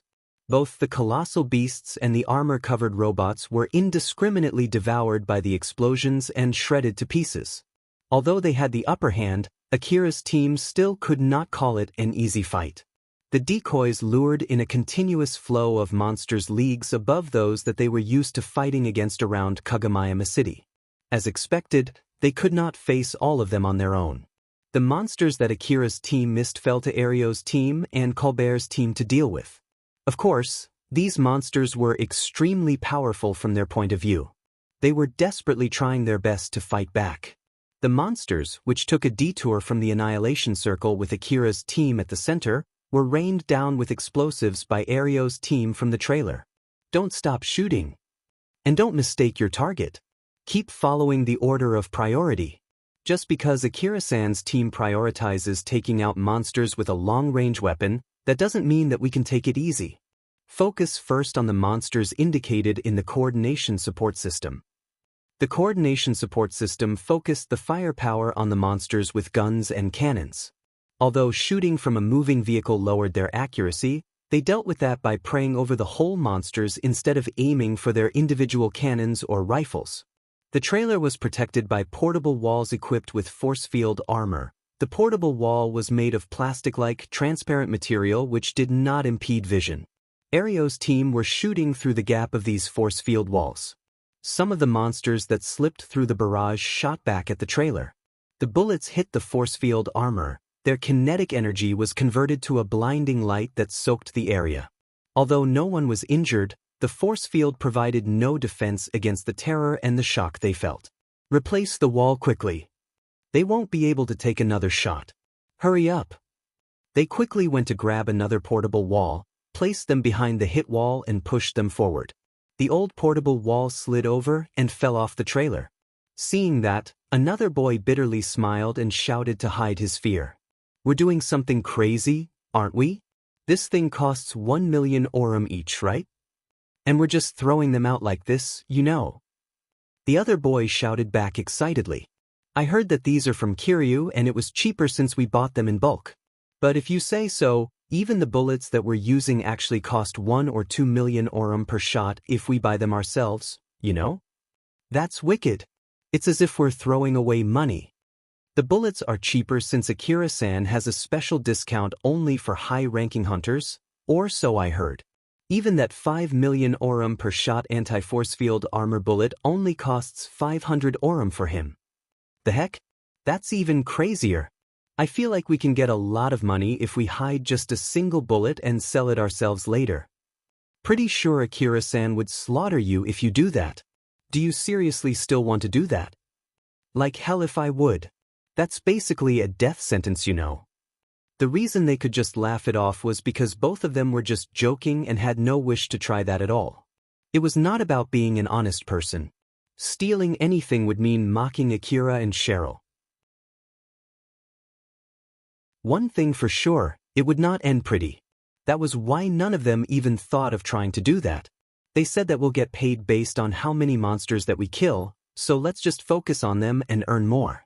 It's not like we can get an opportunity like this every day. Let's earn as much as we can while we still have the chance. You're right. Let's go back home with more than we can swim in. They were fighting the fear of the incoming swarm through their fighting spirit and greed. That was the only way they could let go of their anxiety.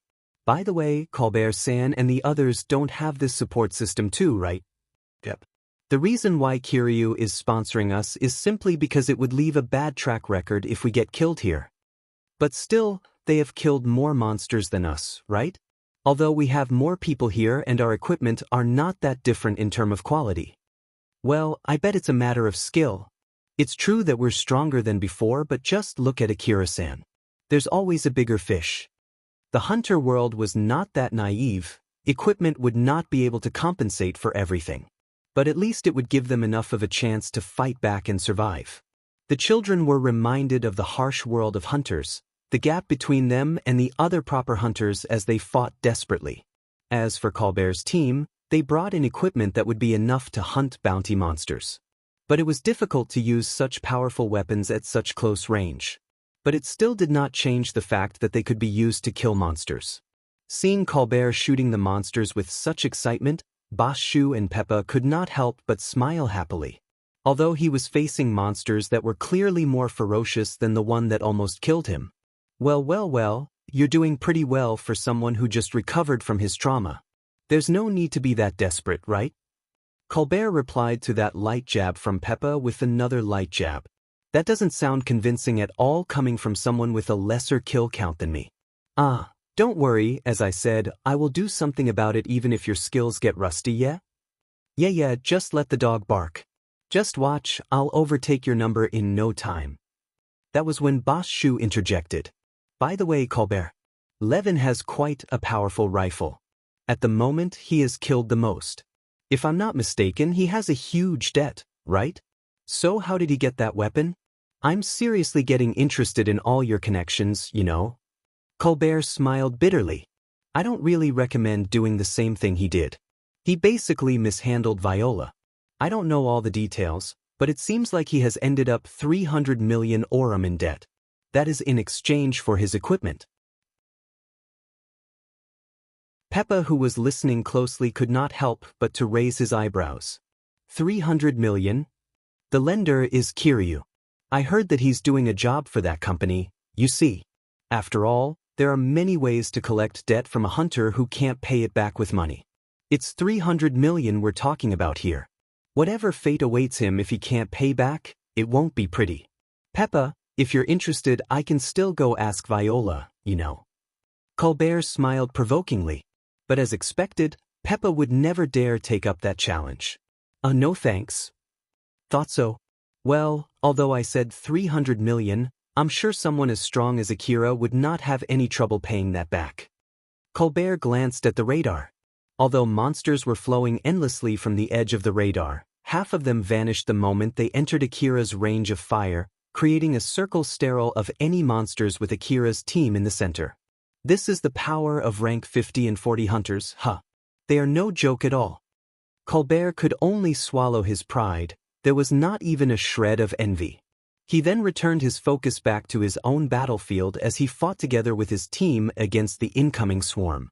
Elena continuously scanned for the location of the monsters while driving. Thanks to that, she was able to reposition the vehicle to advantageous locations while evading barrages from the enemies. Explosions shook the ground and threw the vehicle off balance. The shaking was too intense even for the advanced balancer attached to a wasteland vehicle. Forget shooting back. Normally, it would have been impossible to stand in that kind of situation. But even so, Sarah was accurately shooting back with long-range weapons using her large and heavy gun. The bullets pierced through rows of monsters as they sought their main target, leaving behind carcasses that were blasted to small pieces. It was a feat that would have been impossible without adequate skill and equipment. Of course, it was not something that someone as strong as Sarah alone could do. It was thanks to the perfect synchronized teamwork between her and Elena.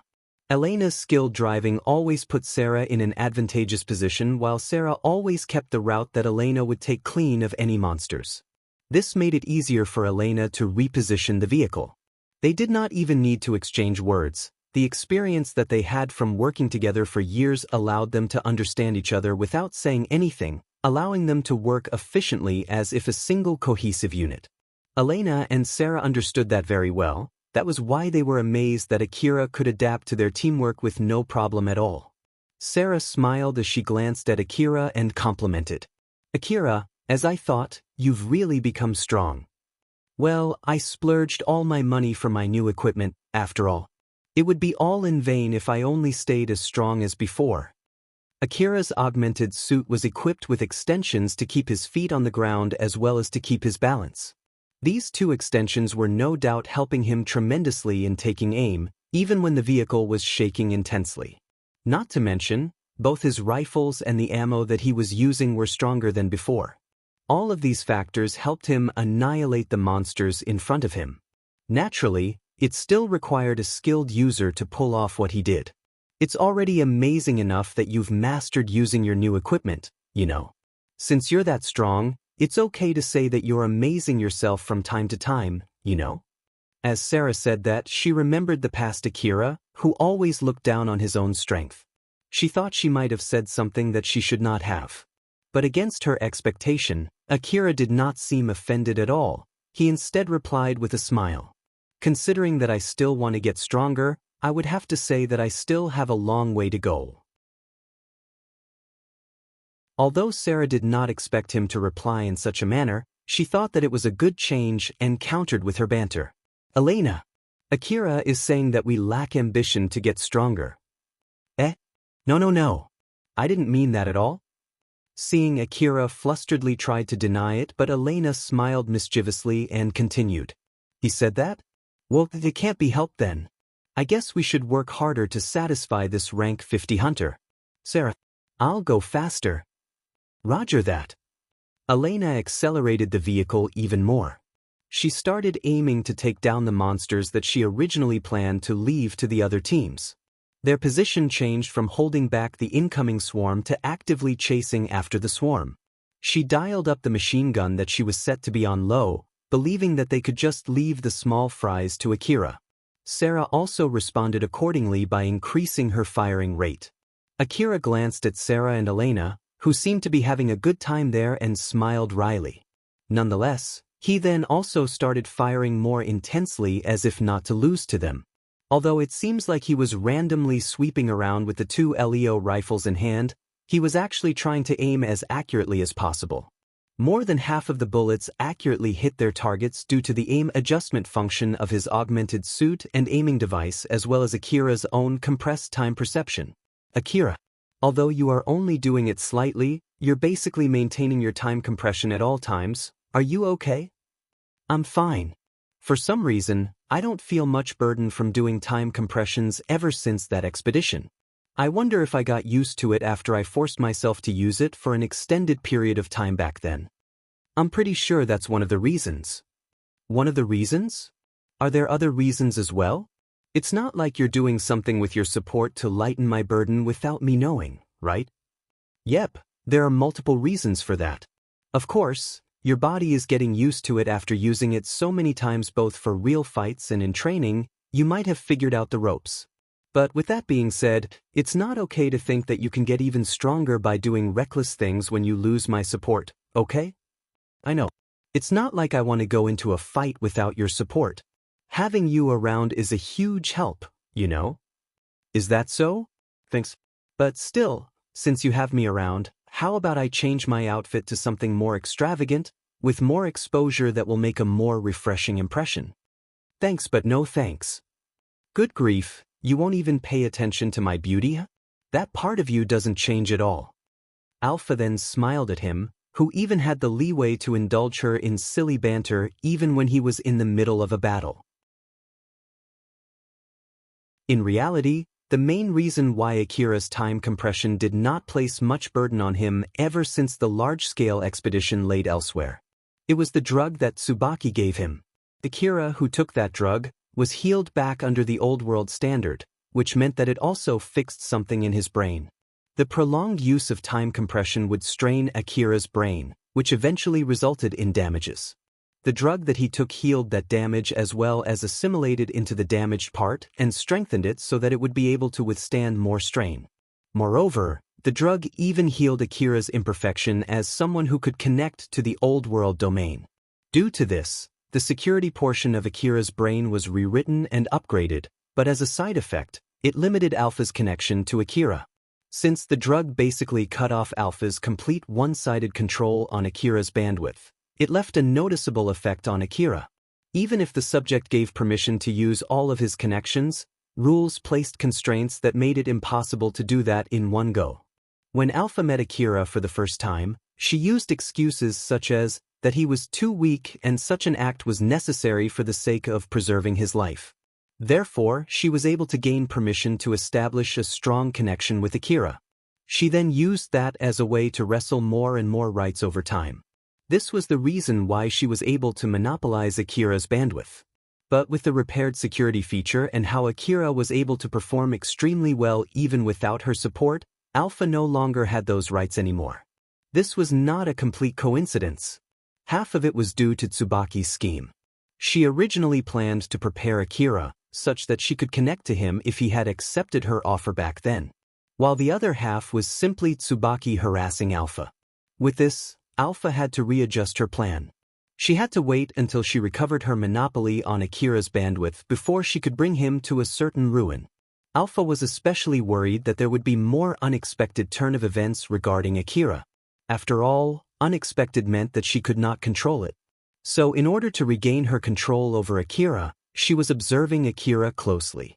After that, the fired-up Akira team made short work of the remaining swarm. Once they finished pruning the monsters around the area, Ario's team and Colbert's team moved on to their other job. They scourged the ruin for relics.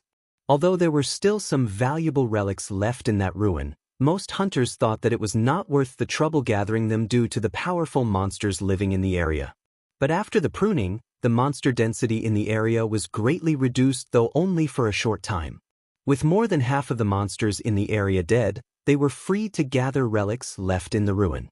It was ingrained in the hunter's blood to monopolize such a sweet opportunity. Thanks to that, Ario's team and Colbert's team were in high spirits. While the others were doing that, Akira, Elena, and Sarah were taking a break in their vehicle. That was when Elena threw a question to Akira. Akira, you're not going to look for relics. I'm here to prune monsters, so I have no plan to hunt for relics. I'm also already spent too. It's okay if Elena-san and Sarah-san want to go hunting for relics, you know? I can watch the radar for enemies while you two go look for relics. If you're not going, then I won't go too. We're here as your hires today after all, so we have to respect your opinion. Akira looked a bit surprised and sent a questioning glance to Sarah, which she responded with a light smile. If we're talking about duties, our job here is to be your support. That's why our job at the moment is to stay near you. I don't think it's a good thing to criticize someone when they're taking their job seriously, you know? I see, that's true. Alright, in that case, I guess we'll be taking a break here then. Seeing the happy Akira, Elena and Sarah also smiled happily. As they were wasting time talking to each other, the radar suddenly picked up some signals. When Elena checked it, she frowned. Judging from the signal, it's a monster, although it's alone, it seems to be a rather big one. Is it here because of the decoy device? Not sure. But I think it came pretty late if that is really the case. When they were discussing how to handle that monster, Alpha suddenly interjected. Akira, it would be a pain in the neck if it gets any closer. So let's take it out while we have the chance using that thing on your back. Is that so? All right then. Akira then told Elena and Sarah his plan and took some distance from the vehicle before expanding the foldable large-sized gun that Akira was carrying on his back. As the cannon unfolded, it peeked out from Akira's back, past his shoulder. Akira used both of his hands to hold the cannon and aligned his aim with his target. After Akira fixed his aim with the support of Alpha, he then let Alpha take control of both his cannon and augmented suit. Its aiming device worked together with Akira's information-gathering device, allowing Akira to zoom in on his target in his headgear's display, which showed the range, trajectory, and lock-on notices. The target was an abnormally huge mechanical monster. It was about 10 meters tall and its body was enveloped with resilient-looking armor. Countless legs were fixed on the huge cannon that grew out from its body. Although it was classified as a multi-legged tank, its shape was closer to that of a mollusk. Its outer appearance was far from the tanks that the hunters used as well as the security drones of the old world ruins. Seeing that monster slowly crawling towards him, Akira frowned and said, "That thing, it looks like a squid or an octopus, no? It's true that its shape indeed imitates that kind of animal. That kind of monster basically comes from old world factories, right? Just like those insect cannons, right? I wonder why they make monsters in that shape. I have no idea. Someone might have sent in faulty designs in order to render them useless. If someone sends in a huge amount of unrelated data while the system is updating its blueprint, it might corrupt the blueprint. Once they accomplish their goal, operational systems might use its advanced self-repairing function to fix the blueprint based on data it compiled. Since everything is a variable at that point, it might cause this kind of design to be produced. Leaving its appearance aside, they're still functional. Wait, if their auto-repair is that advanced, then can't they just delete the unrelated data? That's the source of the problem after all. Although it can fix the method, it doesn't have the privilege to fix the goal. So, a system with only that level of privilege would not be able to completely fix it no matter how advanced its auto repair is. Or more like, it doesn't even consider fixing that part. I see. So basically, because it can't change the basic shape, it instead forcibly add other parts with its old-world technology, right? Well, there's also a chance that the factory AI was too bored, having nothing to do, and decided to make a weird design just to kill time though. And also, Akira, shouldn't you shoot it soon? There's no need to use time compression just to prolong this conservation, right? Whoops! Akira refocused back to his target. Since he had already compressed his time perception unconsciously, that exchange with Alpha did not take that much time in the real world. The lock-on notice was still there as well. Akira made sure that his aim was properly locked on that monster as he pulled the trigger. The cannon released a thick blinding light that produced a shockwave. The pillar of light grew larger and larger as it traveled. When it hit the monster, the pillar of light that had grown bigger than the monster and entirely swallowed it. It then dispersed into smaller light threads before vanishing. The portion of the monster enveloped by the pillar of light also vanished together with that pillar.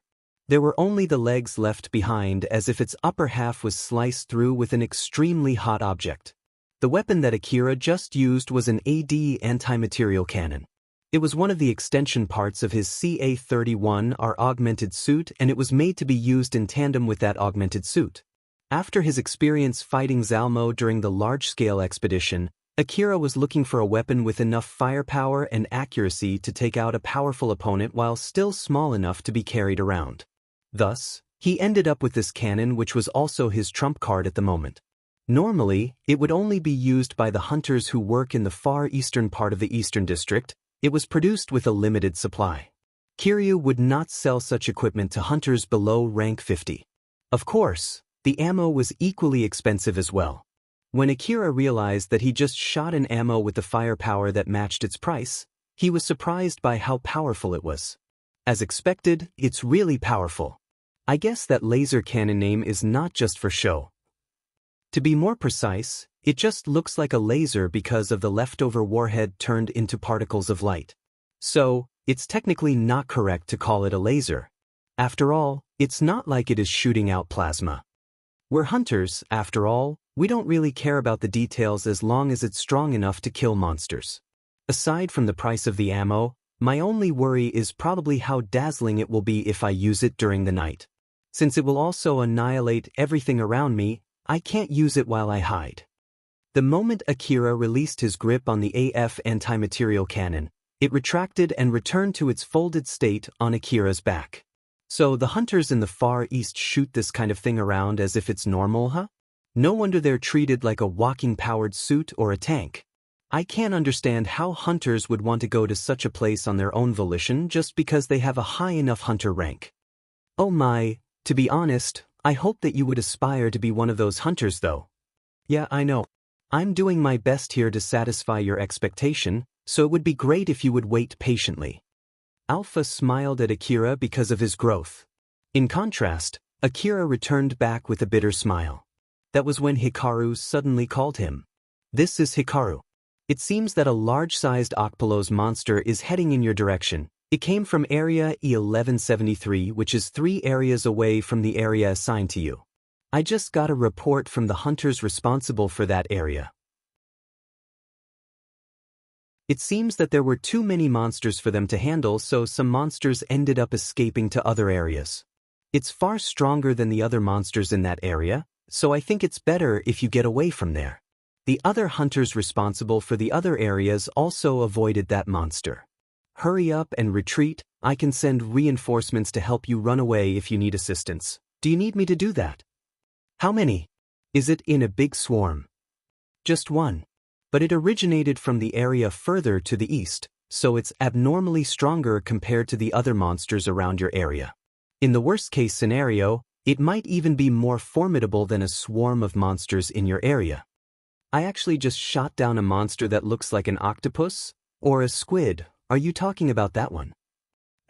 Akira replied so casually that Hikaru needed a few seconds to process what she just heard. You killed it?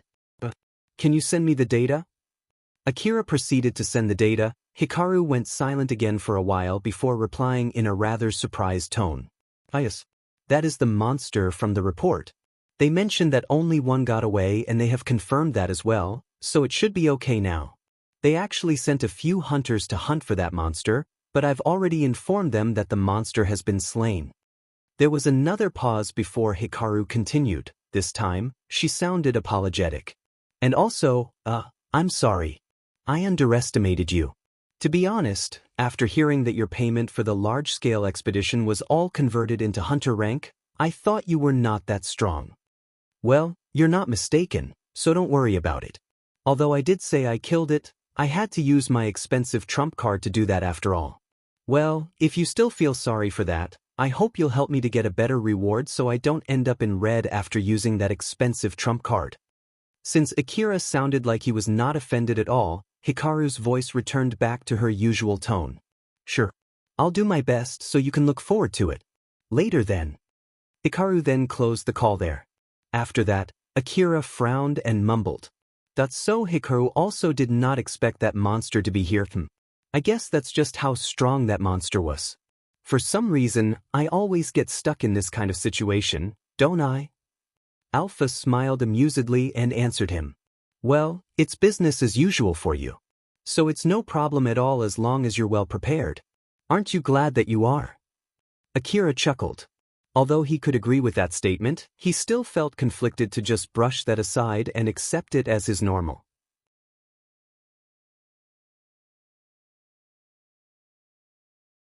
Chapter 231, Reevaluation. Further to the east from where Akira's team was, a guy by the name of Tatsukawa was talking through his information terminal. He was the leader of the hunter team that was responsible for Area E1173. In that case, we don't need to send our men, right? Very well, understood. Yes, I'm sorry to trouble you. No, it's our fault, so please don't be sorry. Thank you once again. After he closed the call, he immediately made a stern face. Melshia. There's no need to send anyone to hunt that Okpolos. Get everyone to look for those bastards. Melshia, who was Tatsukawa's partner as well as the vice-captain of the team, frowned. Views. We're just about to go, you know. The target for that hunt is no more. The team from Area 1168 took care of it. Melshia walked toward Tatsukawa and tilted her head. If I'm not mistaken, that area is handled by the hunters from Kagomayama City, right? There's no way they can take care of that Okpolos. Well, they've been gathering high-ranking hunters with more rewards ever since that incident in Kuzuzuhara Ruin. Even I was called by Kobayashi. So, I bet one of those hunters got assigned to that area. Well, that would explain everything. Are you going too? I'm still considering it, but that doesn't matter right now. Just get the men to look for those bastards. Yeah. Melshia proceeded to convey that order to the rest of the team. Although they were complaining at first, Melshia, who was good with people, knew what they were thinking and told them that Tatsukawa was not in a good mood, thus shutting them up. Just to let you know, bringing a few extra people won't help much. I don't think we can find them, you know. But it's still better than not even trying. It's not like I'm going to get angry at them if we get to find them. In order to expel his horrendous mood, Tatsukawa heaved a big sigh. So then, what do you know about them? I know you did some investigation beforehand, right? Well, I did confirm that their available record is fake. With this, it's obvious that they're weak hunters who changed their track record to take on their current job, and they seem to be already used to this kind of thing. Although, I still don't know their affiliation. They might be from city management, or from the corporate government, or from the nationalists, or maybe even from somewhere else. I still don't understand what's their plan. Luring the Okpolos to the west just to let it get away. And also, why would they falsify their track record to join us? I have no guess either. It might just be harassment. Or maybe they're one of those who get pushed aside from the fierce job competition during the transport season. Or they're just trying to add something meaningful to their track record. There are many possibilities. By the way, they chased Okpolos toward the direction of Kuzuzuhara Ruin, right? So, they might have something to do with that ruin as well. Why would they do that? I in that ruin can communicate normally with humans, right? Although Kagamayama City is monopolizing that it must want to contact other cities as well. But with the soldiers from Kagamayama City surrounding the area, it's difficult to send people there. So maybe they're trying to open a hole in that blockade by sending powerful monsters there and to use that opening to sneak in? Normally, intentionally sending monsters to a ruin guarded by a city is the same as picking a fight with that city. That's why they're falsifying their background information to cover their tracks. It could be maybe something like that. After working together for a long time, Tatsukawa knew that rejecting Melchia's guess, even if it was a paranoid one, would only give her more trouble to deal with, so she just ignored it. Well, it doesn't really matter. Whoever they are and whatever their goal is, it doesn't change the fact that they gave us a bad name. So, we have to make them pay for that. Melchia, place a bounty on their head based on the information you have on them. Set it to 100 billion per person. Wait, no. Make it 200 billion. Roger that. I'll do that later. You'll be the one paying, okay? It's related to our reputation, so shouldn't that money be paid by the whole team? No. We don't have that much money, you know. Tatsukawa clicked his tongue. Make it 2 billion each then. Alright, I'll take care of the administration, but it doesn't change the fact that you'll be the one paying, okay? Yeah, I'll pay for it, so just get the bounty up. Honestly though, I don't see any need to go that far, you know. There's no compromise for this one. You and your hard head. Melchia smiled wryly, seeing that childish side of her partner. It was due to pure coincidence that Akira shot down that Octopolos. But the reason why that happened was not because of pure coincidence. Ario stood frozen in the cafeteria back in the base. There was a pile of money in front of him, 3 million orum in total. It was his payment after his last job. The pruning job that he took last time was already done. Akira himself already went to take another pruning and extermination request from Hikaru. As for the relics that Ario and the other children brought back from the last request, they were all basically bought by Cheryl's gang and turned into money. After subtracting from the expense, the leftover was then divided equally among Akira, Elena, Sarah, and Cheryl. Then the money that Cheryl received was used to pay for Viola and Colbert's reward as well as to Kiryu. The remaining amount went to the gang's collective deposit. After all, they could never have enough funds stored up considering the price of the coordination support system that was lent to them for monitoring as well as the augmented suits and other equipment. Because of that, the sum paid to Ario and the other children were actually relatively small. But even so, it was large enough to cause Ario to start shaking when he received it. Other than Ario, the rest of the team received 1 million orum each.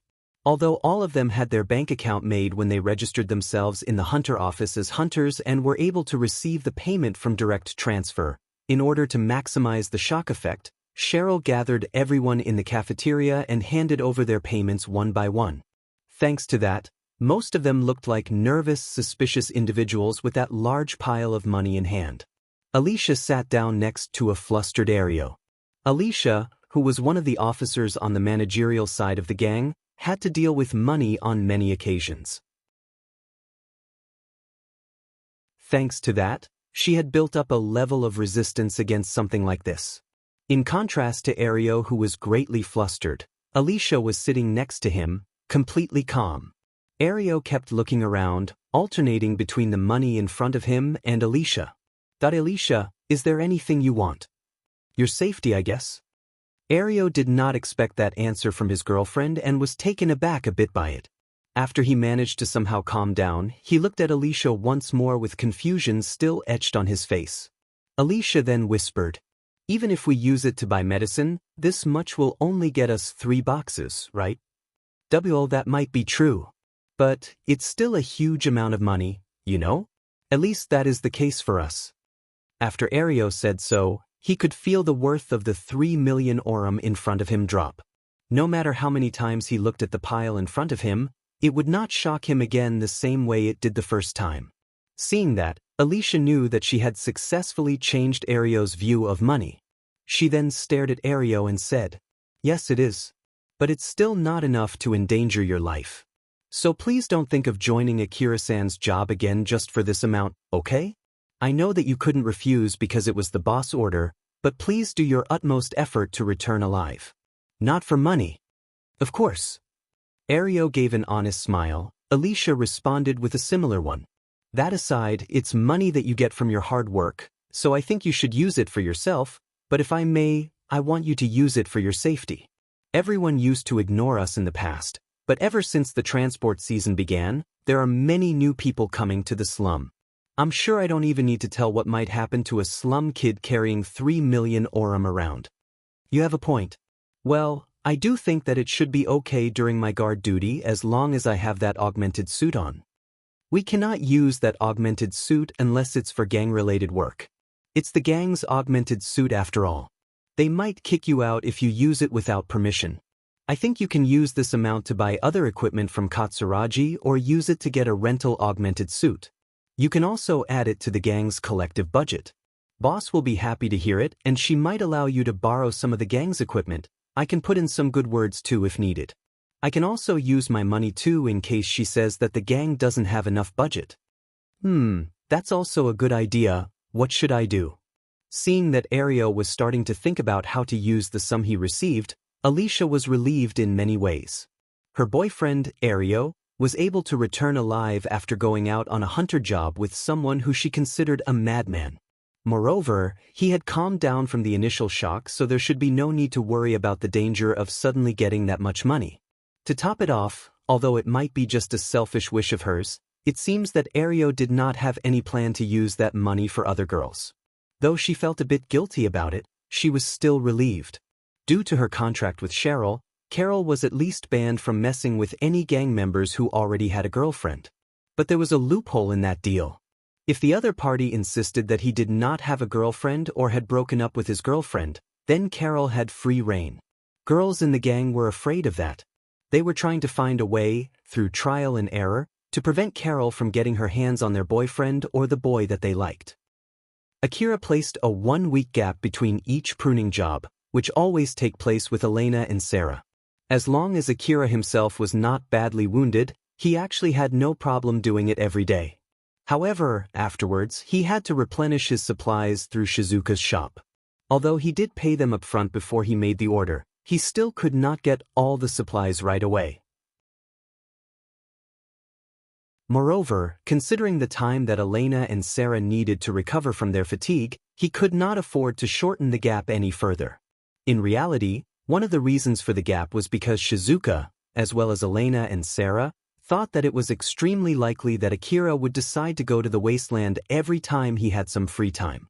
Thus, they were using those excuses to force Akira to take regular breaks. Even when Hikaru suggested shortening that time gap, Akira just ignored her pleas. On one of those rest days, when Akira was training with Alpha in the garage of his house, he received a call from Shiakarabe.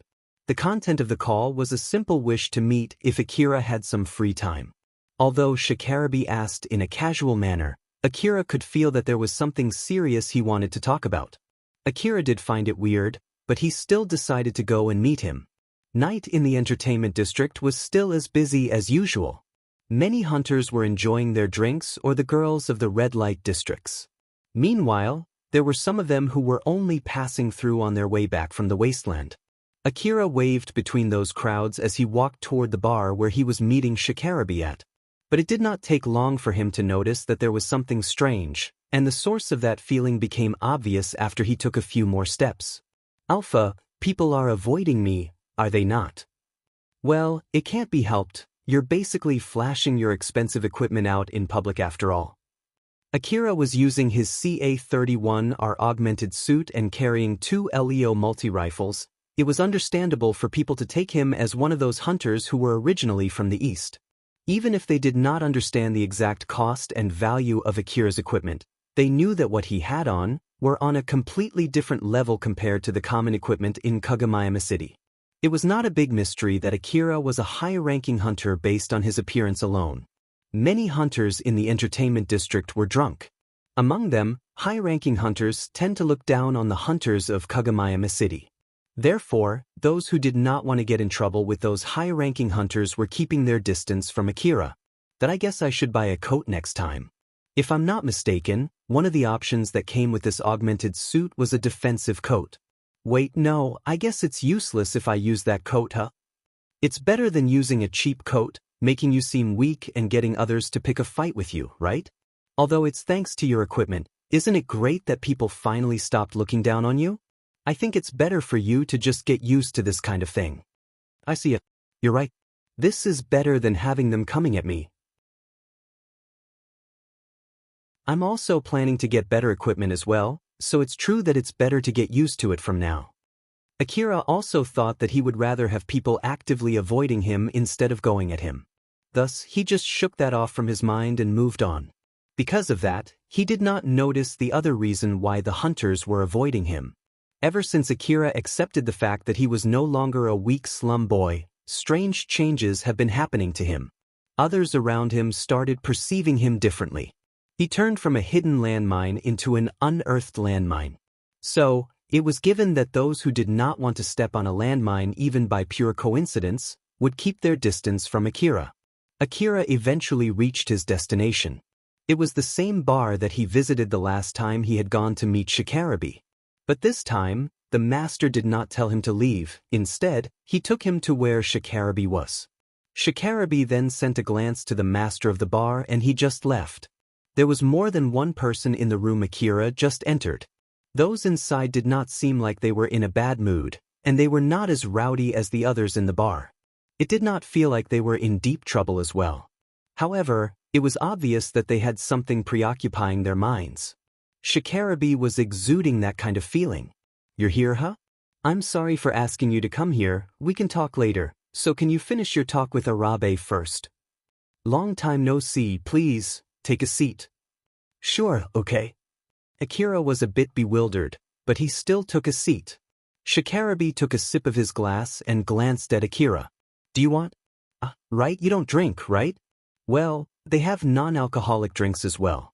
We'll be the ones paying, so you can go ahead and pick anything you want. I know this is not the kind of place to request a meeting with a rank 50 hunter, but Drankum is not really doing well with money, you see. Due to that, unfortunately, we can't really invite you to the upper floors of the Kagama building, am I right, Arabe? Yes, it's as Shikarabe just said. I don't really mind though, so... Akira was a bit thrown off by Shikarabe's unusual attitude, but as they agreed on, he first listened to Arabe's business with him. But after listening to the content, Akira was a bit surprised. Basically, Arabe was requesting to let Drankum join in the pruning job that Akira had been receiving from Hikaru. Seeing Akira who was frowning at him, Arabe felt the awkward mood start to drift in, so he flusteredly added in an explanation. Please don't misunderstand, Drankum itself finds this request a bit awkward.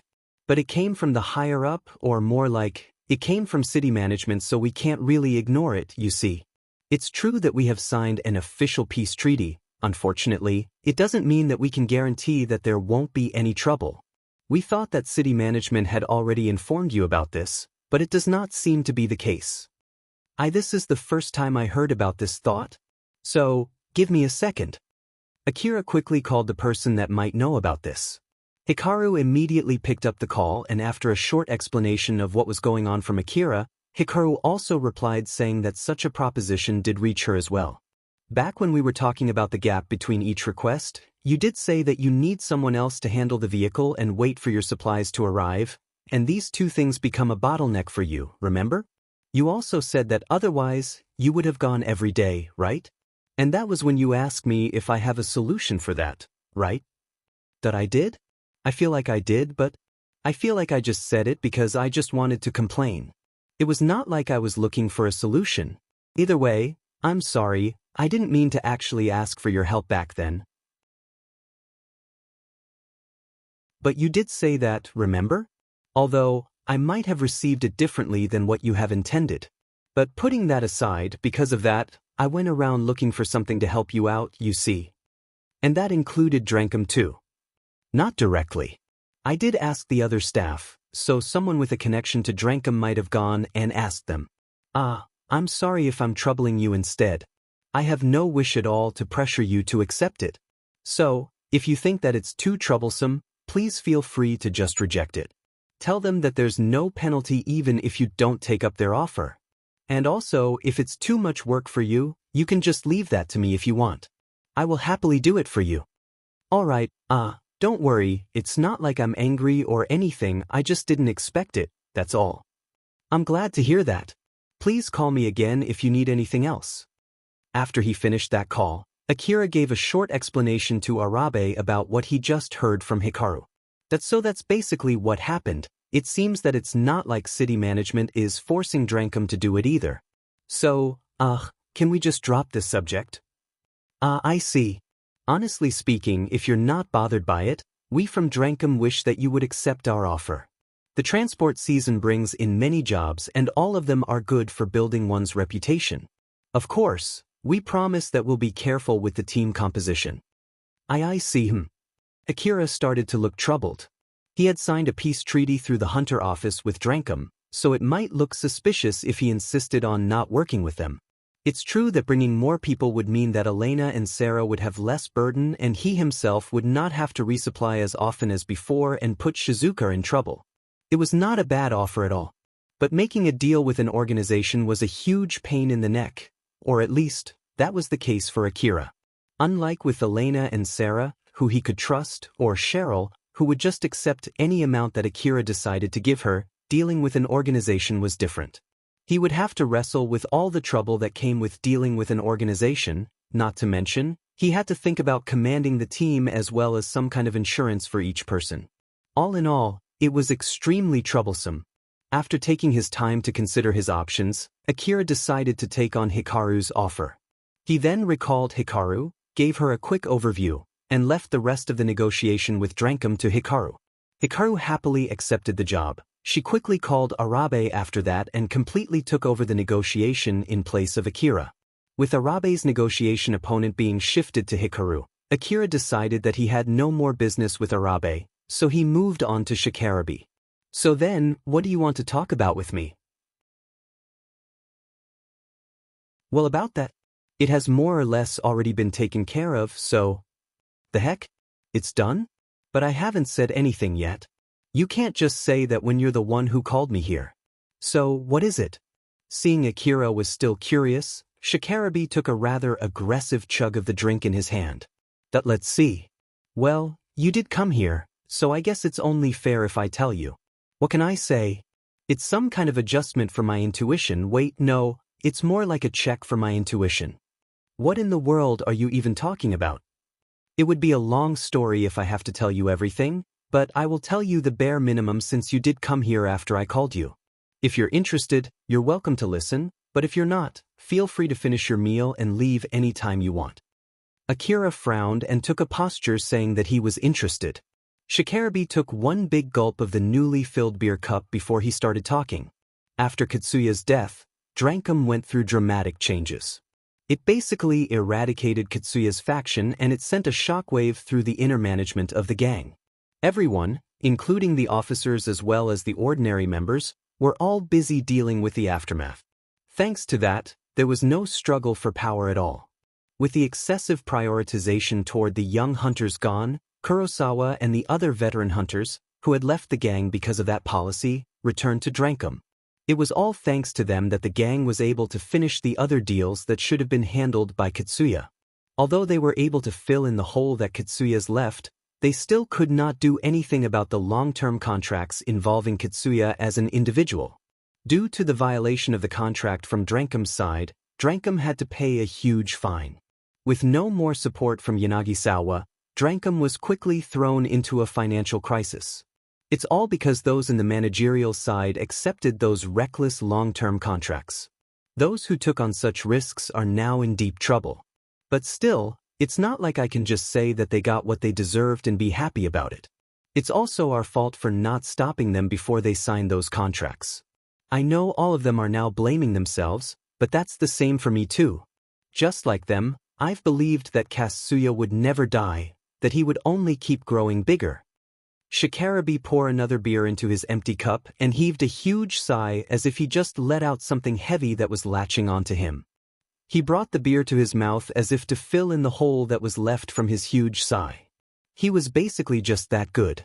Whether it was hatred or the opposite, he had power that not all hunters have, and his power threw us off. But with all being said, he still died in the end. People die when their time comes. It was obvious and even doubly true for hunters. His death allowed us to come to our senses and sober up. Shikarabi then looked up as if he was digging through his past. I always hated his guts. No, I still hate him even now. Although it's not as bad as how the me from the past would have felt. I hate him just like how I hate the other brats that get too cocky. I still don't know, even now, why I hated him that much. Well, it might be actually just jealousy for his talent, and that jealousy is now gone now that he is dead. No matter how far he dug through his past, Shikarabi could not recover the hatred that he once had. He somehow looked even more irritated than before. Let me return to the real subject. So, basically, my intuition is telling me that he's someone who would not die and grow big. In contrast to that, I'm sorry to offend you, but you're not that amazing, and I've always felt that you'll die sooner or later.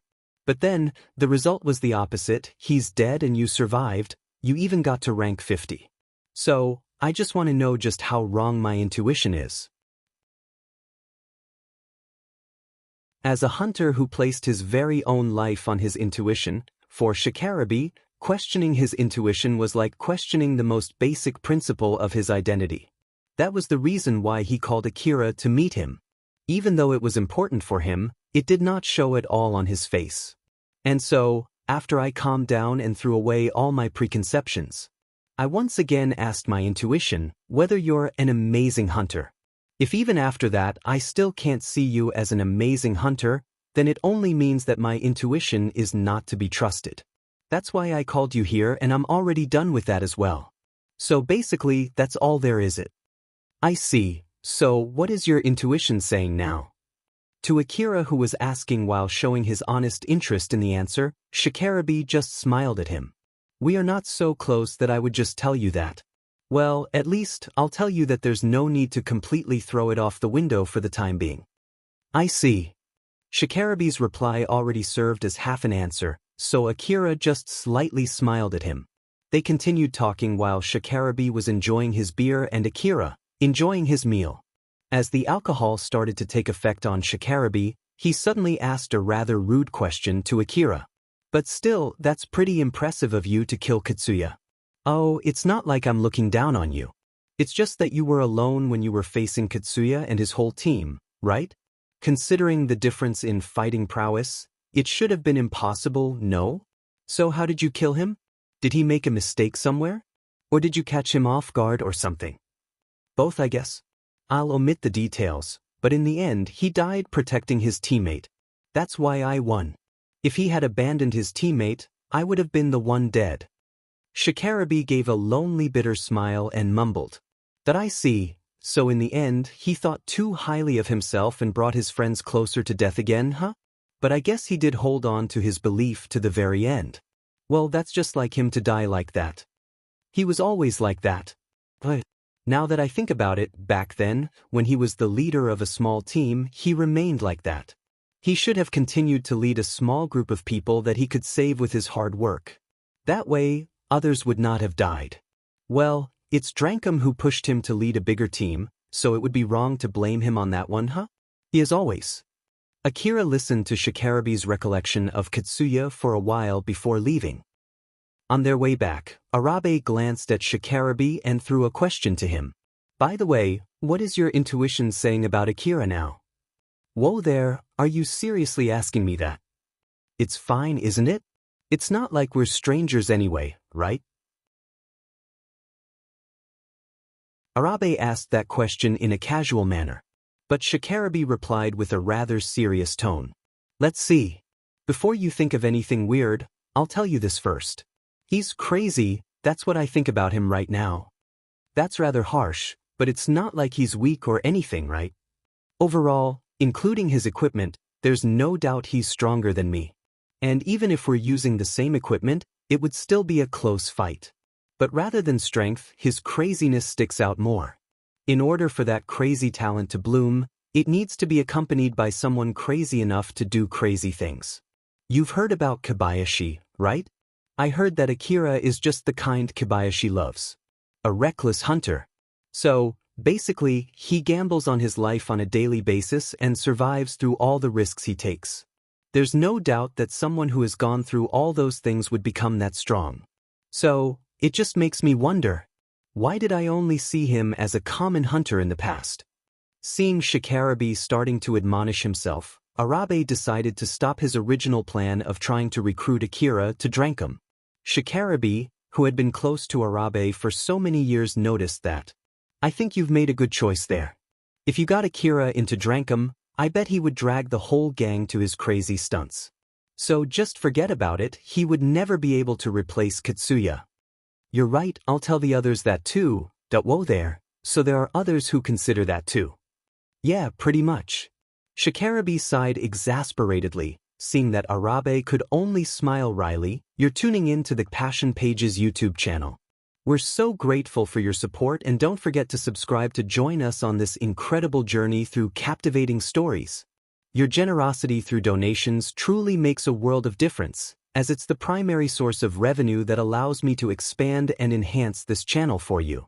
Thank you from the bottom of my heart for being a part of this adventure.